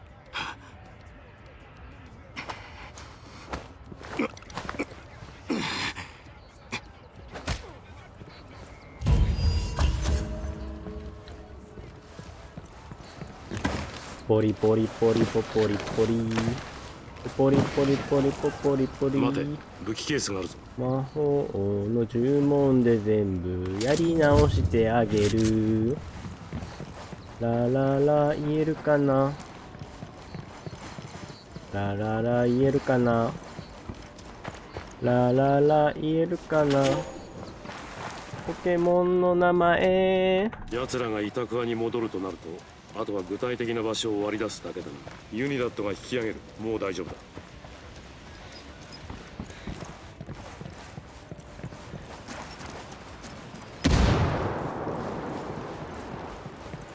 Una novedad hasta ahora. Mantengan la búsqueda.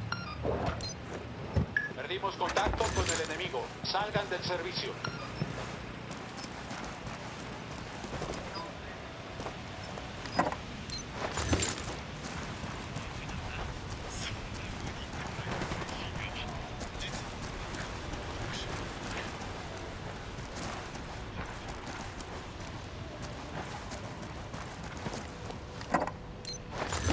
Sigue por aquí los americanos.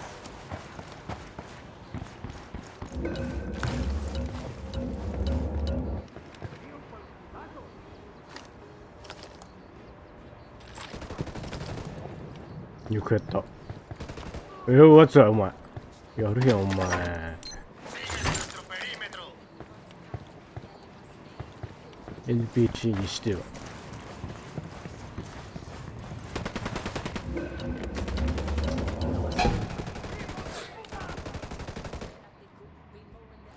攻撃を開始するぞ。仕留めた。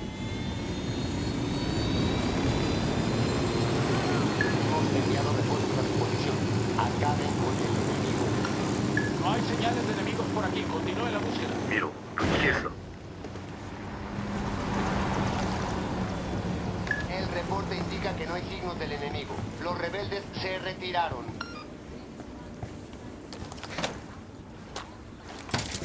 このショットガンは役に立つかもな。Las tropas hostiles abandonaron esta zona. Todas las unidades salgan del servicio. クルタの村に囚われている反乱軍のメンバーがラ・ユリとエルポリトに関する情報を持っているかもしれない。カルテルから救い出して情報を聞き出して。撃つぞ。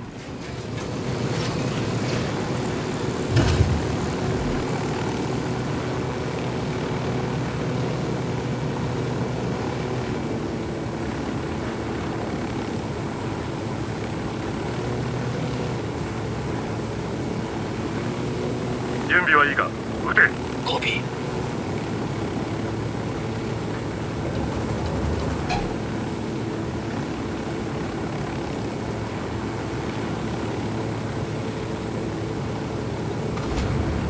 Avisamos de los refuerzos ya vienen en camino.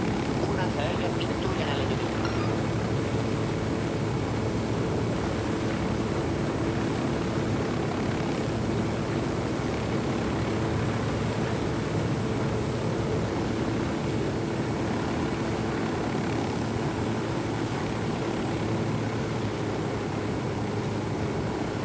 この村はまだ荒れてるみたいだな。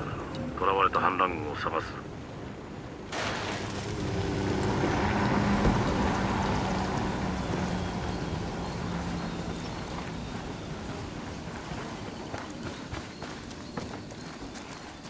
シカリオがいる。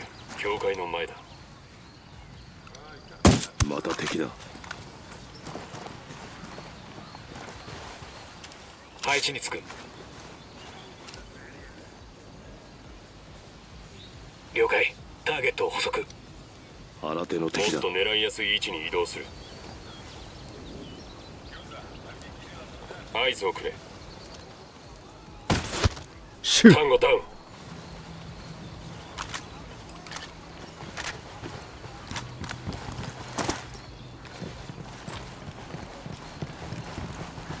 待って、めっちゃいるやん。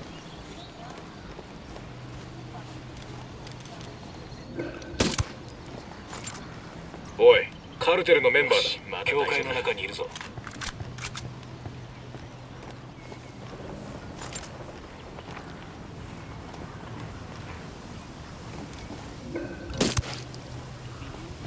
カルテルのメンバーが一人いる。教会の近くだ。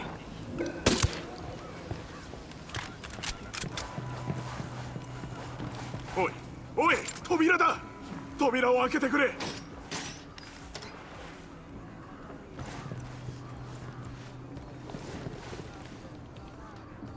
大丈夫か。俺に何の用だ。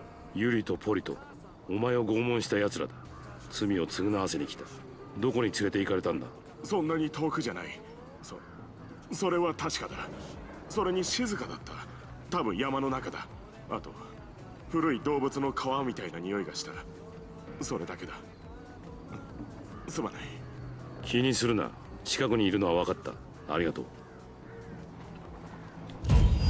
ありがとう。ノマド、ようやくユリとポリトの居場所がつかめたわ。ISA が車の GPS と狩猟小屋にいるっていう捕虜の証言を照らし合わせたの。噂ではその場所を高度な尋問に使ってるみたいよ。俺たちが対処する。位置を送ってくれ。私のためにも奴らを葬ってしっかり痛みを感じさせてあげて。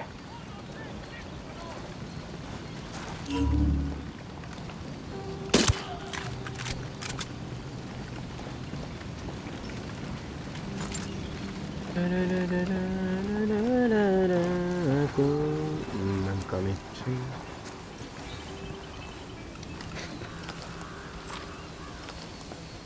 大丈夫だ、心配ない。あいつで5人だ。奴で5人だ。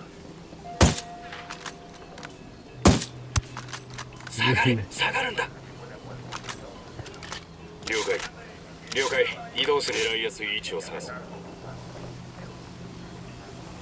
ターゲット確認。戦闘準備完了。ゴーシュー。え？敵を殺せたみたいだ。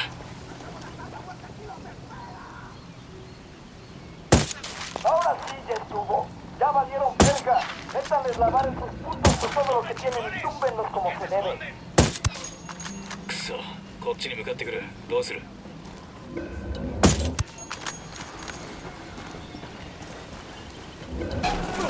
うわ。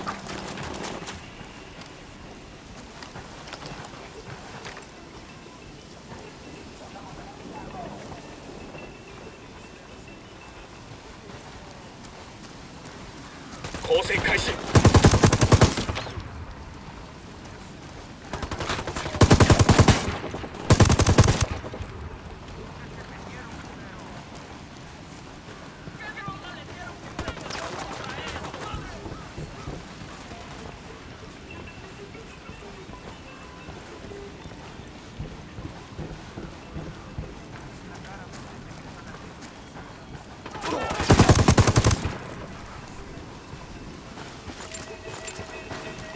EP2000 水鉄砲？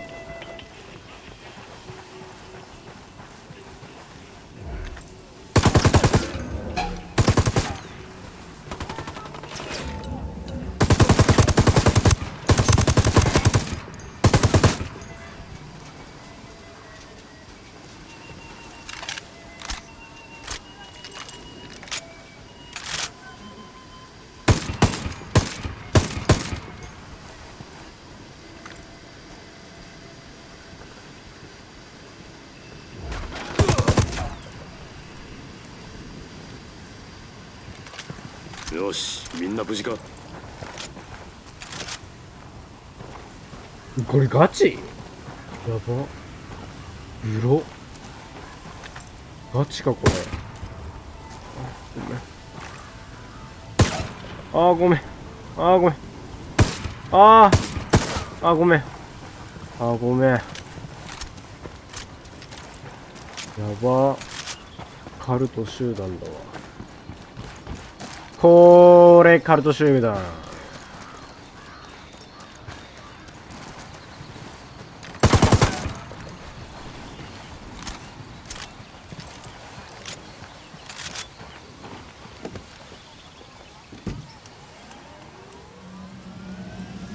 乗ろう。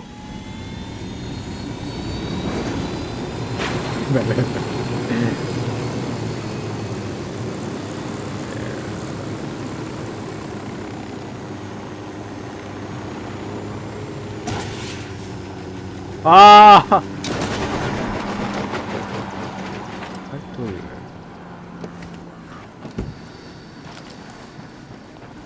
壊れた今ので。ここに武器ケースがあるぞ。あ、かわいそう。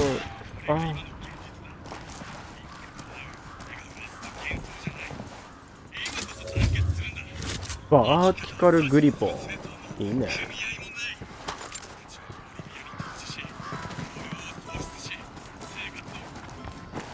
これ壊れちゃったん？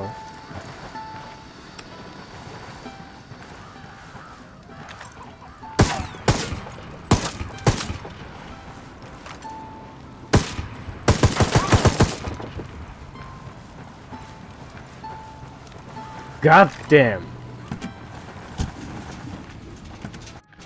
マジガッデム。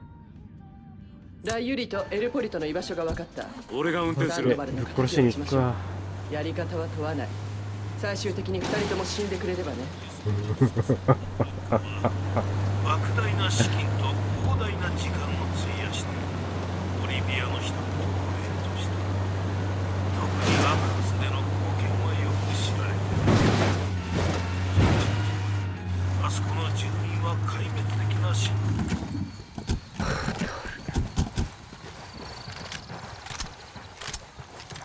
だる。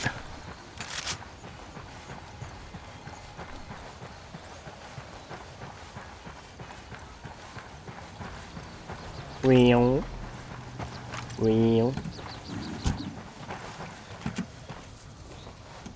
と労力を割くことが彼女の最終的な利益につながる。主はおっしゃるんだ。私の兄弟であるこの最も小さき者の一人にしたことは私にしてくれたことなのだ。サンタブランカは善の信仰者として我々は自分が住みたい世界を作ることができると信じて与えることでそれをなせるのだ。ゆえサンタブランカはボリビアに与え続ける。主の追求快楽のために生きる。それは人間だけだと哲学者や神学者が唱えてきたが、それは嘘だ。断念する。みんな自分の楽しみのためにサンタを殺すと私はもう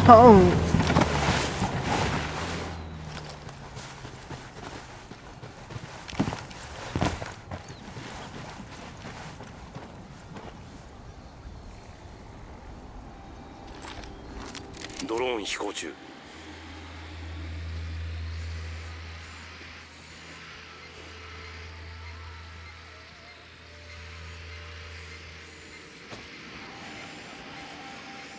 いや、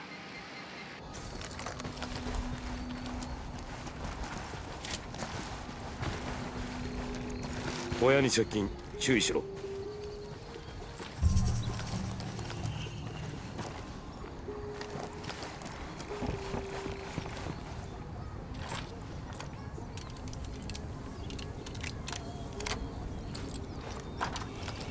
入ろう。入り口と隅に注意しておけ。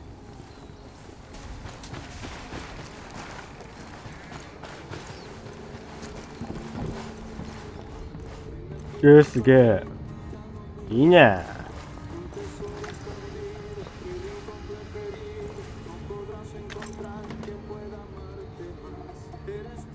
木になるか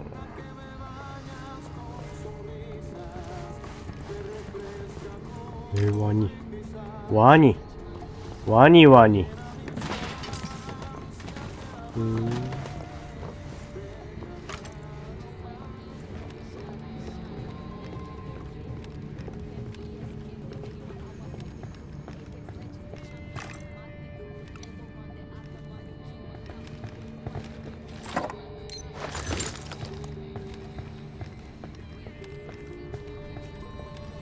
サンドバルはここで死んだんだろう。47時間も生かされたらしい。長い間耐えたんだな。俺たちを待っていたのかもな。大遅刻だ。敵を取るぞ。ダーリン、私と出会う前は何をしてたの？ハーニー、俺は何者でもなかった。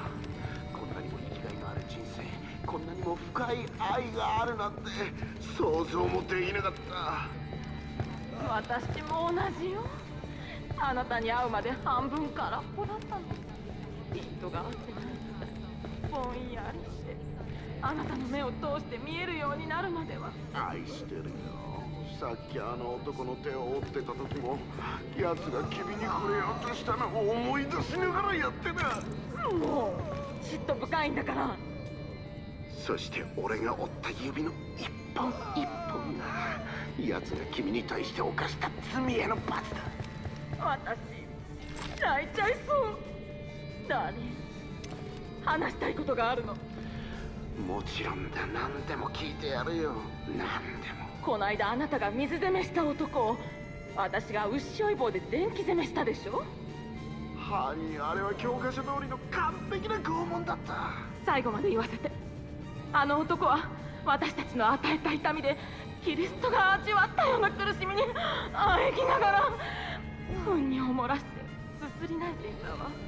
それを見て私、不覚にも彼をかわいそうだと思ってしまったの。彼の世話をして抱きしめて涙を拭ってあげたくなったのよ。ユリ、こっちを見ろ。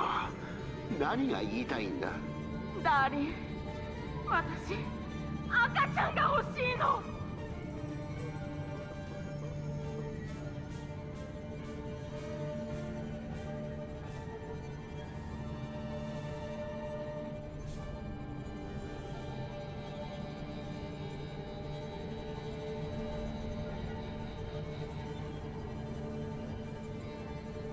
ああ。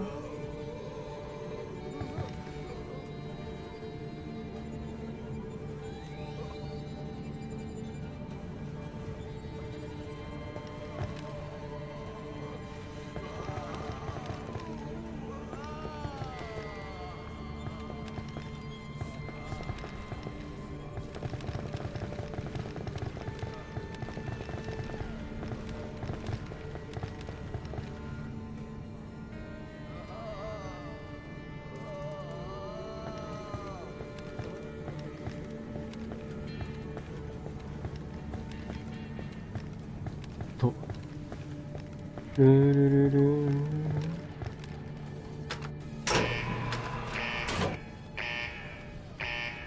え？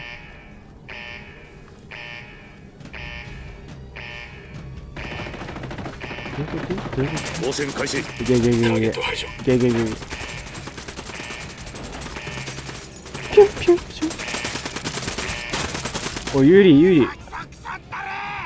どこの誰か知らねえが楽に死ねると思うなよ。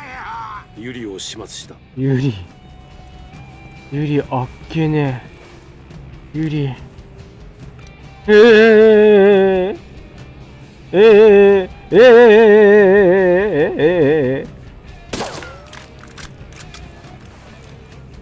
Chingamos esperas. A partir de la madre con todo. Vamos a enseñarles quién manda. Disparen. 強えなお前。ユリとポリトは始末した。映画とかで復讐を果たしても全然気分が晴れないってセリフよくあるじゃない。ま私は今最高の気分よ。あの二人のホラーショーを終わらせたことで地元住民の支持も得られた。マジか。何かあれば連絡をちょうだい。マジフォーマーアかウ。ト。やってんね。うわ、グロすぎ内歳三。うわやってるわ。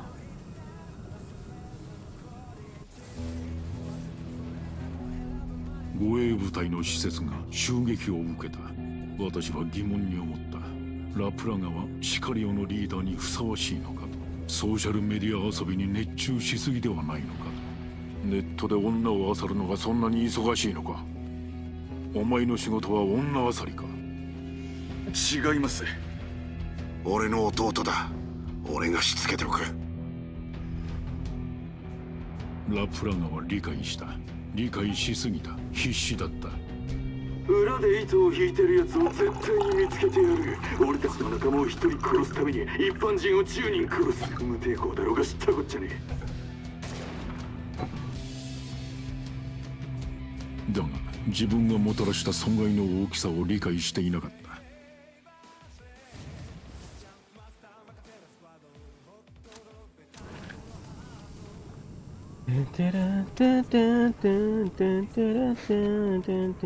こいつ頭3発撃たれても死んでなかったの。やるね。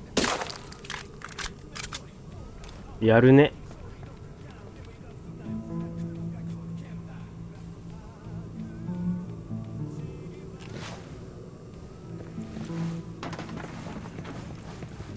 いやーグロすぎる。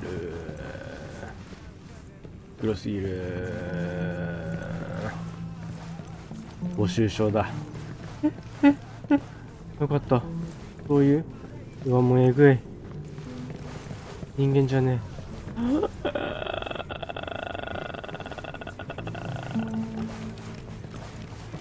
グロすぎだろ、おい。お前えぐ。うわー。うわー。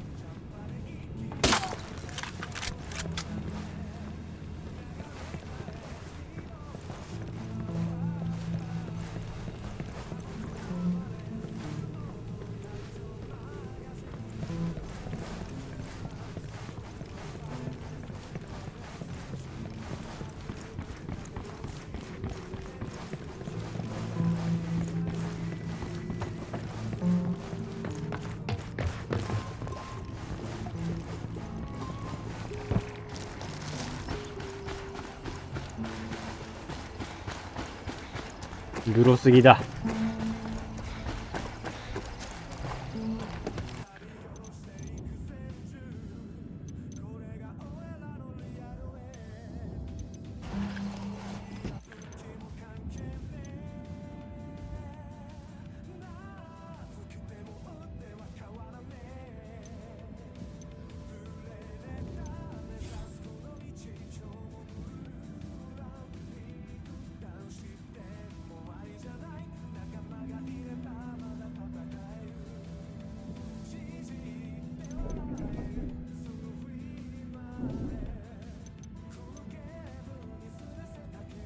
こんなにいるの？ライトやスイッチがこ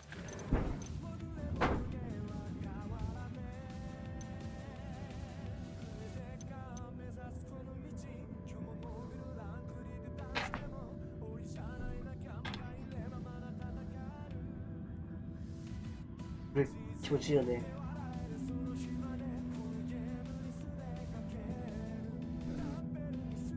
あっ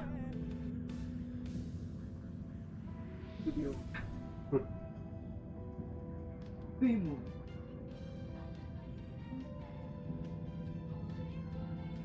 感情が動くと。感情が動くと。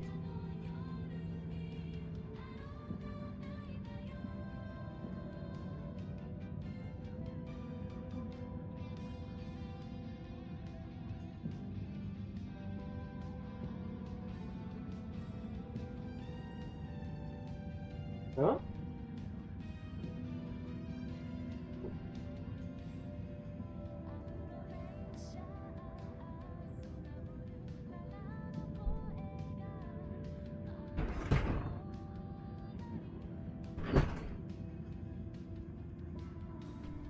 よいしょ。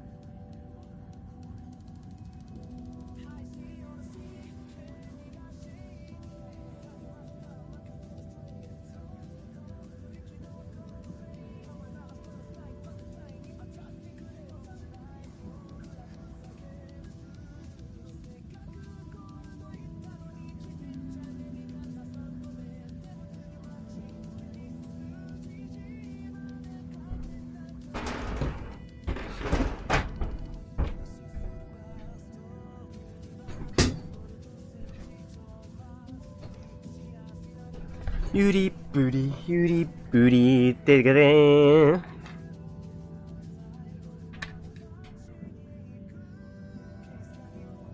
次どこ行くか決めよう。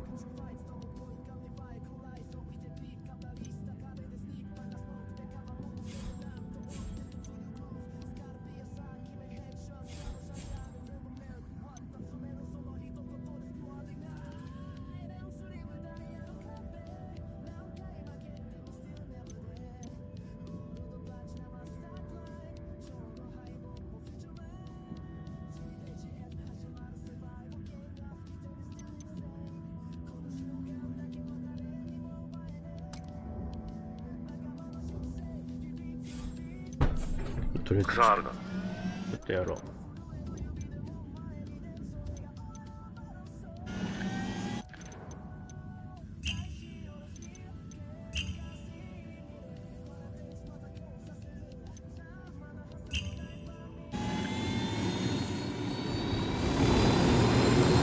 撃て。行っていいぞ。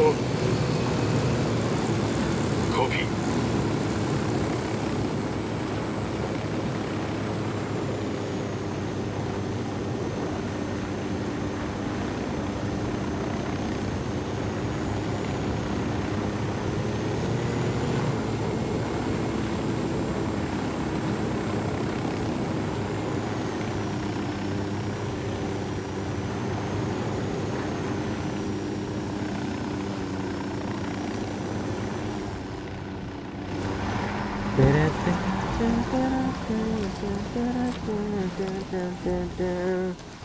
注意しろ。近くに敵がいるぞ。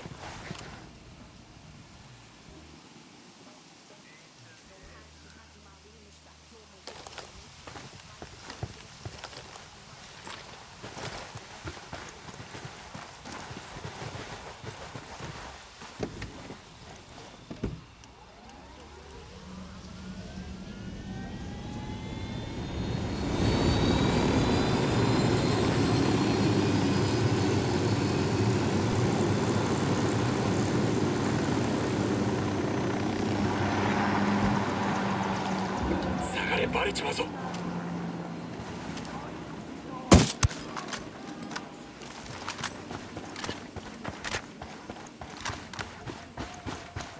おい、カルテルのメンバーだ。どこだ？墓地の中だ。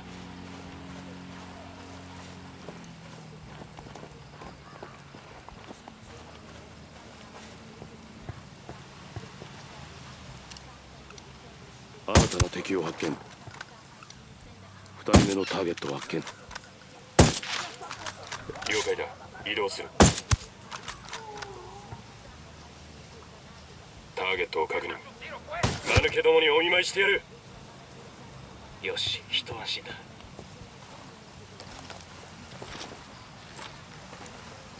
カルテルのメンバーが1人いる。いた、墓地の中だ。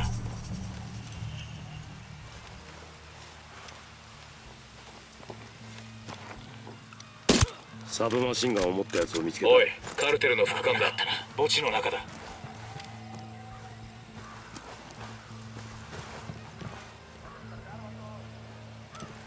配置につく。配置につかせてくれ。了解。ターゲットを補足。準備完了。合図をくれ。どうした？排除した。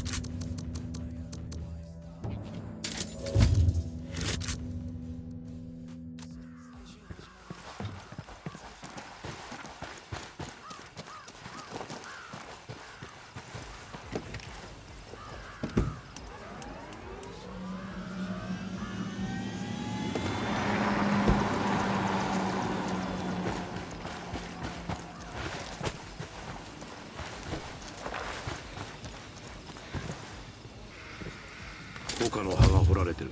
悪くないな。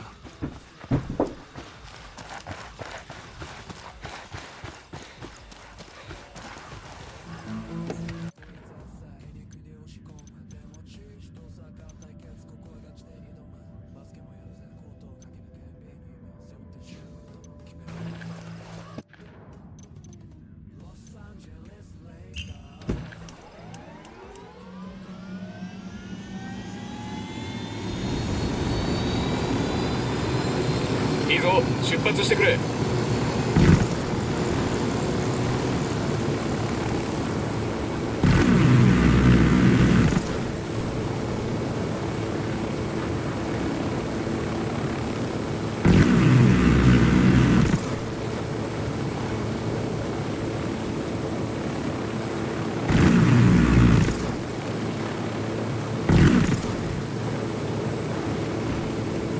準備はいいか。撃て。ミルコ、静かに。俺たちがいるのはバレてる。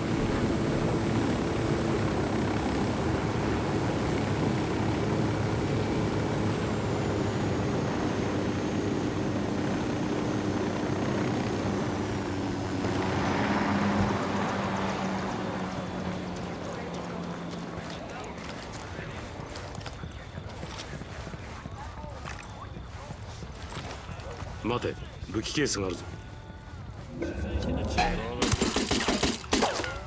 撃つ。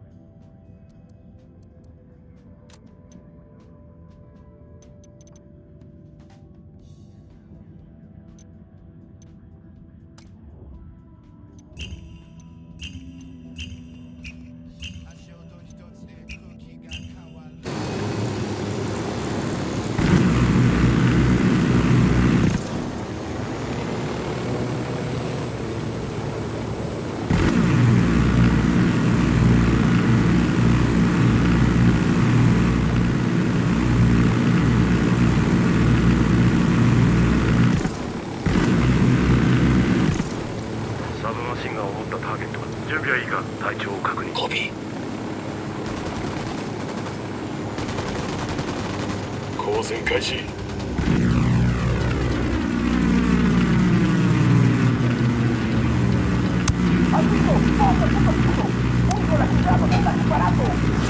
注意しろ。奴らは異変に気づいてる。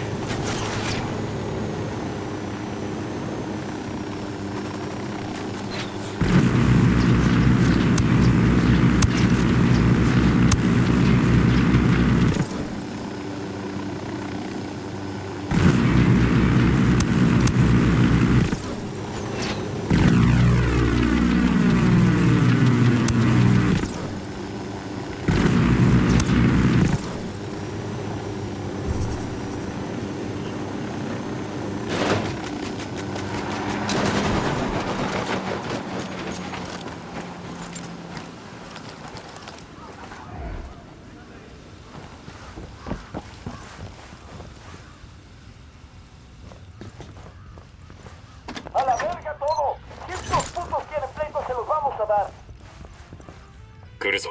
どうする？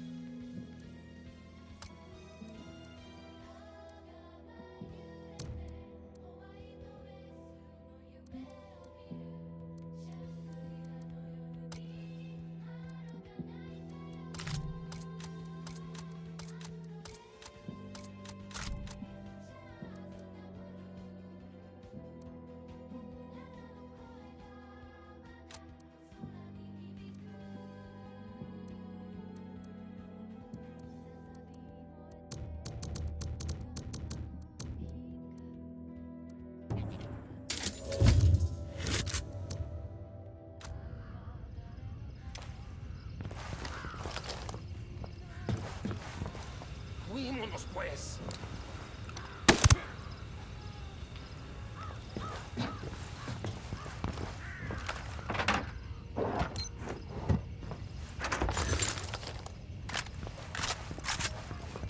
奴らこんなもの作ってるのか？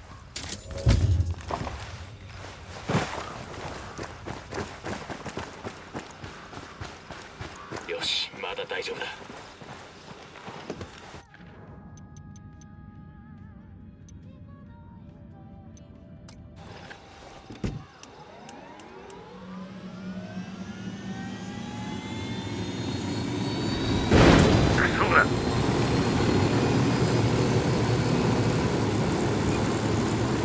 準備はいいか？撃て。見るか？撃っていいぞ。トラックが逃げるぞ。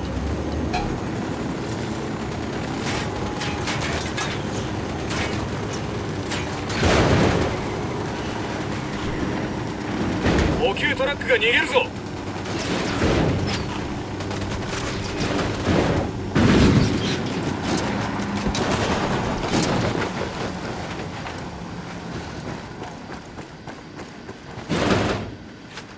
通信トラックは確保した。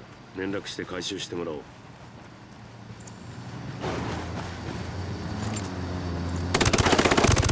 敵を捕捉。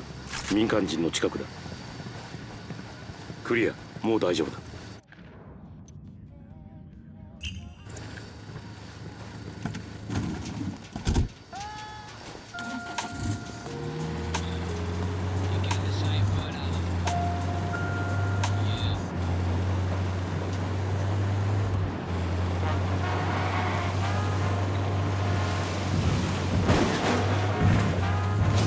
しよう。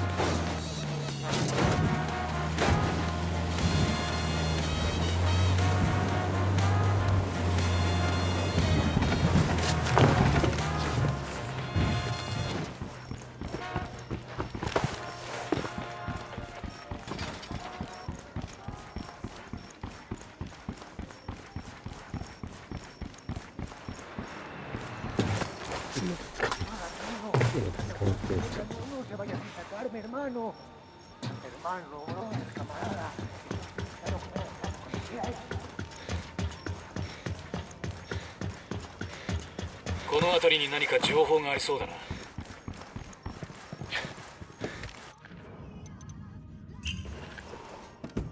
任せろ。俺が操縦する。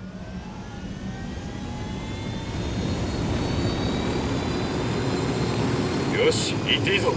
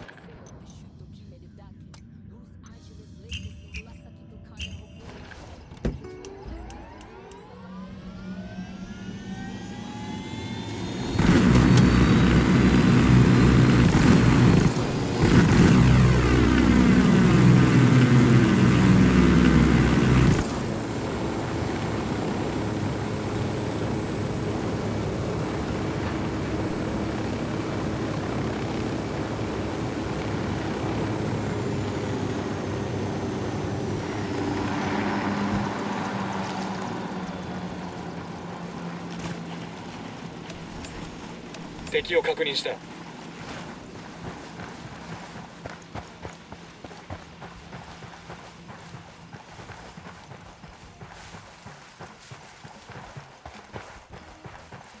おい、カルテルのメンバーだ。見えない。サッカー場にいるぞ。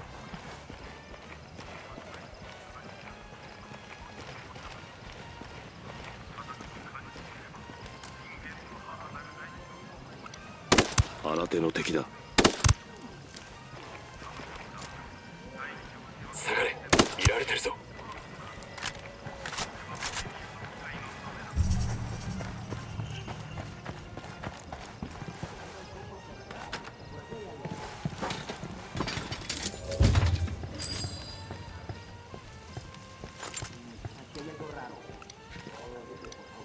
新たな敵を発見。気をつけろ、仲間がやられたのを聞かれたぞ。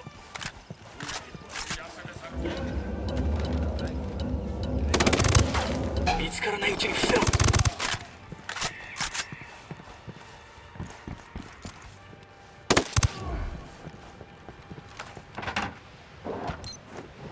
クリアだ。だらしない野郎どもだ。焦ったじゃありませんか。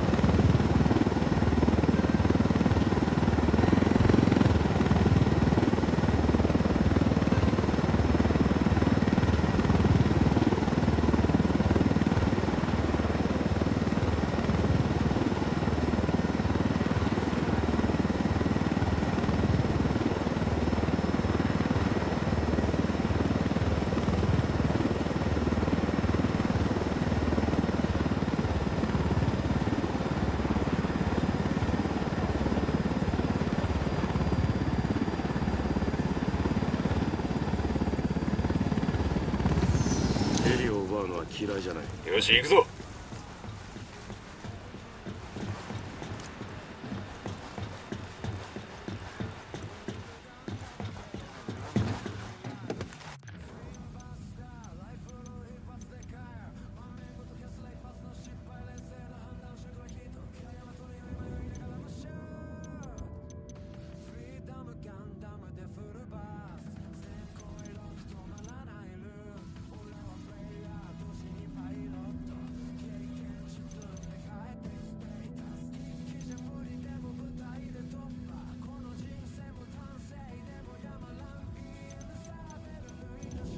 決めようか。次どこ行こうか。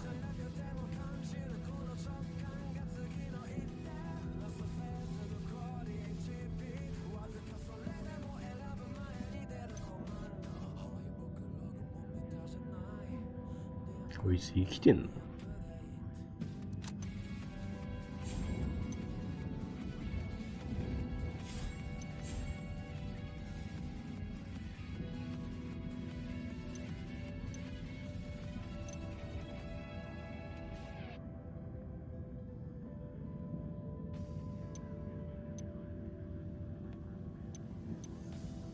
バルベチョス。行こうか。次は。これにやめます。これ、やめるんかな？